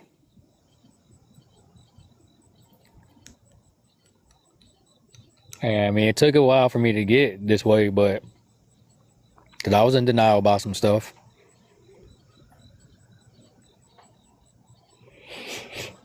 But again, like I said, I really do respect my parents. Like, you would never hear me saying, like, talking crazy about my parents. I tell the truth about them, but I never just talk crazy about them. Like, just saying, like, vulgar things about my parents, you know what I'm saying? Like when I go out, when I leave my house, I'm still representing my parents. I'm still representing my family, everybody, you know what I'm saying? Because if I make it, my parents are going to make it. I'm still going to show them that unconditional love. Because like you said, they probably didn't see it. But I got to be realistic too. They see, if they say, hey, you messing up, you need to do better, because my dad, they kept it real with me, you know what I'm saying? Like, I respect them for that. Like, my parents have kept it real with me. They never sugarcoated nothing. It's just the only thing I don't like is my mom does try to lie about our childhood and make it seem like she raised us when she didn't. That's my biggest problem with her. I will tell you, Charles, that it is, I feel like, more difficult for women to acknowledge and take accountability of things, more than men. Yeah, but that's not really no legitimate reason. Yeah, I understand that, but I'm just letting you know that's what it is, because she's mommy. We carried you. We gave But you life. see, I So don't go off that though. I understand, but I'm just trying to let you know, from your mom's perspective, from a Yeah. woman's perspective. That's why we clash, because she wants to try to throw that in there, and it's like, I respect you for being a mother. I respect you for giving birth, but I can't respect you for trying to lie to me in my face, especially about my childhood. That will never fly with me. And that's just how it is. That's just how I am. Like, I'm just real like that. I'm a realist. Like, I've been through a lot of stuff, and I'm not gonna let nobody lie to me. I'm not gonna let nobody pull the wool over my eyes. I'm not gonna disrespect you, but you're not gonna lie to me. Yeah. I love my mama. I love her to death. Made peace with that.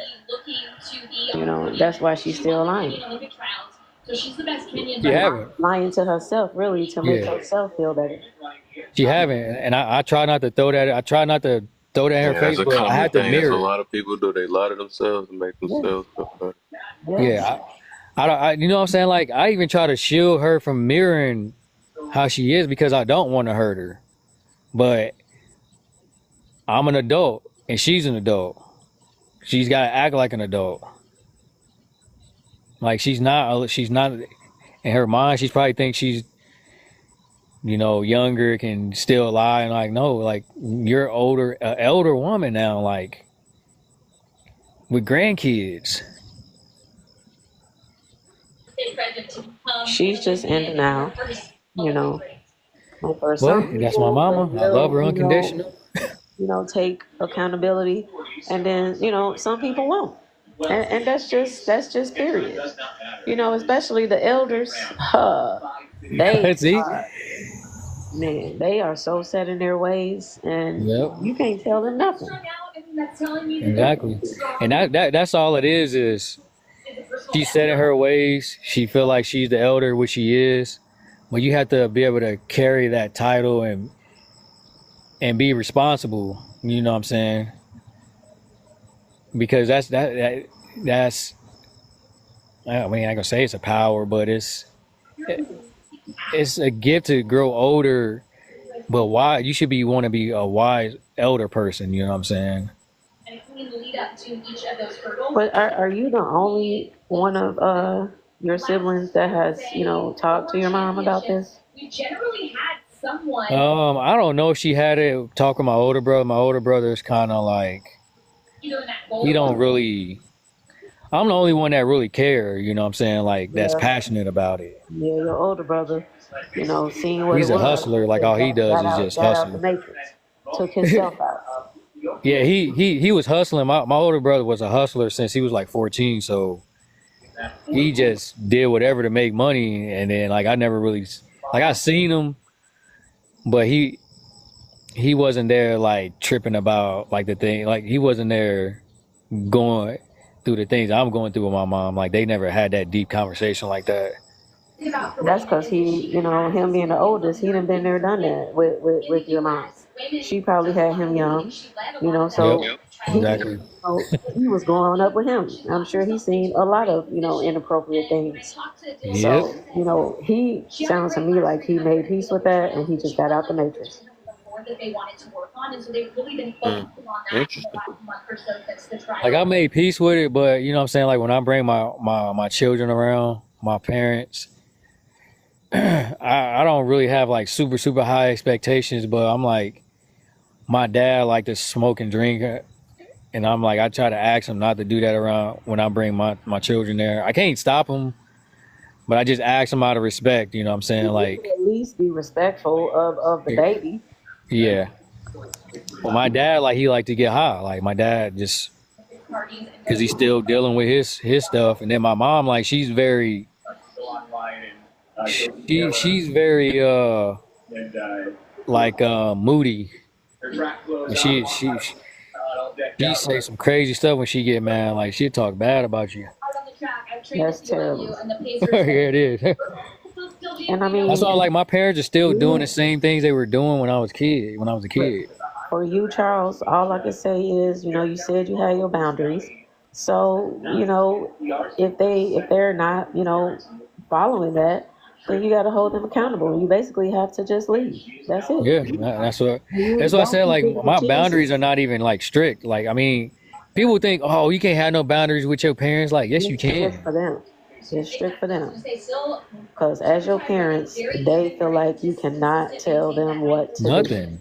Exactly. And I'm like, they can have boundaries with me. Everybody gotta have healthy boundaries. You know what I'm saying? Yeah.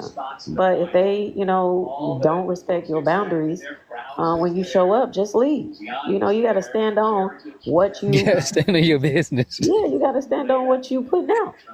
If they one time she was watching y'all both, and you still just gonna sit there.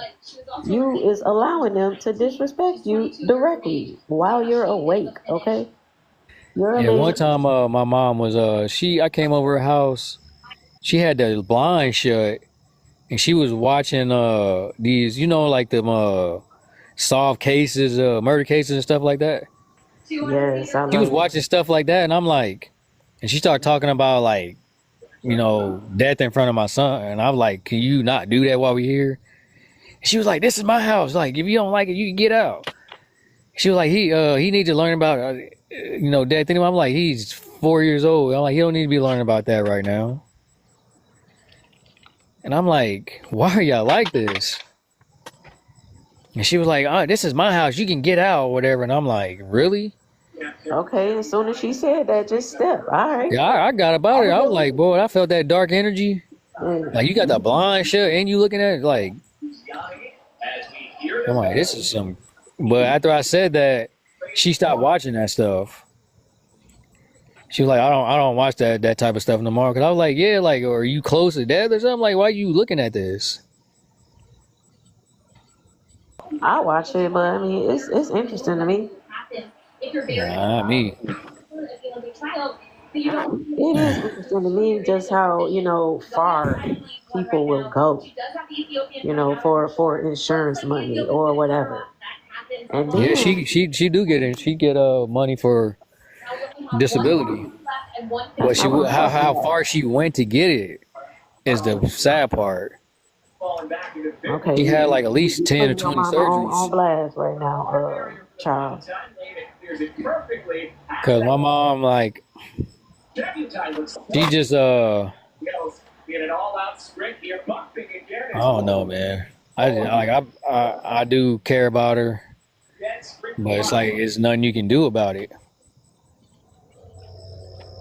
Like my sister going down, she taking my sister down with her. My brother. Is she an adult? Is your younger siblings, are they adults? Yeah, we all around the same age. Okay, well. But when you don't want to talk back to your mama, you believe she used the Bible. Don't. Mm-mm. Thou shalt not provoke thy parent. Like she's using scriptures and stuff like that. I don't use it to make it beneficial to her. Accountability for all of that. Stop letting your parents, walk all over you, because that is not okay. She did that to me, and I guess what I did? I used it back. I said, and it also says, thou shalt not provoke that child either. She backed up real quick. No, because a lot of elders do that in our community, man. Like they like to use that stuff on a to try to manipulate, Right, the situation with to control with us. the You know what I'm Bible. saying? Like you got to be in the right state of mind if you want to. Like me with my children, like I'm learning about my children. Like they didn't come into the world knowing who I am, so I had to respect my children. So that way they can look at me as a great example of leadership. I can't say, well, the Bible said this and the Bible said that. You should do this and do that. I have to will my children to be good people in this world. But I have to be that example. You know what I'm saying? A lot of parents be trying to force their children to do what they say, and you can't do that. Agreed. And again, that is, us, already being raised by our parents, and you recognize, what was not right. And then you doing different with your child, and that is exactly what you're supposed to do. Yep. If I was traumatized and I needed a lot of, you know what I'm saying? Like I would have just basically abused my kids just like how my parents did me. But like I said, I had to completely shift my conscience. Got myself out of the environment. I don't smoke or drink. I don't do none of that. I'm glad I didn't because of all my brothers and sisters. Like, and I think that's the reason why it's so easy to manipulate them because they already sedated. You know what I'm saying? So, and not only that, it's like I do things for myself. Like I go and I do therapeutic things. I'm learning about myself. But I understand me, it's gonna be easier for me to understand my children. You know what I'm saying? Right. Do your younger siblings have any kids? My sister don't have any kids. My brother has one daughter. My second oldest brother got one kid. He has a son, and then Your my older oldest brother is brother. out the matrix, so he in the clip. My oldest brother is smart, but he's still kind of he's a little bit. You know what I'm saying? Like I ain't saying this like I'm better than my brothers or sisters. My other brother, like he like to flash. Like he makes a good. He make a lot because he used to be in a dope game. But he's like really, really flashy, and like that's what he care about, like that type of stuff. So he kind of wasn't really passionate father like that. He had his kids, but he wasn't like that passionate type of father, like to get on his kids' level. Yeah, like kind of get on your kids' level and really help them figure out who they are. You know what I'm saying? He wasn't that type of parent. Well, honestly, your younger brother and sister, they need to, wake up and get themselves out of the matrix. It's hard. Religion is hard. When somebody got their religious spell on you, it's hard to break. Man. That's one of the hardest things. It's mind over matter, like real life. They have to want to, number one. And then you just have to unlearn what you've been taught. That's true, but when is that? Like it's like a strike of lightning for that light bulb to come on. And they not ready yet, and that's just clear. I'm sure you talk to them. I'm sure they see what you do. They not ready. You can't For make me, them. it was literally like a strike of lightning. Like I just happened to just snap into reality. I could have been a kid, just oblivious to what was happening. But maybe because I was in a lot of pain, because I was malnutritious, that really made me snap into reality. But I was very malnutritious when I was a kid. I used to get like ear infections. I'm like, man, like I'm tired of being sick. I'm tired of getting ear infections. I'm tired of like being malnutritious. So like you when people fast, they kind of like from what I know, it makes people more alert. But I was like super malnutritious when I was a kid, so it made me alert. It is. We connect to God better. That's what we call it. But you can call it that. A way. We on the same page, man. I'm just not real super religious like that. It's all good. It sounds like you believe in a higher power, though. Yeah, And most that's good. definitely. Because I personally feel like religion is just a construct to, keep you blinded, basically. Yeah, I can say I could be a fool to say, oh yeah, I was just did it all by myself, but I'm like, I'm there with myself, but something else is there. So there's things guiding me too. You know what I'm saying? But I'm just aware enough to listen to the signs or to see the Absolutely. signs. Absolutely. And you just gotta, accept that, some people is not on the same level that you're on. And I don't like some people get offended by that, but I wish people wouldn't. It's just that my will to survive, like, just takes over anything. Like, I ain't gonna just hurt nobody, you know what I'm saying? But if it came down to it, yeah, it's gonna be either me or you if you trying to hurt me.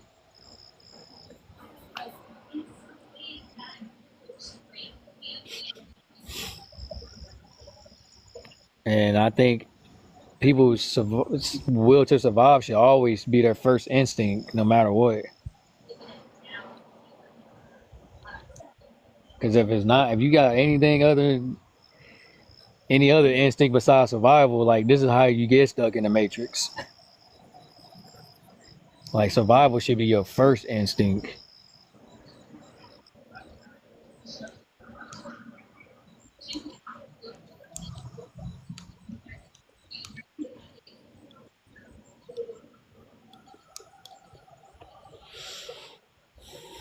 People always like be saying like I think I'm better, or I'm being an a-hole, or I'm just need to heal, and it's like I need to survive. I'm trying to survive through this stuff, like, because every day is gonna be a different test.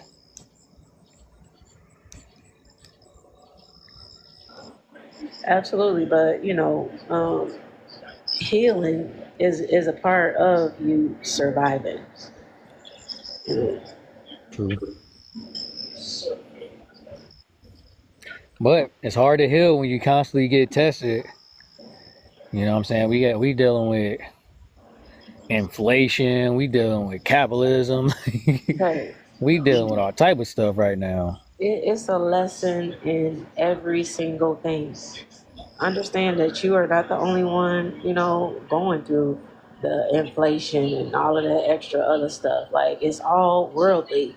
And you're definitely going to be tested every single day until you actually hear and implement what the universe is trying to show you. Really, it'll just keep repeating itself until you realize that, dang, I need to listen, I need to recognize, I need to change, I need to do this. Yeah. And I'm speaking from experience, real life. Man, So what you think the universe is telling you?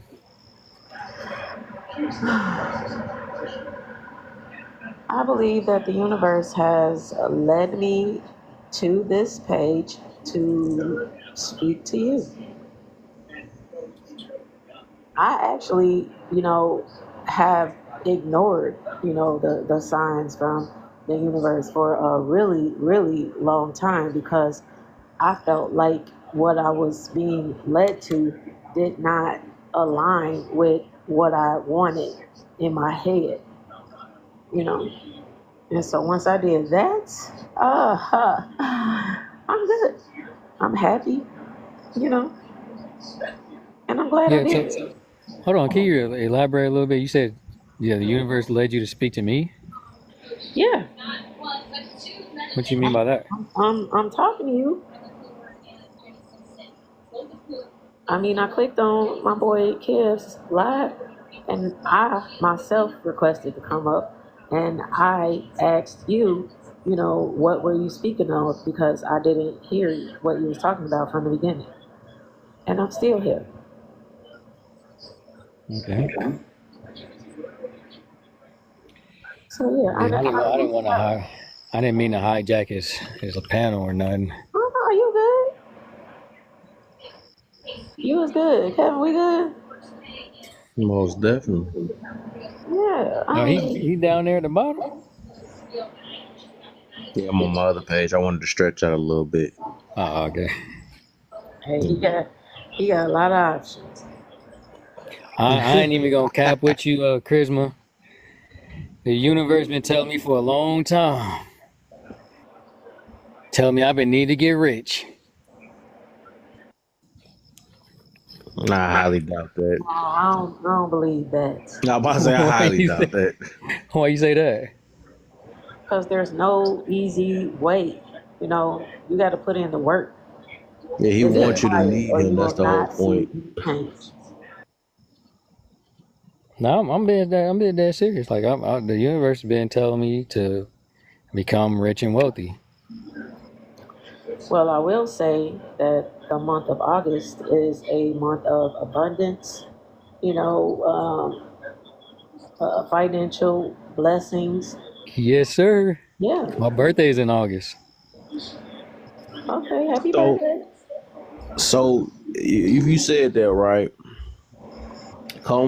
become rich and wealthy for what?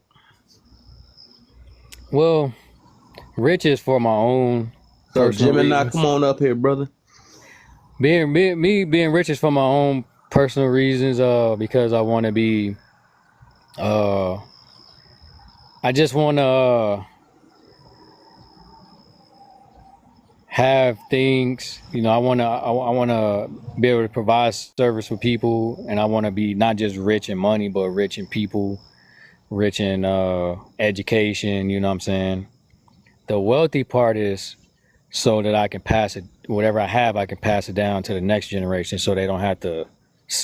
You know, I feel like it's okay to struggle, but I don't feel like it's okay to suffer.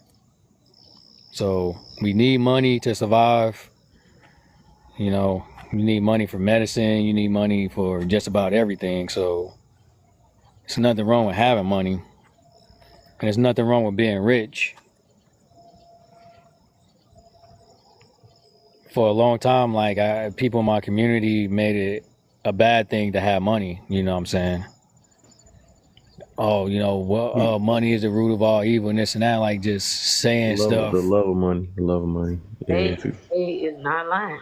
You know, I feel like you wasn't hearing it from the right perspective. They not telling you not to get any money. It's just like, again, money is the root of all evil, for real. And my guy said it best. He said everybody has a number. So okay, so let me ask you a question. If you have a if you have a power tool and you just leave it on the on a nightstand, how useful is it going to be if you just leave it there?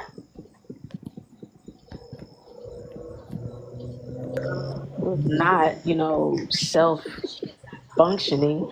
You as the person have to, put in the work, make it useful.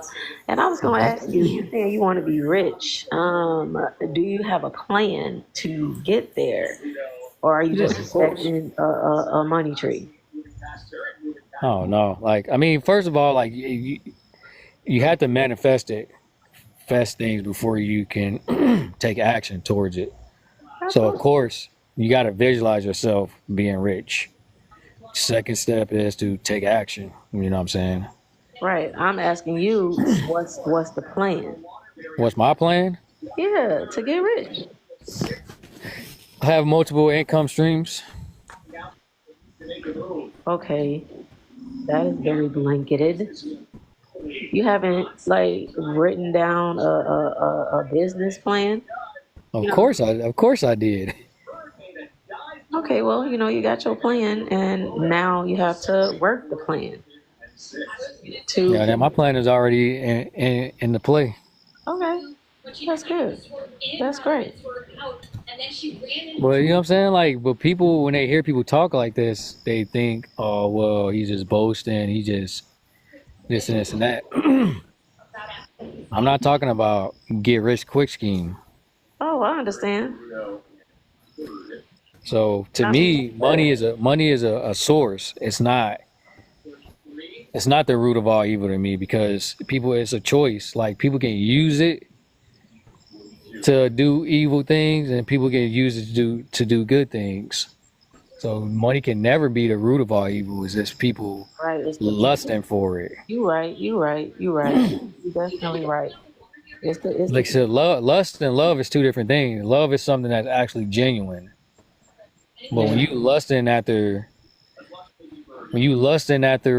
money and stuff like that, or material things, you will do anything to get it. Yeah. I don't lust for money. I love money, but I will never lust for it. I actually have no feeling about money at all. Heck, I can have it, and I could also blow through $1,000 in probably a few hours. Well, this is the thing about money. It is spiritual, and there's rules and regulations to money. You don't want to just, because they say a fool and his money will soon depart. You really want to be educated when you're dealing with money, because money has its own language. Yeah. And So my guy is actually, teaching me basically how to respect money. yeah, Because exactly. Respect your I'm a bag. BMFer for real. I blow money fast. Because look, it doesn't make any sense to trade your time for money and then disrespect your hard work. You're gonna really put yourself in a very, very dark spot doing that. Yeah. And I feel like, all of these celebrities is learning that the hard way. Yeah, they are. They've essentially, sold their souls to, to the game. Now they basically felt so untouchable, invincible, that they was, being unethical, like not caring. All right. Yeah, you definitely, spending money is not the best habit. It's really better to invest your money versus spending it. You right. You right. Especially when you don't have any assets backing up your dollar. You know what I'm saying? It's bad enough we dealing with inflation. Yeah, but we So have you to get could back. beat We have to get inflation back if to you the bartering really system. tap into like your conscious intellect, and you learn about money, you start studying money, financial literacy. You could really beat this. I got that book. I got Financial Literacy for Dummies. People hate when I talk about financial literacy. Like, they hate it, like, because they fear money. You will They know when you start talking about money and people get uncomfortable, that's because they fear it. they don't fear money. They fear having to change what Yeah, they're doing, yeah, pretty much. with the money. I'm just Exactly. speaking, because that's me, real life. I am really struggling, to respect money. Yeah, you gotta be confident when you're dealing with currency, you know what I'm saying? Because it's alive, you know what I'm saying? Currency is well, our dollar bill, it's not really backed by anything, but if you invest your money right, you could generate, interest on your money. I wish that we, could have been like the foreigners and come over here, when you an adult and understand everything. Us growing up, I didn't know anything, about credit, money, nothing. Because we didn't learn that in high school, which Right. we should have. Now you see why it was so important for me to go up and beyond what my parents did, because we was literally in hell. Poverty is hell. Yeah, we all was. How old are you, Charles? I'm 37.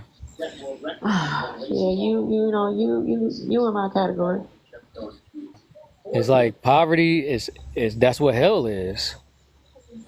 We wasn't in poverty though, I I was. had a good childhood actually, but I just feel like, again, we did not learn about the world, the real world, in school, like at no time. Hell, not from first to sixth grade, not from seventh to eighth, and definitely not in high school.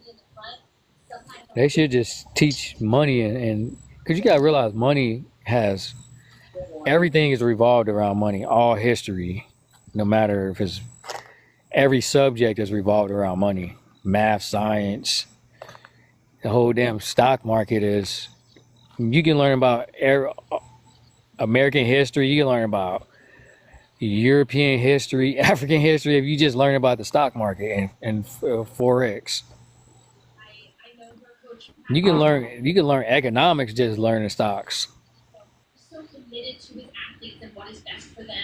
I don't know about all that, but I definitely know that, I didn't learn about, my real history, just the, blanket history that America wants us to believe. It definitely does, Kev, because that poverty, makes you, more appreciative of, what you have after when you grow up. See, that depends. Some people struggle. Some people suffer. When you suffer, you're going to see demons. You're not even going to see who God is. Now, if you struggling, that's different. You might go a couple of days without eating and stuff like that. People that suffer, like, they see demons. Absolutely, but being a child of God and believing in a higher power, you know that what you're going through right now is just temporary. It's a season, and you have to continue to be positive, for yourself. You gotta stay encouraged, encourage yourself, and you will be through. Well, I'm saying, how you going to say that to somebody? They malnutritious. They stomach hurt. They getting beat by their parents. You know what I'm saying? Like, they don't see anything positive. I It's am gonna be that hard to person's preach God positive. to somebody like that. I am that person's positive at that moment. Yes, they are malnutrition. So guess what? I'm gonna make sure that they eat, give them some food, give them some clothes, and also encourage them. I can't do nothing about them getting beat on. That's what I'm But saying. You gotta hope that they don't become vicious towards you by walking up on them. That's what Yeah, I'm I saying. want to say this though, towards your because I would say it depends, right? Where you said that, because it ain't on one side. You just see demons when you because I do believe it can leave you open, right? It can leave you open towards the enemy, but it also I think that's the biggest time that you call upon your higher being. Let's say that, because I know that's the word you use now, and I absolutely. feel it. So that's more of a time, and that's when he really hear you. That's when people usually cry out. At that time, but it's just like, that's why I say it's a two-way thing, though. It do leave you open to make crazy Hmm. decisions. You know what I'm You saying? start hallucinating at that time. Well, I don't know. I just depend. That's case by case. Like if you talking about a desert or something, I guess. But No, I'm talking about, like, okay, so if you don't eat and you getting abused and that pain just sinking in, you will start hallucinating. You start seeing stuff. Then you do start, I mean, you could hallucinate without food, without any abuse, though. right. true. It's Well, always that's what I'm saying. Like, you sleep if you're not eating right, you're not sleeping right. You know what I'm saying? So these kids are experiencing this from the time that they kids. So that's why some kids fight teachers and they bite teachers and stuff like that. Like, they hallucinating in their mind. they ain't hallucinating. It's just bad. Nah. Yeah, I don't think they're Or could be hallucinating having some either. stuff going on at home, but they still disrespectful.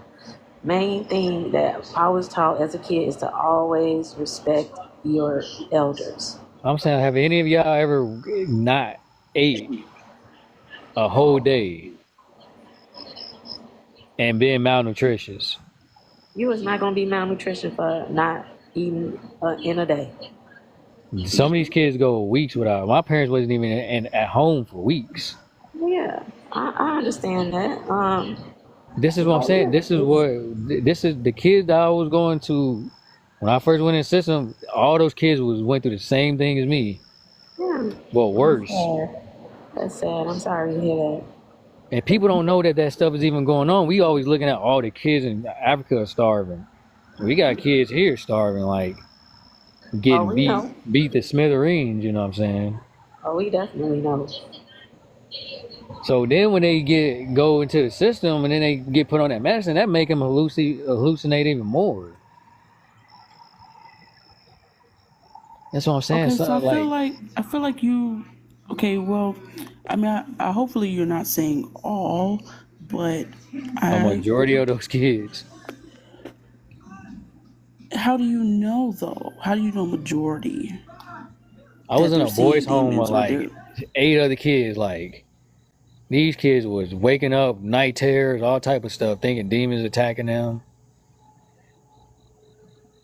Like hearing this stuff like every other night. Then we all fighting each other, thinking we, you know what I'm saying? Like we thinking that we enemies, you know what I'm saying? Like we kids, but we looking at each other like enemies. Like really Okay, so looking at each other like enemies. okay, so what's the like the age demographic of the kids that were having these night terrors? I was 5, so they wouldn't allow them to be older than probably. I think the oldest one was like 12 or something. Because they would put us in homes with women, and we was never in a home with a man. It was all boys. It was like I was 5, and I think the oldest was probably like 11 or 12 or something like that. They didn't put them older than that in there with us because we was too young. So some of them was wet in the bed, like they was urinating on themselves because they would have nightmares in their sleep and having night terrors and all type of stuff. Okay, so I'm not necessarily disagreeing with you. I'm not trying to argue with you. I'm just trying to ask some questions, right? With kids for that age frame, right? Your imagination is open to more than what an adult's imagination is because a child doesn't have all the outside influences, I guess, influencing their subconscious, right? So, what makes you think that it's necessarily so and so demon or whatever versus their imagination could be based off of their reality, and their reality is terror. Well, that's what I'm saying. So when you go to sleep, you're gonna have dreams. So when they talking to you about the dreams that they have, that's what they say. I've even had dreams of demons,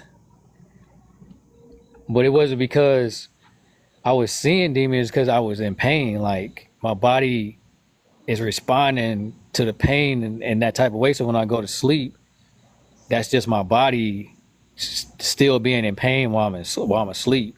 So I'm not really fully asleep. I'm Yeah. trying to go to sleep, but I can't. So when I go to sleep, I'm just suffering. Right. And, at that age, 4 and 5 and 6 and even 12, your brain is not even fully developed, At completely. all.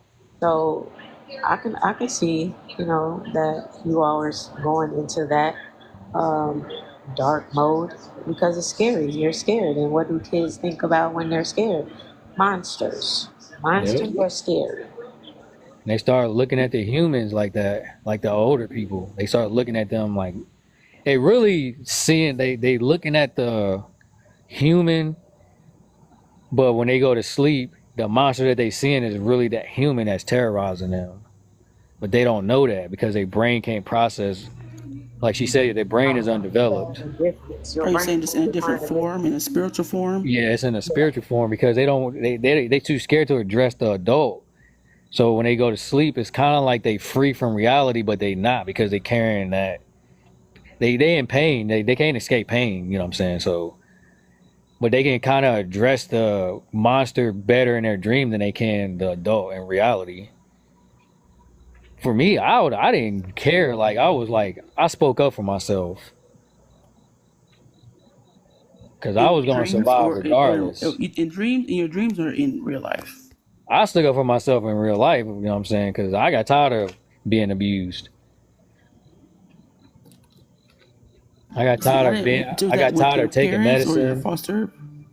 Everybody, my foster parent, the foster people, the psychiatrists, like I got tired of everybody because they try to tell you not to say nothing because they're gonna like, well, they're gonna make it seem like you come from a broken home, so you say anything, they're gonna think you. If you say I'm okay, they're gonna think you even more crazy. They're gonna say if I say I'm good, I'm okay, they're gonna be like, well, let's put them in, like turn up the fire on them. You know what I'm saying?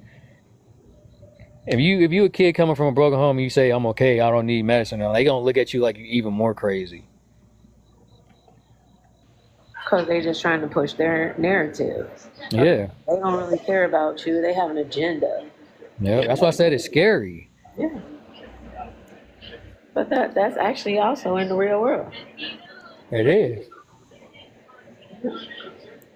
I'm so sorry you had to go through that. I have never ever, spoke to anyone that's been in the system before.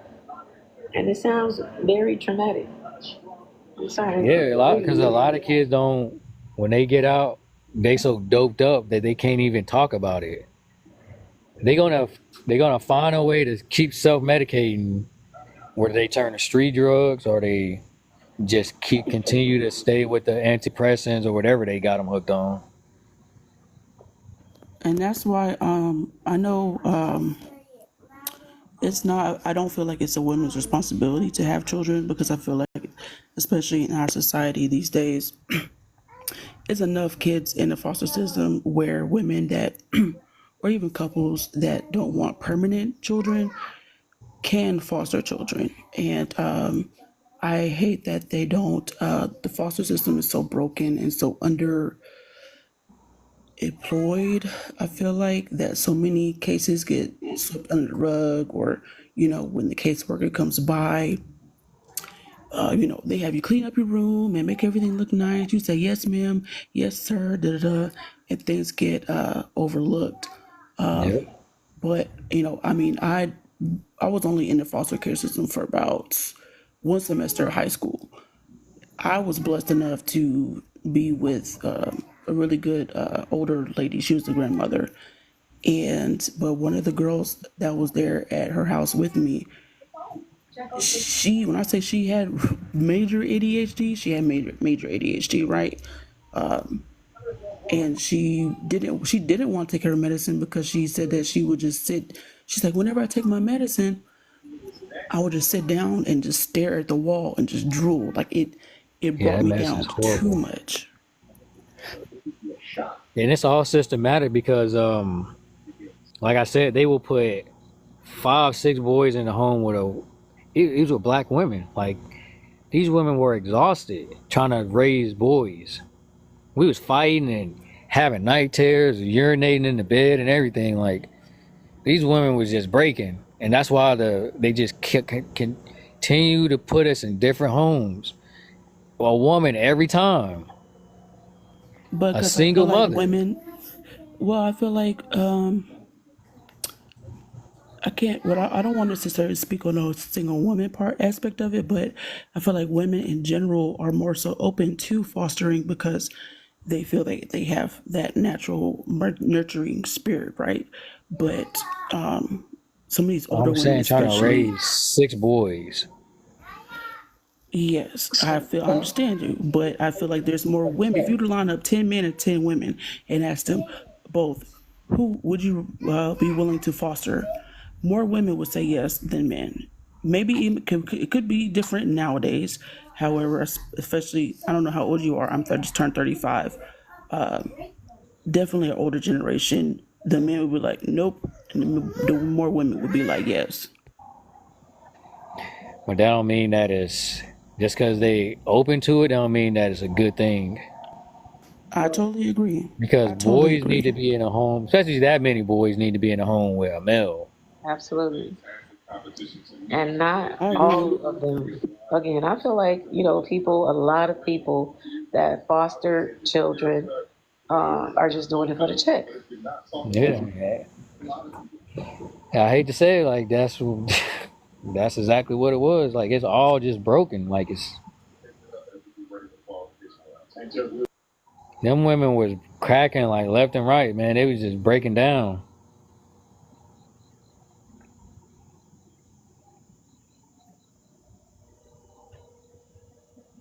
And It's just so much, corruption and dishonesty and, a lack of ethics in this world, and we really can't do anything about it. yeah, this I is mean, until So we we can take create self a what? accountability and start. We got to change internally, like individually. Right. right, that's what I was going to say. I mean, I feel like as a society, we are slowly moving in a better direction. And that would actually brings me to a question. I'm just Where open you to going y'all's with it? opinions. What, y'all can hear me? Yes. What is y'all's opinions on why our generation and younger are way more open to therapy and to actually making an effort to identify generational curses and breaking them versus the older generation? I could say why I feel that, our generation, what are we, millennials from, 81 on down, we are more open to it because it is an option for us. And, we made our own decisions opposed to our parents. They basically followed what their mothers taught them because they didn't know any better. We have more options than they did, growing up. And why we're at this adult age, because of course my parents was like, no, we don't get counseling, you don't need counseling. And, they treated like the boys, like you a man, you don't cry, you don't do this. Um, and so I followed that suit. But as I got older, I made my own conscious decision to, seek counseling. And I really, stopped identifying one religion. And it was really because of my college class I took, like, opened me up. And it was so great. But I am spiritual, and also the kids, our kids who are under us, they have even more opportunities than we did. And so the world is all inclusive now and wants everybody to be loved, and you can identify as a tree or a bird if you want. Yeah, they have more options. And a good parent like myself, I'm not really bragging, but you support them with the counseling or whatever, or you can basically let them know that they need counseling. I did that with my youngest daughter because she was extremely angry. That's all I say. She was an extremely angry child. Really couldn't understand why. I just assumed that, it was because her dad wasn't around. But yeah, I put her in counseling, probate in counseling since she was 4, 5 years old. And I went through it, and it was tough. It was really tough, because she was violent. But at the same time, she was very smart, and she still is very smart. She just had to learn how to, control her emotions, really, and not be physical with people. Like my daughter, she literally used to fight people for her friends. And I had to let her know, like, no, you don't let them use you because they know that you're going to, go in on somebody. I told her, like, that's not your responsibility. You can't do that. And she's better now. She's 22 now and a teacher, Lord. And she great. She loved kids. But it was tough. It really was. I was a single mom. Thankfully, my mom was there, and my grandmother's still here, born in 1937. I think she's gonna be 86 this year. So I had a village, you know. That's awesome. Yeah, that's really what you need. Because I had my oldest daughter when I was 16. If I did not have like my mother to help me through that, I would not have made it, Lord. I would not have. But I'm grateful. They both good girls. You know. And yeah, that's why I feel like, you know, our generation and younger are completely open to getting counseling. A majority of them, but it's still a lot that's not. You know, they don't really understand how great counseling really is. So I'm gonna say my opinion. I feel like a part of it is the younger. I think really starting with our generation, our removal from the church and being so hung up on church and religion. Because I feel like our elders always is like, oh, you don't need therapy, just pray, give it to God, just pray. Oh, you don't need therapy, da, da, da, right? And that was beat into our heads, right? But now we're seeing like, okay, well, you can believe in God, you can have a relationship with a higher being or whatever it is you want to call it, right? But also do both. I've also seen more younger preachers preaching the same thing, like, hey, yeah, you're getting the word. You may be feeling the word that I'm preaching this Sunday, but I'm not saying don't call a therapist tomorrow. I feel like religion was used a lot to shame us, or like, well, this was done to me, and so I'm gonna do it to you, type of mentality, and it's just crazy to see how prolonged it went to hear our parents and our grandparents be like, oh, well, my parents did it to me, so when I'm okay, so why can't I do it to you? When they don't even realize, like, you are cuckoo for Cocoa Puffs.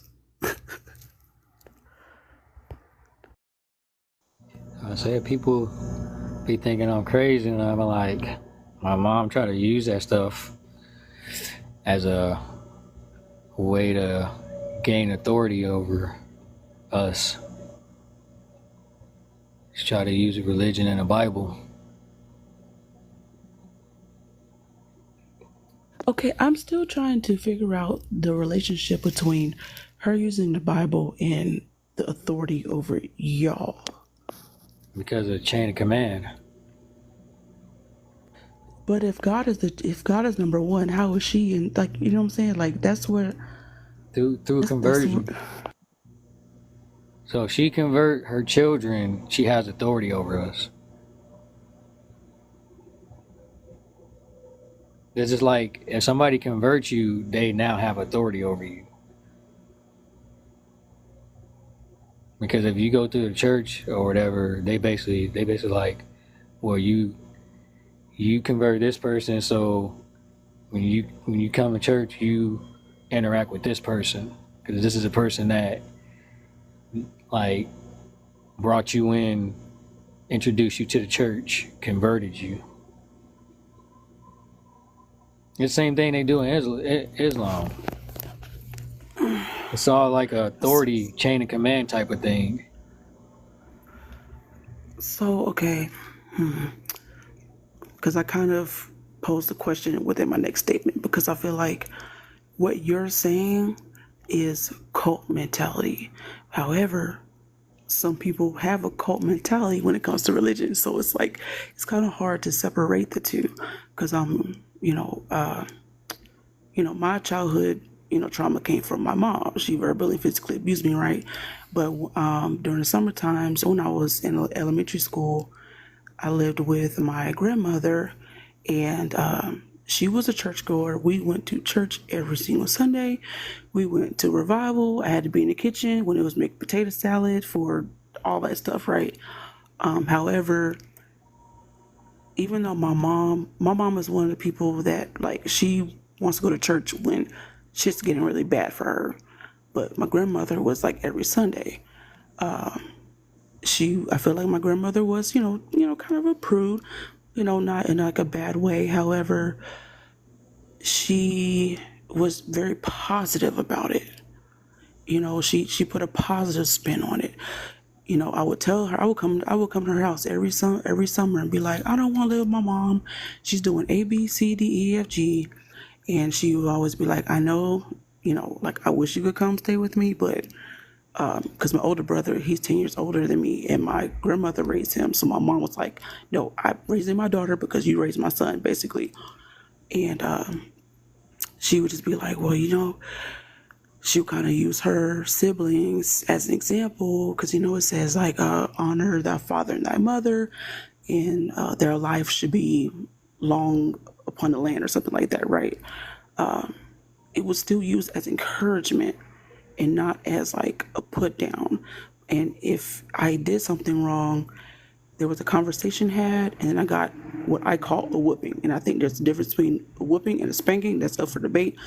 But it was like there was a conversation had, and that made me at least respect her opinion on it, even though I wasn't super religious. Because I mean, I was almost to the point where I was like atheist, because I used to sit here and go through this shit with my mom, and my best friend's mom would be like, just pray, just pray, just pray, and I felt like I was doing that, and then the next day my mom was doing shit to me and saying shit to me, and it's like, this shit ain't fucking working. Like, and I used to be like, God, you want me, like, this is like, you want me to just go through this shit? Like, I feel like I'm being a nice person, I feel like I'm being a nice kid, and you're not relieving me of this pain. And so I did get to a point where it's like, there's no fucking God. Like, God, why would God want to put me through this shit? It's fucking crazy.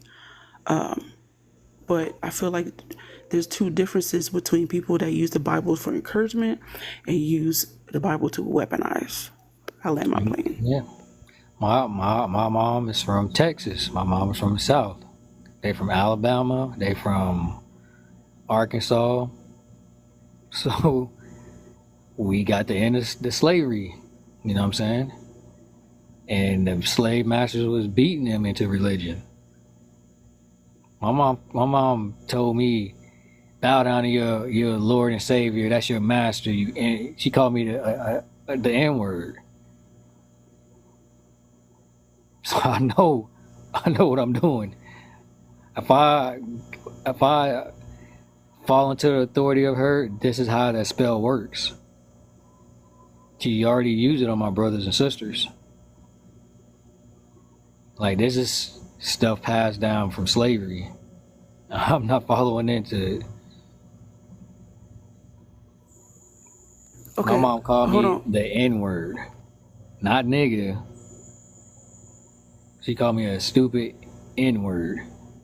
Where's your family from? Like your parents or your grandparents? My mom she was born in Dallas, but my great grandmother's from Arkansas, Little Rock. My dad's side, they migrated from like Virginia. It's kind of still the South. But my mom's side, like, they're like religious black people, Christians. Okay, excuse me, Charles. I just want to reply to Charisma's comments in the chat. You said, wow, my oldest daughter thought she was an atheist because she didn't understand. And I do feel like, well, I mean, I'm speaking from a super anecdotal perspective. I feel like people that venture towards not believing can make the biggest believers, because we get to, honestly, and honestly, I honestly commend your daughter. That may not be something you want to hear, but that means she's thinking outside the box, and she's using her brain, and she's thinking, and she's analyzing what's real, what's not, what's been knowledge she has access to versus what people have told her. So I wouldn't, feel bad about that, even if she were to be atheist, because honestly, I've met atheists that are nicer than some of these Bible thumping people that I've met in real life. But I wouldn't, I wouldn't steer away from that, because eventually, she's going to have her own self discovery of that, of God. Yeah, and I mean, she has. I definitely did not discourage her at all. I just wanted to, make sure that she understood what she's saying as, thinking she's an atheist. So I just asked her a few questions. I asked her, I understand you don't understand the Bible, and that's cool. You probably don't agree with some of the things in there either, and that's cool. But I also asked her, do you believe in a higher power, or do you feel like you're doing everything on your own? Everything in life. Do you not feel like, you catch a blessing here and there? And she said, yeah. And so I told her, okay, well, you're not an atheist, honey. You're just spiritual, and you don't have to identify with religion. You don't. But see, back in the day, if you say something like that, what are they gonna tell you? Oh, you're going to hell. Are they Yep, just or they'll beat? Are drop they you just off at the beat you loony to a bin. pulp? Are they just beat you the whole time? Beat you into it? My mom can't do that. You know what I'm saying? Because I'm older. But she would have caught me at an early age. She would have beat me. Nah, my mom wasn't like that at Yeah, all. in the South, they beat the crap out of you for if you was to say that you know what I'm saying, like you don't believe in the Bible. Yeah, they saw it as like disrespect.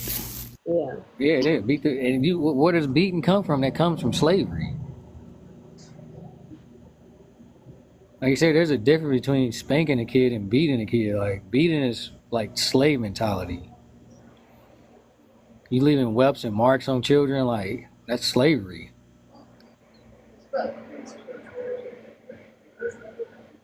But when you live in fear, you just accept these type of things because you think it's normal. I don't want to go to hell, so let me. Preach. I don't want to go to hell, so I'm gonna accept this out of fear. I'm gonna convert out of fear. Like I'd never let nobody do that to me. I didn't care who they was, unless I see Jesus come to me in flesh and convert me. I would never let nobody convert me or have me speaking words that come out of their mouth. She said, "Give it to." My mom said, "Give it to you." Like she's telling me what to say.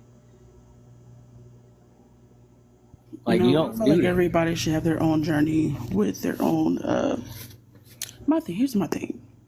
Honestly, And I'll say if that you, respectfully. you know what, I'm gonna say this respectfully. As long as you believe in something that's positive, and you believe in whatever your beliefs are, you believe in treating people right, and treating people with respect, and being kind.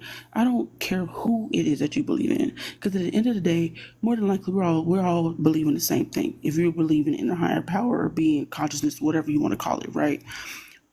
But I think that the whole religious aspect was just beat into our parents and our grandparents so hard. It was like Jesus, Jesus, Jesus, Jesus, It Jesus. was fear. Yeah, it was fear.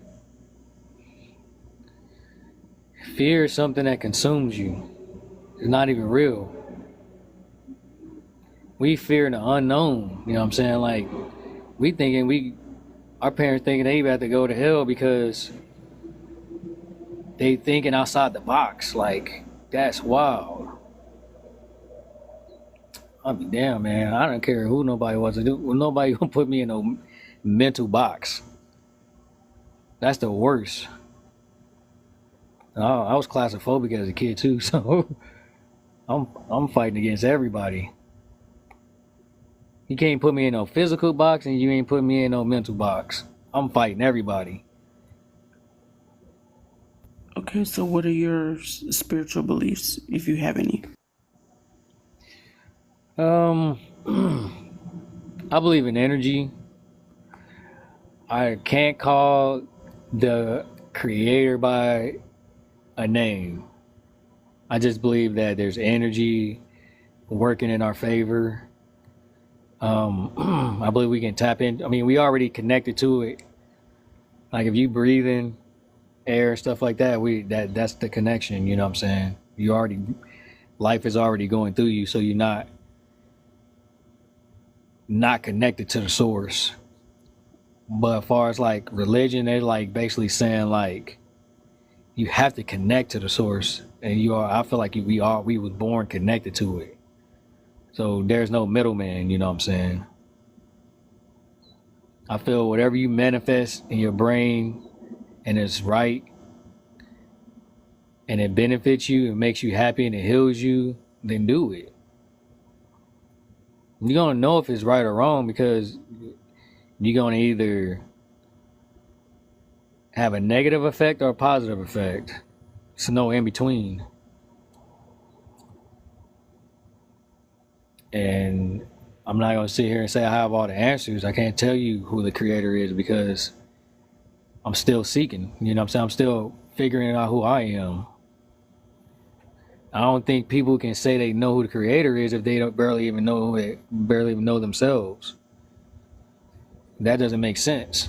Because even in the Bible it says know thyself, and most of us don't know who we are. I respect that. So it's I like, respect that 100%. So I was like, how can we say we know the creator? You don't even know what you like. You don't even know what makes you sad. You don't know nothing about yourself. So how are you gonna tell me that you know the creator? I think people just go based off of, I'm just going to speak for me. I feel like I know that there's a higher being just because of the way things in my life have gone. And I just feel like there's only so much coincidences. And I feel like it's just what actually transitioned me from being on this pivotal moment of being full on atheist was like back to back to back things happening to me that's like, wait, hold on, this is kind of crazy. Like, I met this person right when this thing is about to happen to me, and they believe in God, and I actually met and it's not a diss to them, but it's just what I just like to call them, Jesus freaks. But I met some Christians in my life right when I was at this pivotal moment of being atheist, right? And when I say Christian, I don't mean people that beat their chest about being Christian. I'm talking about people that like they live their life, they love you regardless of your sexual identity and all this other bullshit. And you can still talk to them and tell them your deepest, darkest secrets, and they can talk you through it and not judge you through it. I just feel like, there are people that conform or are with a certain religion that are just given a bad rep from everybody else that are, oh, I'm Christian. I'm a Christian woman. I'm a Christian man. But yeah, you fucking a pastor. Like, come on. Oh shit! I wasn't expecting you to say that. But we keeping it real right now, so. But no, I feel like we're all a creator. We're all the creator at some point because we have the ability to create things.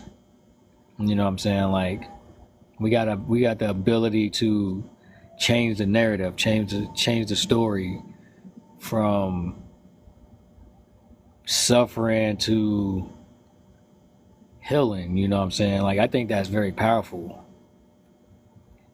And it's like you got the ability to create another life. You know what I'm saying? Women give birth, and a man and a woman coming together to create a child. Like I think that's very powerful. Like that shows that we have a lot of abilities to do things. You know what I'm saying? Like build and what else? Think intellectually. You know what I'm saying? I don't know. It's up to the individual, really. I just pray that people find peace. That's all. I completely agree, with what you're saying, Charles, and what you said, One Rush. Um, we are definitely energetic, but people have to realize and recognize that because yes, energy is flowing through all of us, but if they don't recognize it, then you won't feel it. You know. that I think they do is just fear. Fear is it's like imprisonment. Like once you start believing in that illusion of fear, it locks your energy up. Like bottle it up, you know what I'm saying? The energy that you need to use to create. And then people they just slowly like just destroy themselves. I don't feel like, I had an issue with like fear. It was really just me being in my own way. Like, Conscious mute. yeah, I have always, I have always, like to, do my own thing. And yeah, when I've seen signs, the higher power just kept showing me signs. I'm like all the time, and I kept questioning it, and until I stopped that, is when I connected myself with my purpose, I will say. So you don't I feel like questioning is good because I I seen a video with I don't know, you know who Shaka Zulu is? Yeah, Yeah. Like he's never seen. but he always said that questioning it's when you question you find answers. Right. I mean, And that he is true, but you also have to, allow yourself and the universe and your angels to guide you. And you have to, believe in that. You have to wholeheartedly believe in, that you're being led in the right direction. well, yeah, you gotta So, ask okay, yourself, what, like, Charles? am So, I going into the hold right up. I'm sorry. No, I just was okay. So, I forgot what your point was. You were like how when we're little, it was something you said about when we're younger, and then we get older. There's like this transition, but people. I've don't have any tattoos on my left thigh, right? And I want to dedicate them to different cartoon characters, and one of them is Olaf from the movie Holy Frozen. shit. That's my But son's here, favorite okay, character when he was a boy. okay, you know what? One day I want you to ask him why. But for me, the reason why I want Olaf is because I feel like a lot of people miss this. So listen, Olaf is a snowman, right? And what was he singing about? What he was going to do in summer, right? Because he didn't know that literally going out to the sun would unalive him. He's made of snow. He's made of water. Sun could melt him away, and he would not exist anymore. But he did it. That was his dream. Like that was what he wanted to do. He had all the ambition, and he just felt so optimistic and just wanted to do it. And I feel like in real life, those dreams and aspirations get hindered over time with fear and society and opinions and beliefs and da da da. It's just the same reason why if someone were to communicate with bees and told the bees, hey, your body weight, actually, your wings shouldn't actually support your body weight, would bees fly? Probably not. But bees fly even though technically their wings should not support their body weight. Right. It's a conscious thing. Like they just do it just consciously, you know what I'm saying? Just naturally. Like because that's how they create it. But again, you know what I'm saying? If you program, well, for humans, we're different because we can program our subconscious. So we can be on YouTube and stuff looking at videos and programming our subconscious, and that can start conflicting with your spirit. The things that you're supposed to do naturally. Some people watch corn and then they start being sexually active, super sexually active or hyper sexually active. Or, you know what I'm saying? Like some people start looking at food videos and stuff, and then they start overeating or something like that, you know what I'm saying? So what you looking at, what's in your environment does play a factor in how you develop. But you still have your natural abilities too. You know what I'm saying? Like just your when I speak about like your survival, that's natural. You know, when you go into like fight or flight mode and stuff like that, or you have your senses, which is see, smell, touch, hear, taste. You have those senses, then you have a sixth sense. These are natural abilities. But you can also learn a skill on top of that, you know what I'm saying, through programming your subconscious. So, but then again, fear can chump all of that. If you believe in fear, it can override your ability to your will to survive, and it can override your skills, just everything. But the thing is fear is just an illusion. It's not real. Now, being aware is different than fear. Being aware is consciousness. It's observant, like being observant of your surroundings, you know what I'm saying? Being cautious. You know, when you cross the street, you look both ways. A lot of people get fear and being cautious mixed up. They think, oh, well, you need fear. Fear can consume you. And I can't even really explain fear because, like I said, it's not even real. I think I watched a clip with Will Smith, and he was talking about how fear isn't real. And I didn't fully understand him until I started learning about anxiety. And there's this one black guy on TikTok where he helps people kind of work through their anxiety being in public. And what he does is he makes videos where he holds his camera up facing him in a grocery store, and he either wears like a crazy hat, or he puts on lipstick, or he does something to attract attention to himself, and he just walks through the store filming himself. About who you talking and then about? he stops and he looks around, he pans the camera around, he's like, you see how nobody's looking at me? And I was telling my son that because he gets anxiety sometimes and he's really shy, and I told him, I was like, anxiety is nothing but your mind telling you that something scary is going to happen, but 99.9% of the time it's not. That's absolutely true, and that is what the government used for us as well. Like they use it in horror movies too. Us having to get like insurance, car insurance, they're doing that, off of our fear of, they're basically creating fear in us that we need to be covered if with this pandemics accident happens.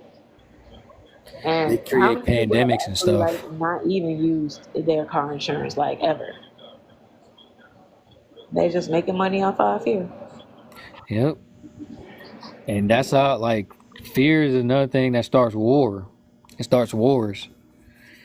They like, you know what I'm saying? Oh, this person, I don't trust this person. He might rob me or something like that. And it's like, boom, now you looking at this person like they're your enemy and they haven't done nothing to you. All because you paranoid.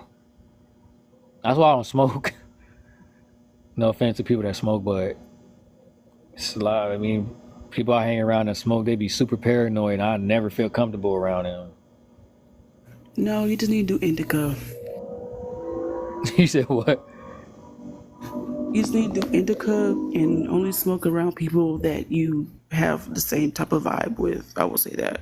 Because I am a paranoid smoker, but when I specifically smoke indica, especially if I'm around somebody that I can have a conversation like this with, I don't think about those things. If I like buy just any type of weed, from the dealer or whatever, and I smoke, especially if I smoke with people that I haven't hung around that much, my mind goes dark. And I'm like, this defeats the purpose of getting fucking high.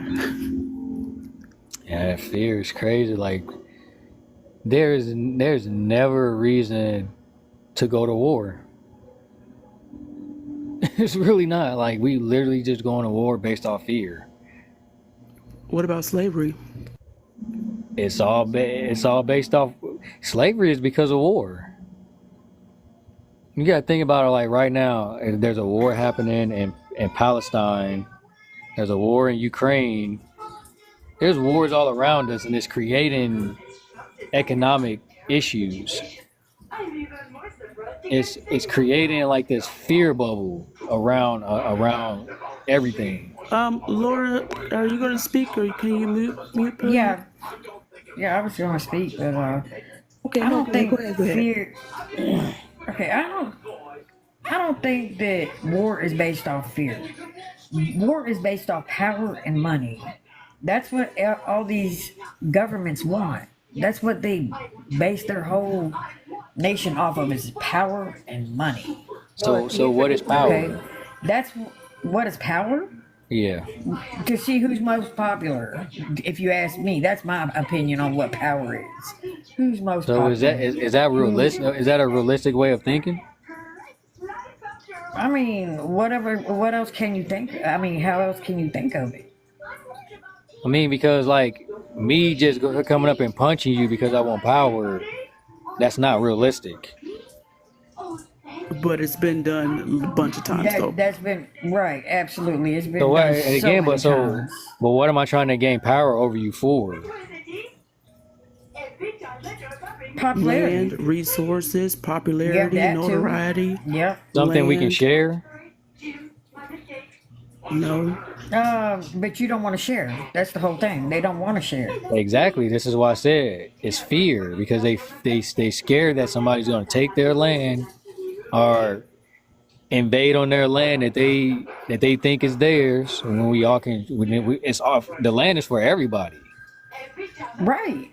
All we're doing is borrowing the land, because the land really belongs to God. That's what I'm saying. So the root of the issue is Right. fear. Okay, no. Okay. I'm going to slightly disagree with you there, Charles. I think that the root of the issue is power, but they use fear mongering as their excuse to attack other spaces. Right.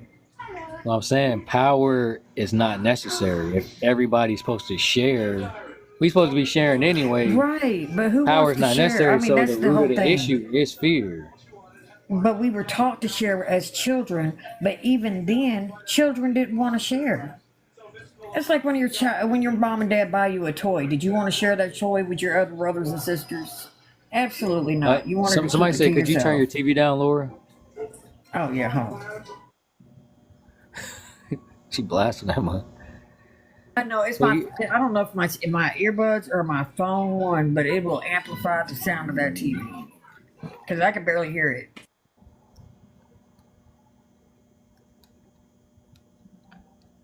Well, if somebody say, well, they want power, it's like they want power for a reason. It's like, well, I don't want to share, or I feel like you're going to invade on my property. That's paranoia. You know what I'm saying?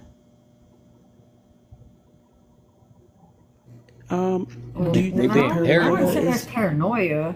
I would say that that's like Because they think somebody's going to take something from them.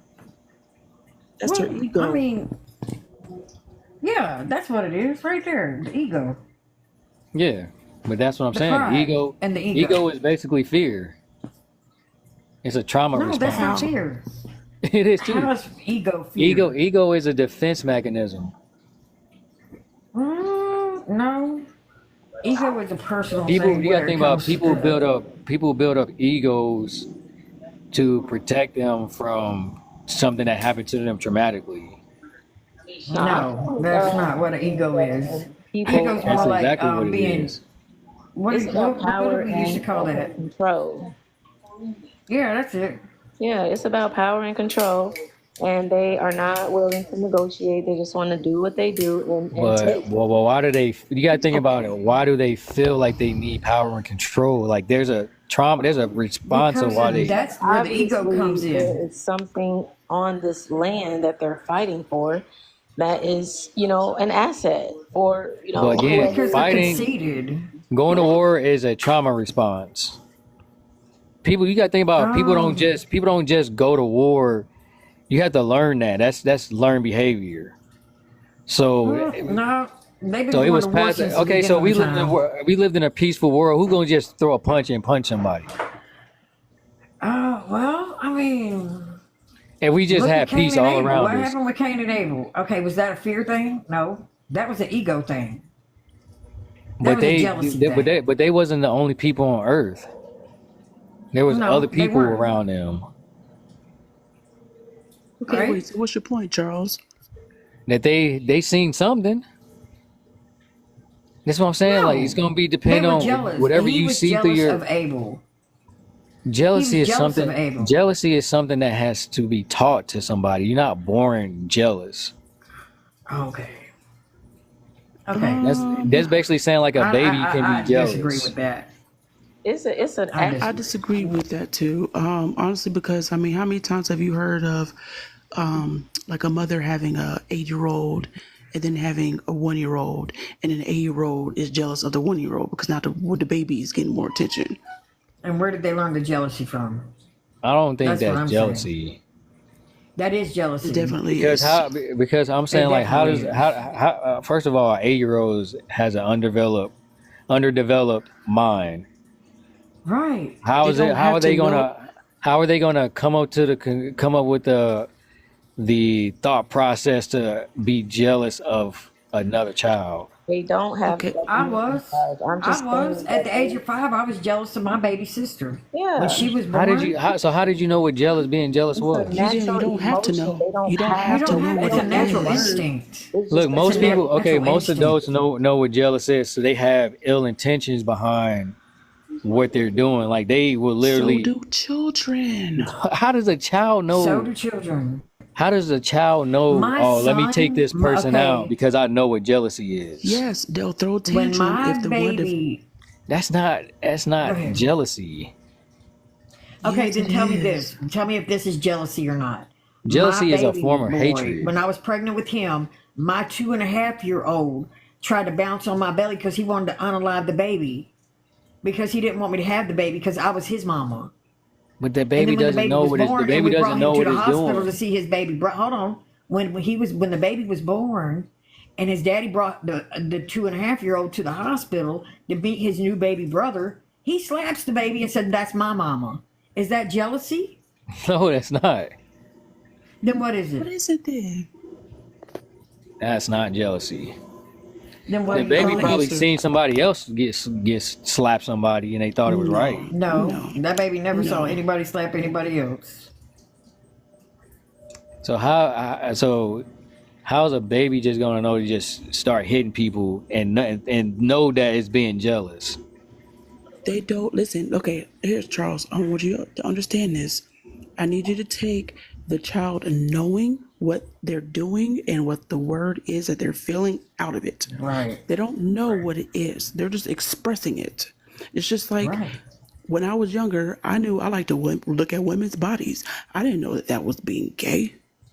I just like to look at women's right. bodies.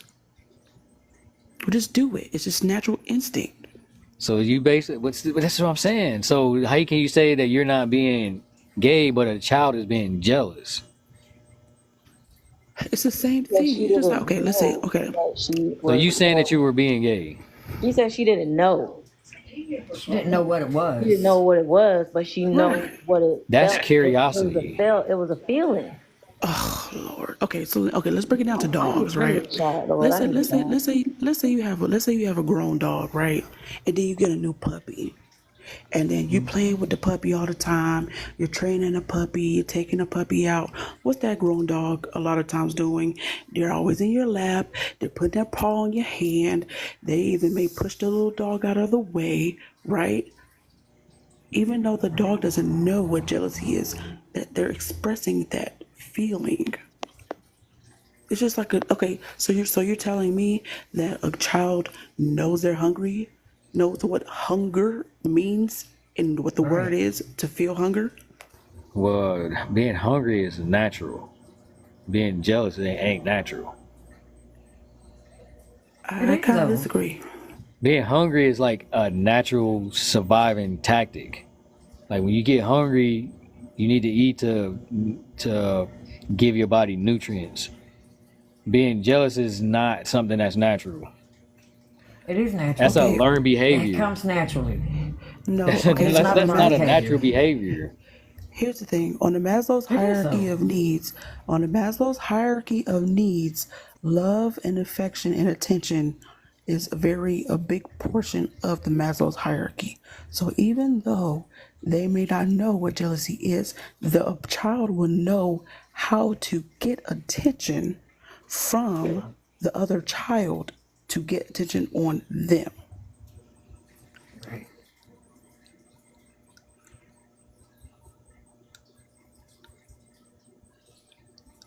I So have you're just gonna tell me pasted in the bottom. so you're gonna tell I me gotta do more research on this. This sound wild to me. I just pasted in the bottom that I found online. It says, but while it is a natural, instinctive emotion, jealousy. Uh-oh, she broke up or got muted one. I hope she give a source too. Yes, 'Cause this is Oh, wild. she got a phone call. I I think she never got a heard phone that. call. Jealousy being natural. It is a very natural thing. That's a I form was of jealous hatred. of my baby sister at the age of 5. Jealousy She's is a 5 years younger than me. jealousy is a form of hatred. Hatred. No, How's that natural? no, Jealousy and envy it's are basically natural. the same thing. if you Okay, are a child and you see your parent, if you knew you've been living with your parents and your parents have been giving you all the attention for however many years, and then another baby comes and they're getting all the attention, even though that child does not know what hatred is, does not know what jealousy or envy is, they still feel something Oh, and they want to right. express they're it. gonna feel emotion, probably anger. Does not jealousy consume anger? Is anger and jealousy not kind of intersect with each other? I don't know if I don't know if jealousy is an emotion. I just think it's just a attribute of anger. It's just a social construct. I don't think it's a social construct. I think it happens all the time. I think that's how some wars happen because of jealousy. Oh, well, Right, he has more But land than I have, or right, he has most wars are senseless. right. Absolutely, I jealousy agree. is senseless. Jealousy is senseless. Doesn't mean that people don't feel it. Right. So next, Like I said, I have to do some research on that. 'Cause that sounds wild. I didn't know jealous was It is a very natural instinct. a natural instinct. because guess what? I mean, when you think about animals, right? How do a lot of male animals feel about another? Like, let's say I'm a male animal. Just pick one, right? That fight for their women or their pride or their flock or Yeah, their that's family survival or the though, group. Okay, but here's the thing: there's and some that's mainly creatures because of where humans putting them in that predicament to where they got to fight like what? that. Do we have a Humans moderator that want to humans get something real interact quick? with humans interact with the lions. They put them in certain scenarios where they fight against each other. They cage them in, and they got to fight against each other. They do that all the time. That's why you see the people there with them cameras and stuff. Like they always interacting with the animals, causing chaos and out in the wildlife, pinning the animals against each other.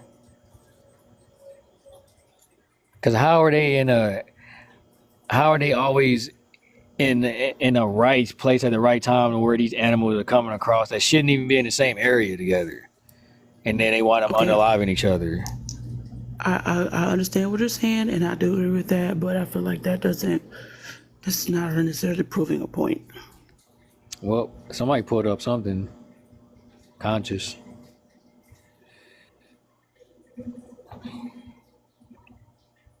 So how early can these babies develop this type of behavior? Because an 8-year-old, like, the brain is still underdeveloped. I know humans deal with frustration and anger, but you know what I'm saying, jealousy is different. There's a motive behind that.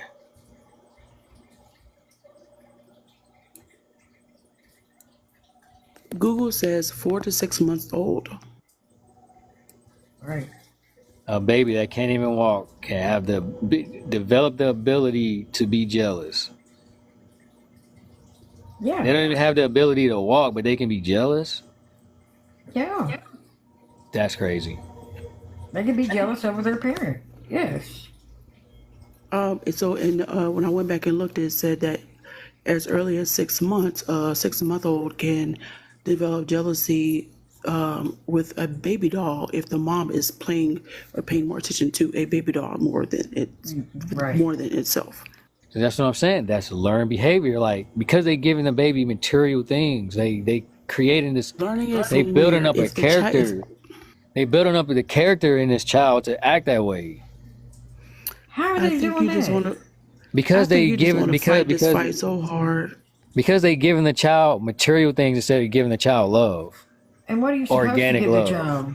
Organic love. Okay, and you're not supposed to give your child clothes or Clothes or is not different than a toys.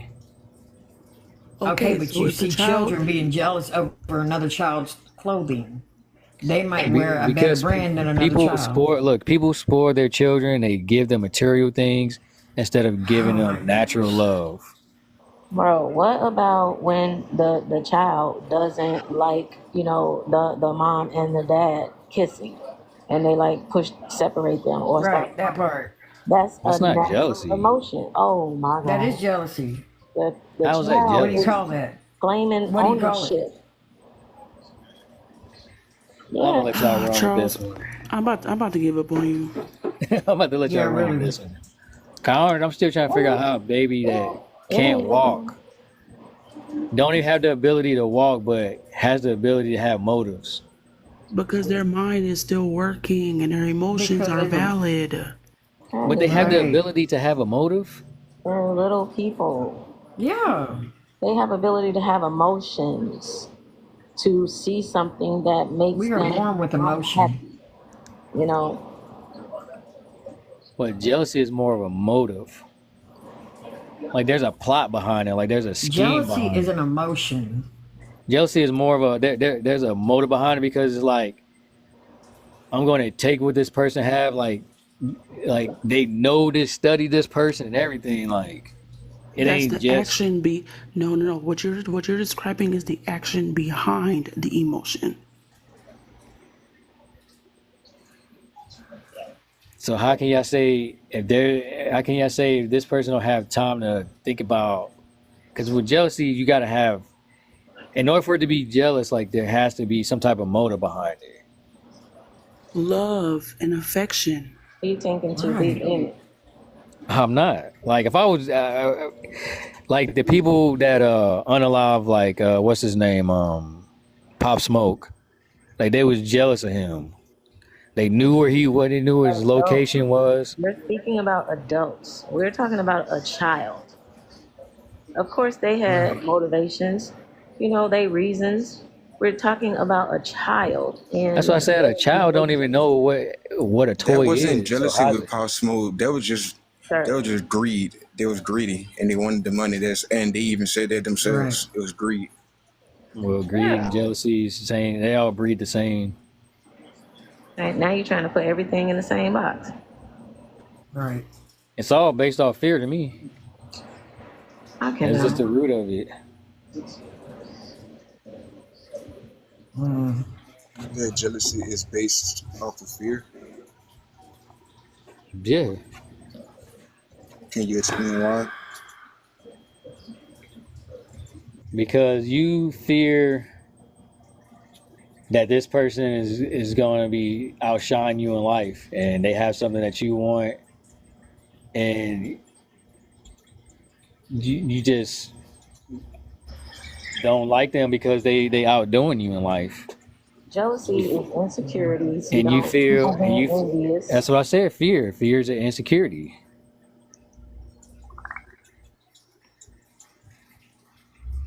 It has to be I an think origin fear to is an something. emotion.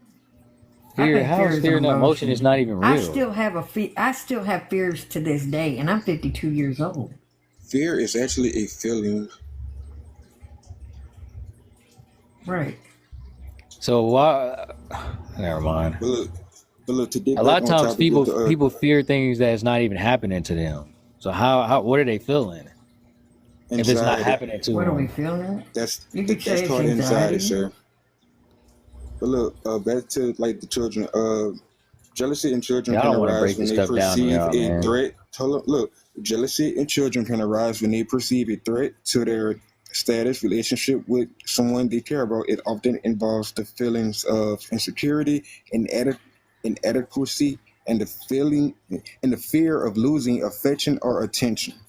Children may not always fully understand these emotions, but their behaviors can reflect jealousy, such as acting out, withdrawing, or trying to regain attention. So that's fear. They fear the things that's not even happening to them. No, when you are being loved by your parent every day, and then your parent, like, and as a child, that's all you know. You don't know nothing else, and your parent has to go back to work. So now your parent is gone. You are going to feel that lack of affection from a parent because that parent have to go to work. But as that child, that's all that child know. That child don't know nothing else. Everything is a learning experience. Right. I can't get Have you into ever seen a baby I can't cry get when into their my parent goes to phone. work? Otherwise, I'll break it down for y'all. Because if I go into my phone, it's gonna log me out. It's gonna log me off. But basically, fear is the root of jealousy. It's the root of anxiety, depression.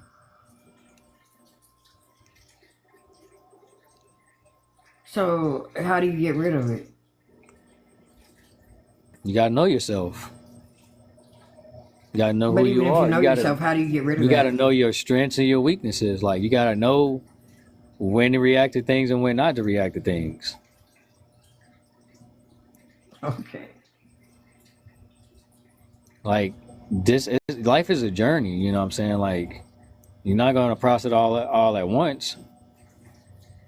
But again, like if somebody's driving on the highway and they scared of semis, if they go into fear, they might cause a wreck.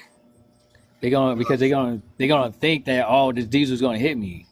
He But is you gotta be correct able whenever. to control your emotions to get past this diesel so y'all can get to safety. All right, look, you are correct whenever you say that jealousy is rooted in fear, because this is what I say. Jealousy is often rooted in insecurities and fear that a person may not even realize that they have. Right. These could include the fear of oversimplification, fear of inadequacy, fear of abandonment, fear of being replaced, or fear of being judged. It's just people overthinking in their head, like they overreacting over a situation that could be small. And they could turn it into something bigger than what it is. And then that leads to chaos.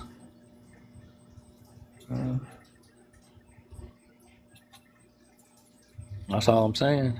I ain't trying to be right. I ain't trying to make somebody out to be nothing. It's just, it is what it is. I don't know. I still have fears. But I guess that's because I'm alone all day. But see, ain't nothing wrong with having with like being fearful, because it's the feeling of fear. It's like, I look at fear like this. It's fear is when you don't know the unknown, like you don't know, and you fear it because you don't know nothing about it, right? And it's like, I look at it as a survival instinct. Like that's how the emotion or the feeling came with, like came to be inside of us. It was more of like a survival instinct. If we go back to whenever we was nomads, we not about to go walk inside no forest. But we knew that from a child. Don't walk inside no forest by yourself. but nobody never told us that it is ingrained in our DNA from our ancestors not walking in the forest because why? They didn't know what was in there. Right. So it's like That's true. it's a survival instinct, and like when you fear something might happen, you get afraid or you get scared because you know something is going to happen, but it might be your higher self trying to warn you, like, "Hey, I'm trying to survive," because the body wants to do one thing, and that is survive. That's self-preservation at its definition. Like Yep. the self don't want to die, and it's like Exactly. That's what I told. so. If your Fear will to survive is powerful. fetch. Well, I was telling them, okay, so in the Bible, fear did actually mean it meant awareness. But when it becomes anxiety, that's when it becomes a problem. That's when you start creating illusions. Fast, because anxiety ain't nothing but you are sitting there thinking about things, thinking about multiple scenarios that didn't even happen yet. So it's really all in your head. Like we cause ourselves to have anxiety. That's the base root of anxiety. Like we cause that on ourselves because we be trying to make something up in our head of how something should be or how we want it to be. But at the same time, it's all delusions because we made it up ourselves, and then we get mad at the world whenever the world don't have our same outlook on movie perception. script. I mean, I'm gonna say the same movie script because we'll have in our head how we want something to go, right? Like let's say a birthday party, right? Birthday party. We know we got a birthday party and we want it to go like this, like this, like this, like this, like this. If one thing be off, a person will have the feeling of anxiety because now something is happening that they didn't want to happen at a certain time. So like their plans got threw off. But at the same time, the person who is feeling the anxiety can't get mad because you can't expect everybody else to know your plans whenever the plans was created by you and they're in your head and you never told nobody anything about them. Also. Yeah, I think when we want that perfection and we don't get it, it creates a storm within. Because nothing is going to be perfect. You know what I'm saying? Some people be wanting a fairy tale ending and all this other stuff. And then when they don't get it, it's like, now you mad. You mad at the world. You know what I'm saying? It's like, nothing's perfect.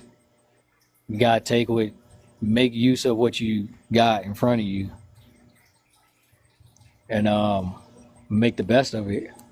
Because I feel like people actually need to learn how to, control their emotions and, understand that, things can go wrong. You don't have control of everything.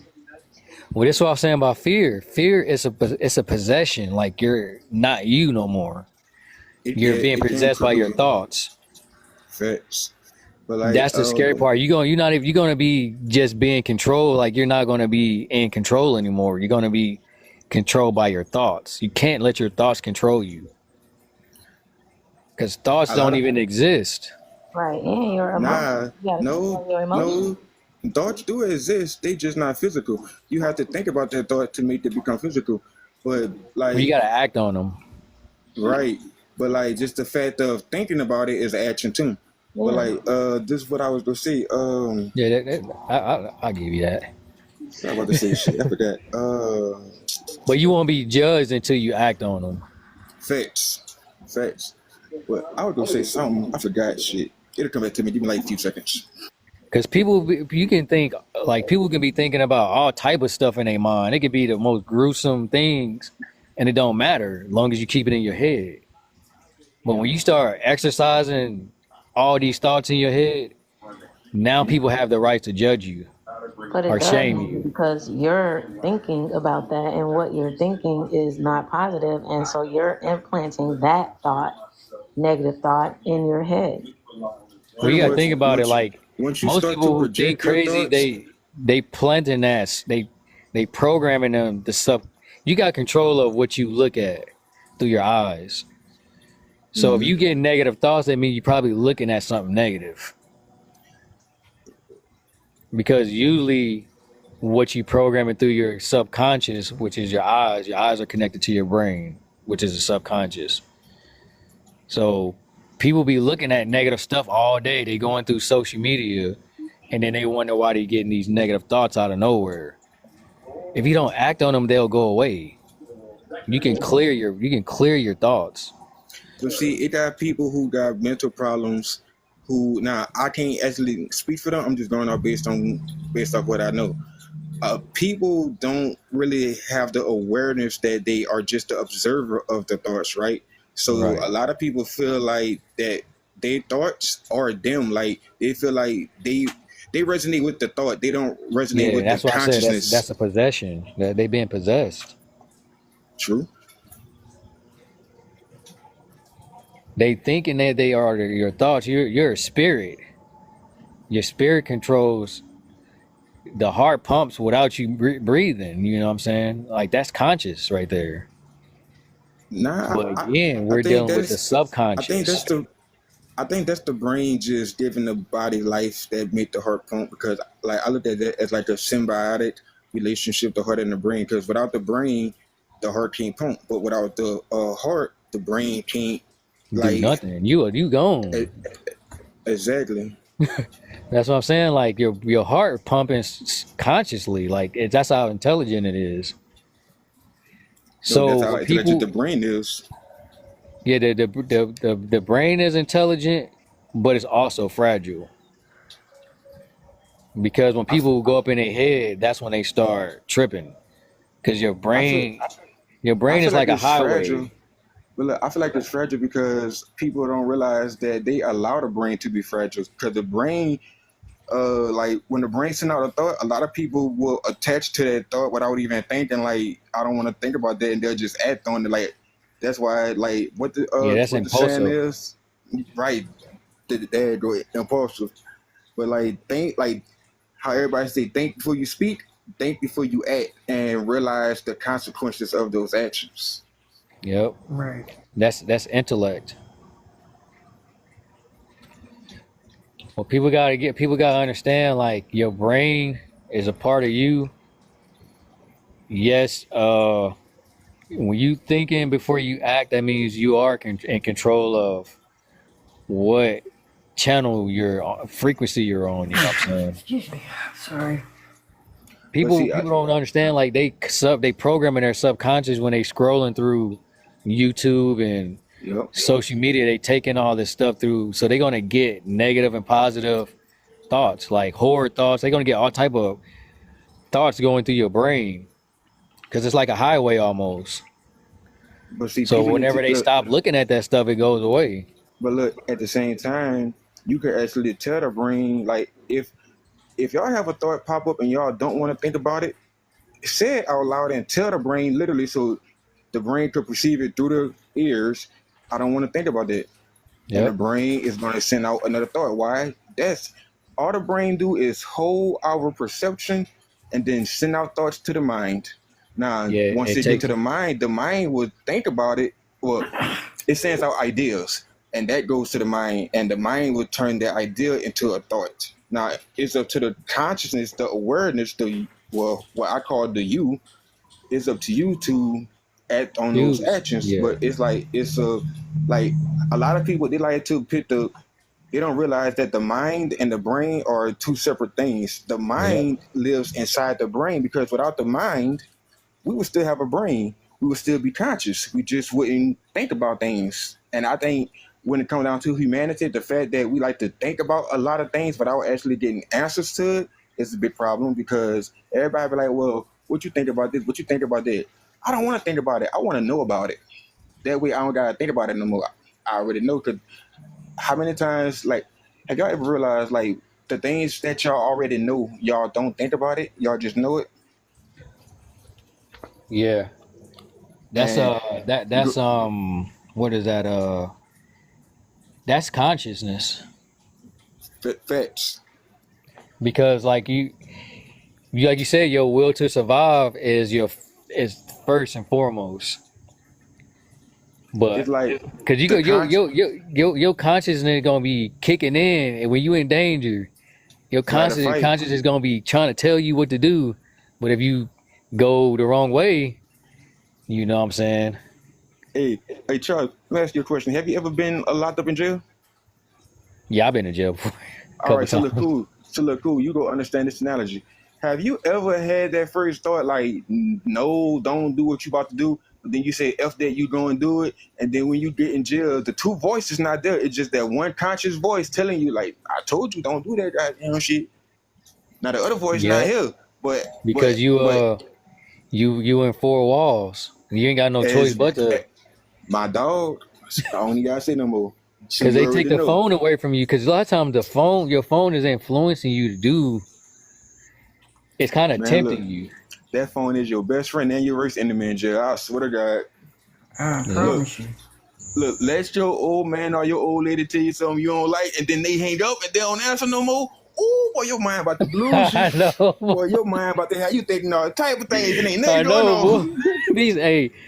These phones, man. But these phones are like it's basically another subconscious brain. You know what I'm It saying? is. Man, look, So you gotta watch what you look, putting in it. actually you don't because it really don't matter 'cause a phone go hold what it hold, but people don't realize that they got the answers in their hand in today's world with the AI. It got a Yep. not chat GBT, but chat GPT. That one right there, that's the one that I use. And it's like it actually like it has a feature to it how me and you having a conversation, it'll actually have a dialogue with you. And I let it me and Kel did it one day. But I just wanted to show her, and even Kev was like Kev was surprised. Kev liked it, and Kev don't really miss it. Yeah, I don't know, but Kev liked it, and if Kev liked it, I'm like, okay, it could do something. And what I do with it, I'm that type of person.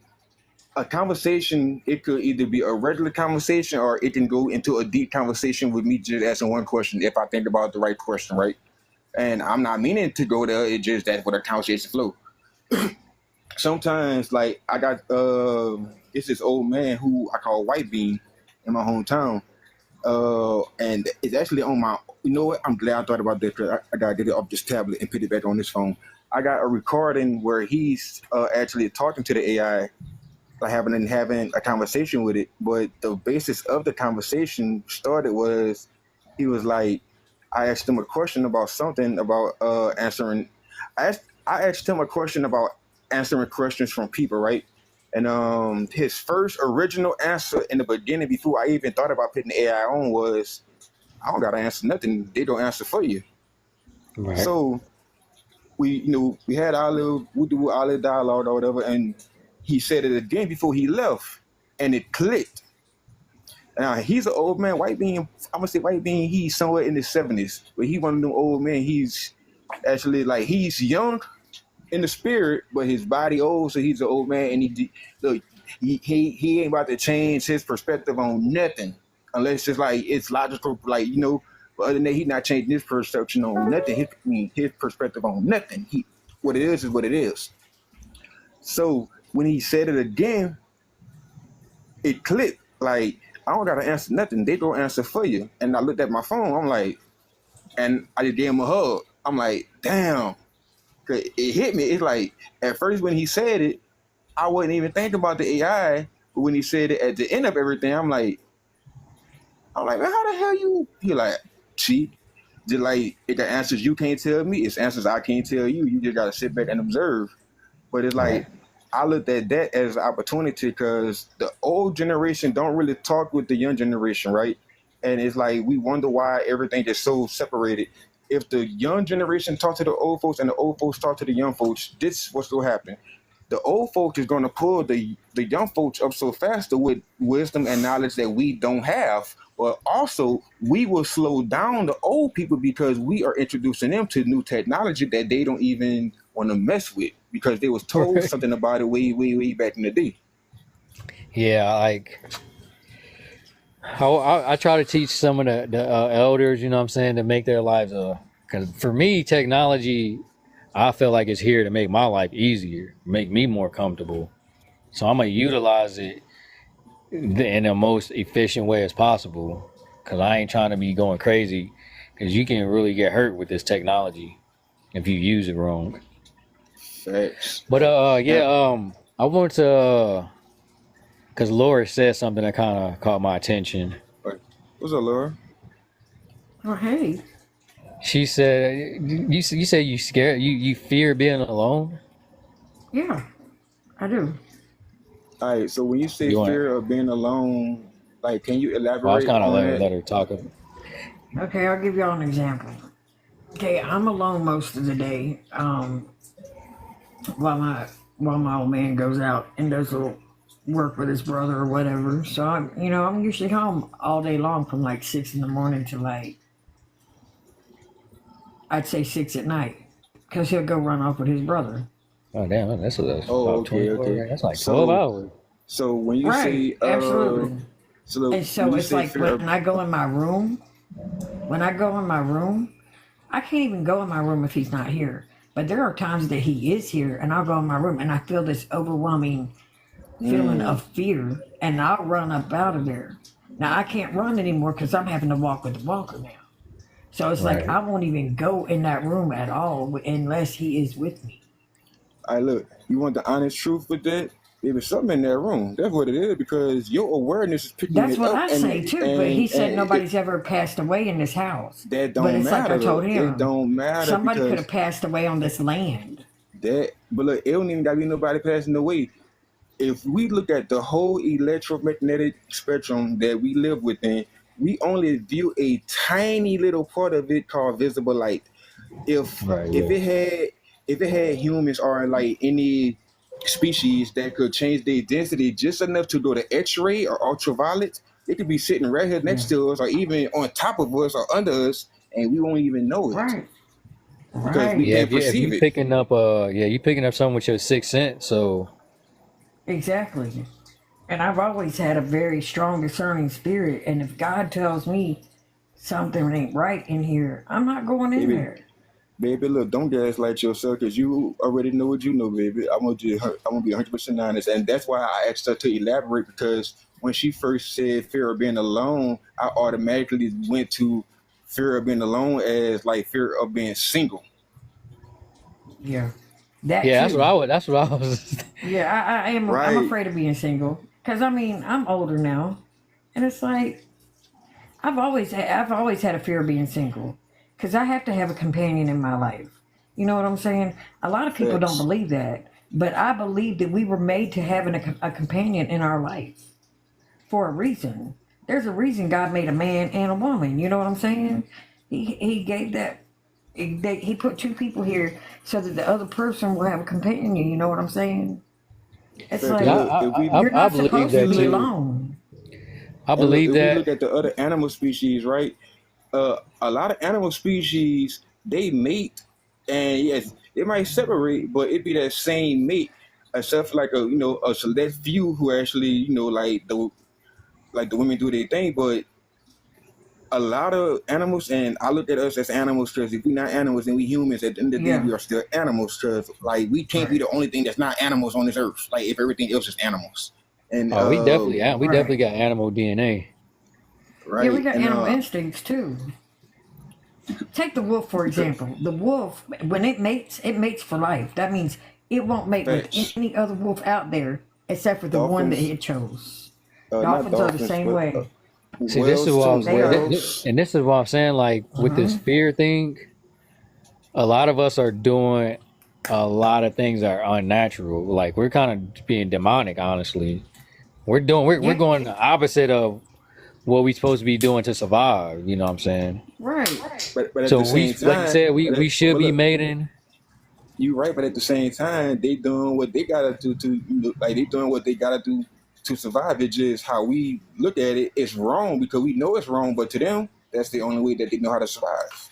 No, I'm saying we Right. should be mating with people, but we're not. We're just hooking up, like doing hookup Oh, I culture. got you. I got you. I got you. Yeah. They're doing But at the put same hookup time, culture. Yeah. And if people that's want to, really demonic because we're not raising families. You know what I'm saying? We just having kids. Kids are not being but raised correctly. nobody. But look, whenever we finally became who we was as the human species, nobody had a law book on how to run everything, because laws is like everything that we know, even the language that we speaking, it's all man made. Like Like, and to go back to what I was saying about thinking about just thinking. If we be so busy thinking that we fail to realize we're not even observing our reality in front of us because our mind too busy thinking about something else. Yeah, but And it's those are just excuses, though. actually Those no, are that's not an legitimate explanation. reasons why we should be doing the things that we're doing. Okay, Because I got you, I got you, I got you, I got you, I because got you. look, if our natural instinct is to survive, now we're just being nasty. You know what I'm saying? We just being But look, just like dis- every other animal, we just being but look, just disrespectful at like this every point. Right. but look, just like every other animal, we us as a species and every other species have one job to keep the species alive to the next generation. That's all we can do at the end of the day, right?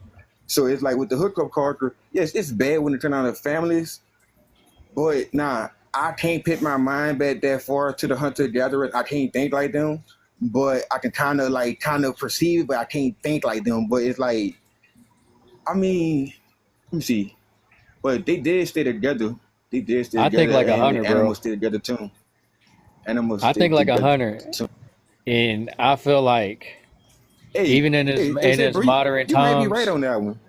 yeah, even in these modern times, we should never.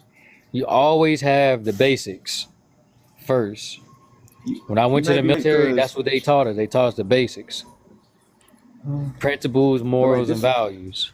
That's why but they look, call this it why, basic training. man. Yeah, But look, principle, morals, and values, they all come from a different person. They teach you that, but what are your morals, principles, and values as like what you look at reality? Like you can be taught all of that, but in the now first, I'm not religious, but in the Bible they say that the Bible, that's what the Bible for, right? Well, okay, cool. What about the people who ain't have a Bible before they even create a religion? So are they all in hell? So it's like, no. like I see. I wasn't trying to get religious, no, no, no, but they no, do. no. But But they like do I was using that build. as an analogy. No, they do use that to build soldiers in the military. They go based off the Bible. But look, I think that they teach certain morals because, like, all right, I look at the world like this, and we can probably, and y'all probably neurodivergent too. I can just tell from where the conversation started and where it's at.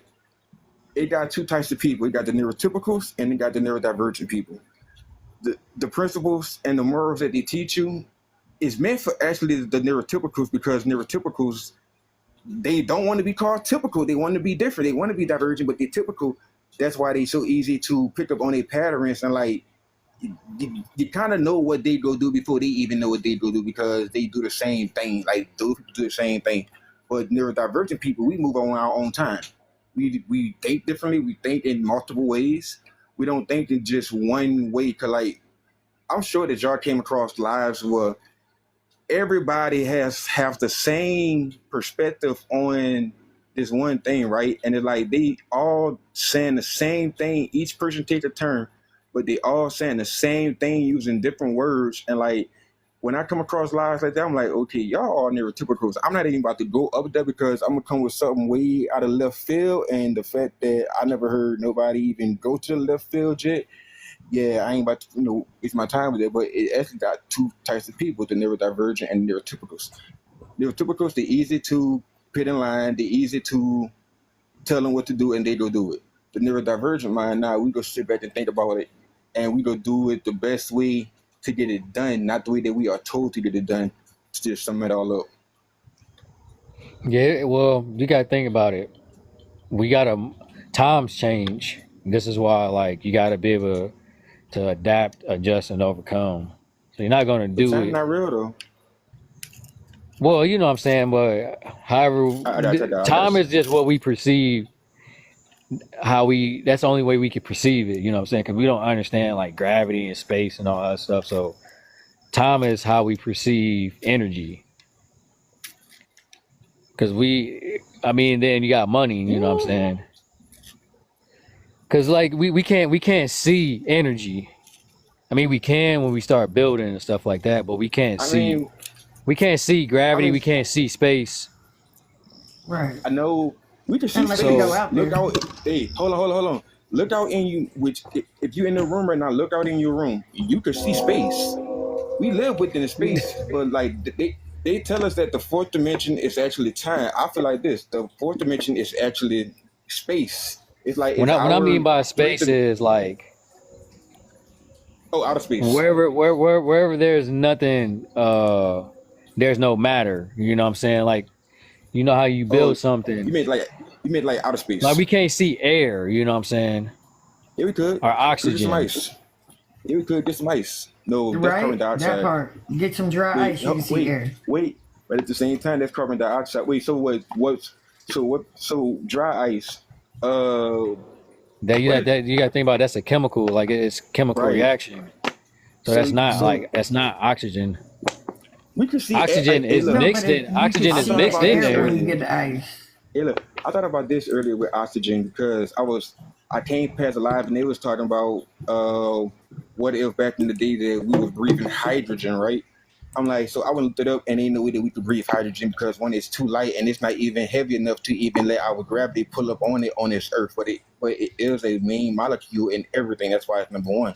It can go with That's what anything. that's what we can't see is gravity. Gravity and space has to be the same thing. We can But see see, like water. I think I don't water is a form of I gravity. don't like no. We can see gravity. Just no look. We can see gravity drop something and it's go forward. You can see it. I just think that we don't really But comprehend I'm it saying to actually explain it. you can't see the force pulling it down. All you can see Okay, is something right. falling. But I Okay. think I got you. gravity is just water. It's like a Ooh, form of water let's get deep. that we can't see. Let's Because get even if you deep.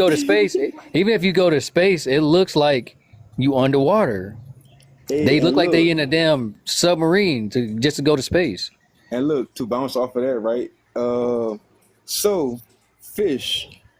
We look at fish. We don't know how fish see, and like, so what if fish they just flying, but they like, so what do fish perceive? Like, is it like a higher, like, all right, what hydrogen is to us, right, is what oxygen is to fish. That's like the best analogy that I could pick with it. Like it's the same thing based on That's what you true, said, bro. but it's a lighter variant because water ain't nothing but it's hydrogen and two oxygens.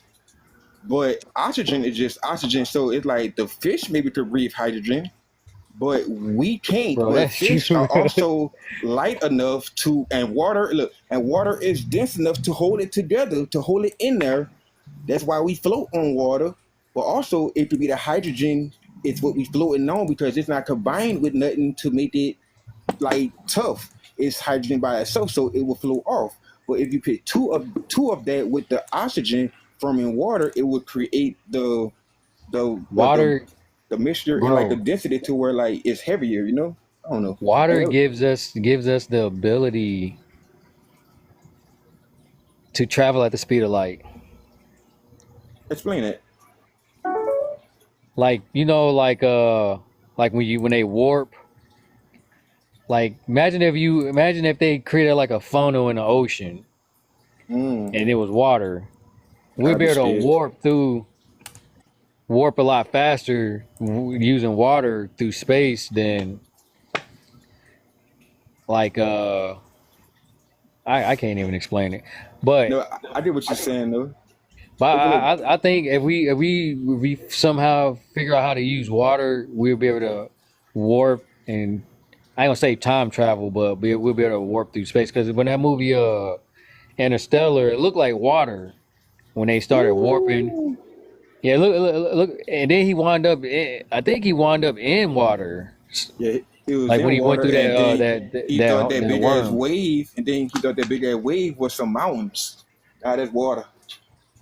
And then remember, think about it, like when you go to the bottom of the ocean, the gravity changes, the pressure, and this fish that live down there that can Facts. Right. withstand the gravity. 'Cause look, I live in Louisiana, right? And in the Gulf of Mexico, it got an area that got so much salt in it.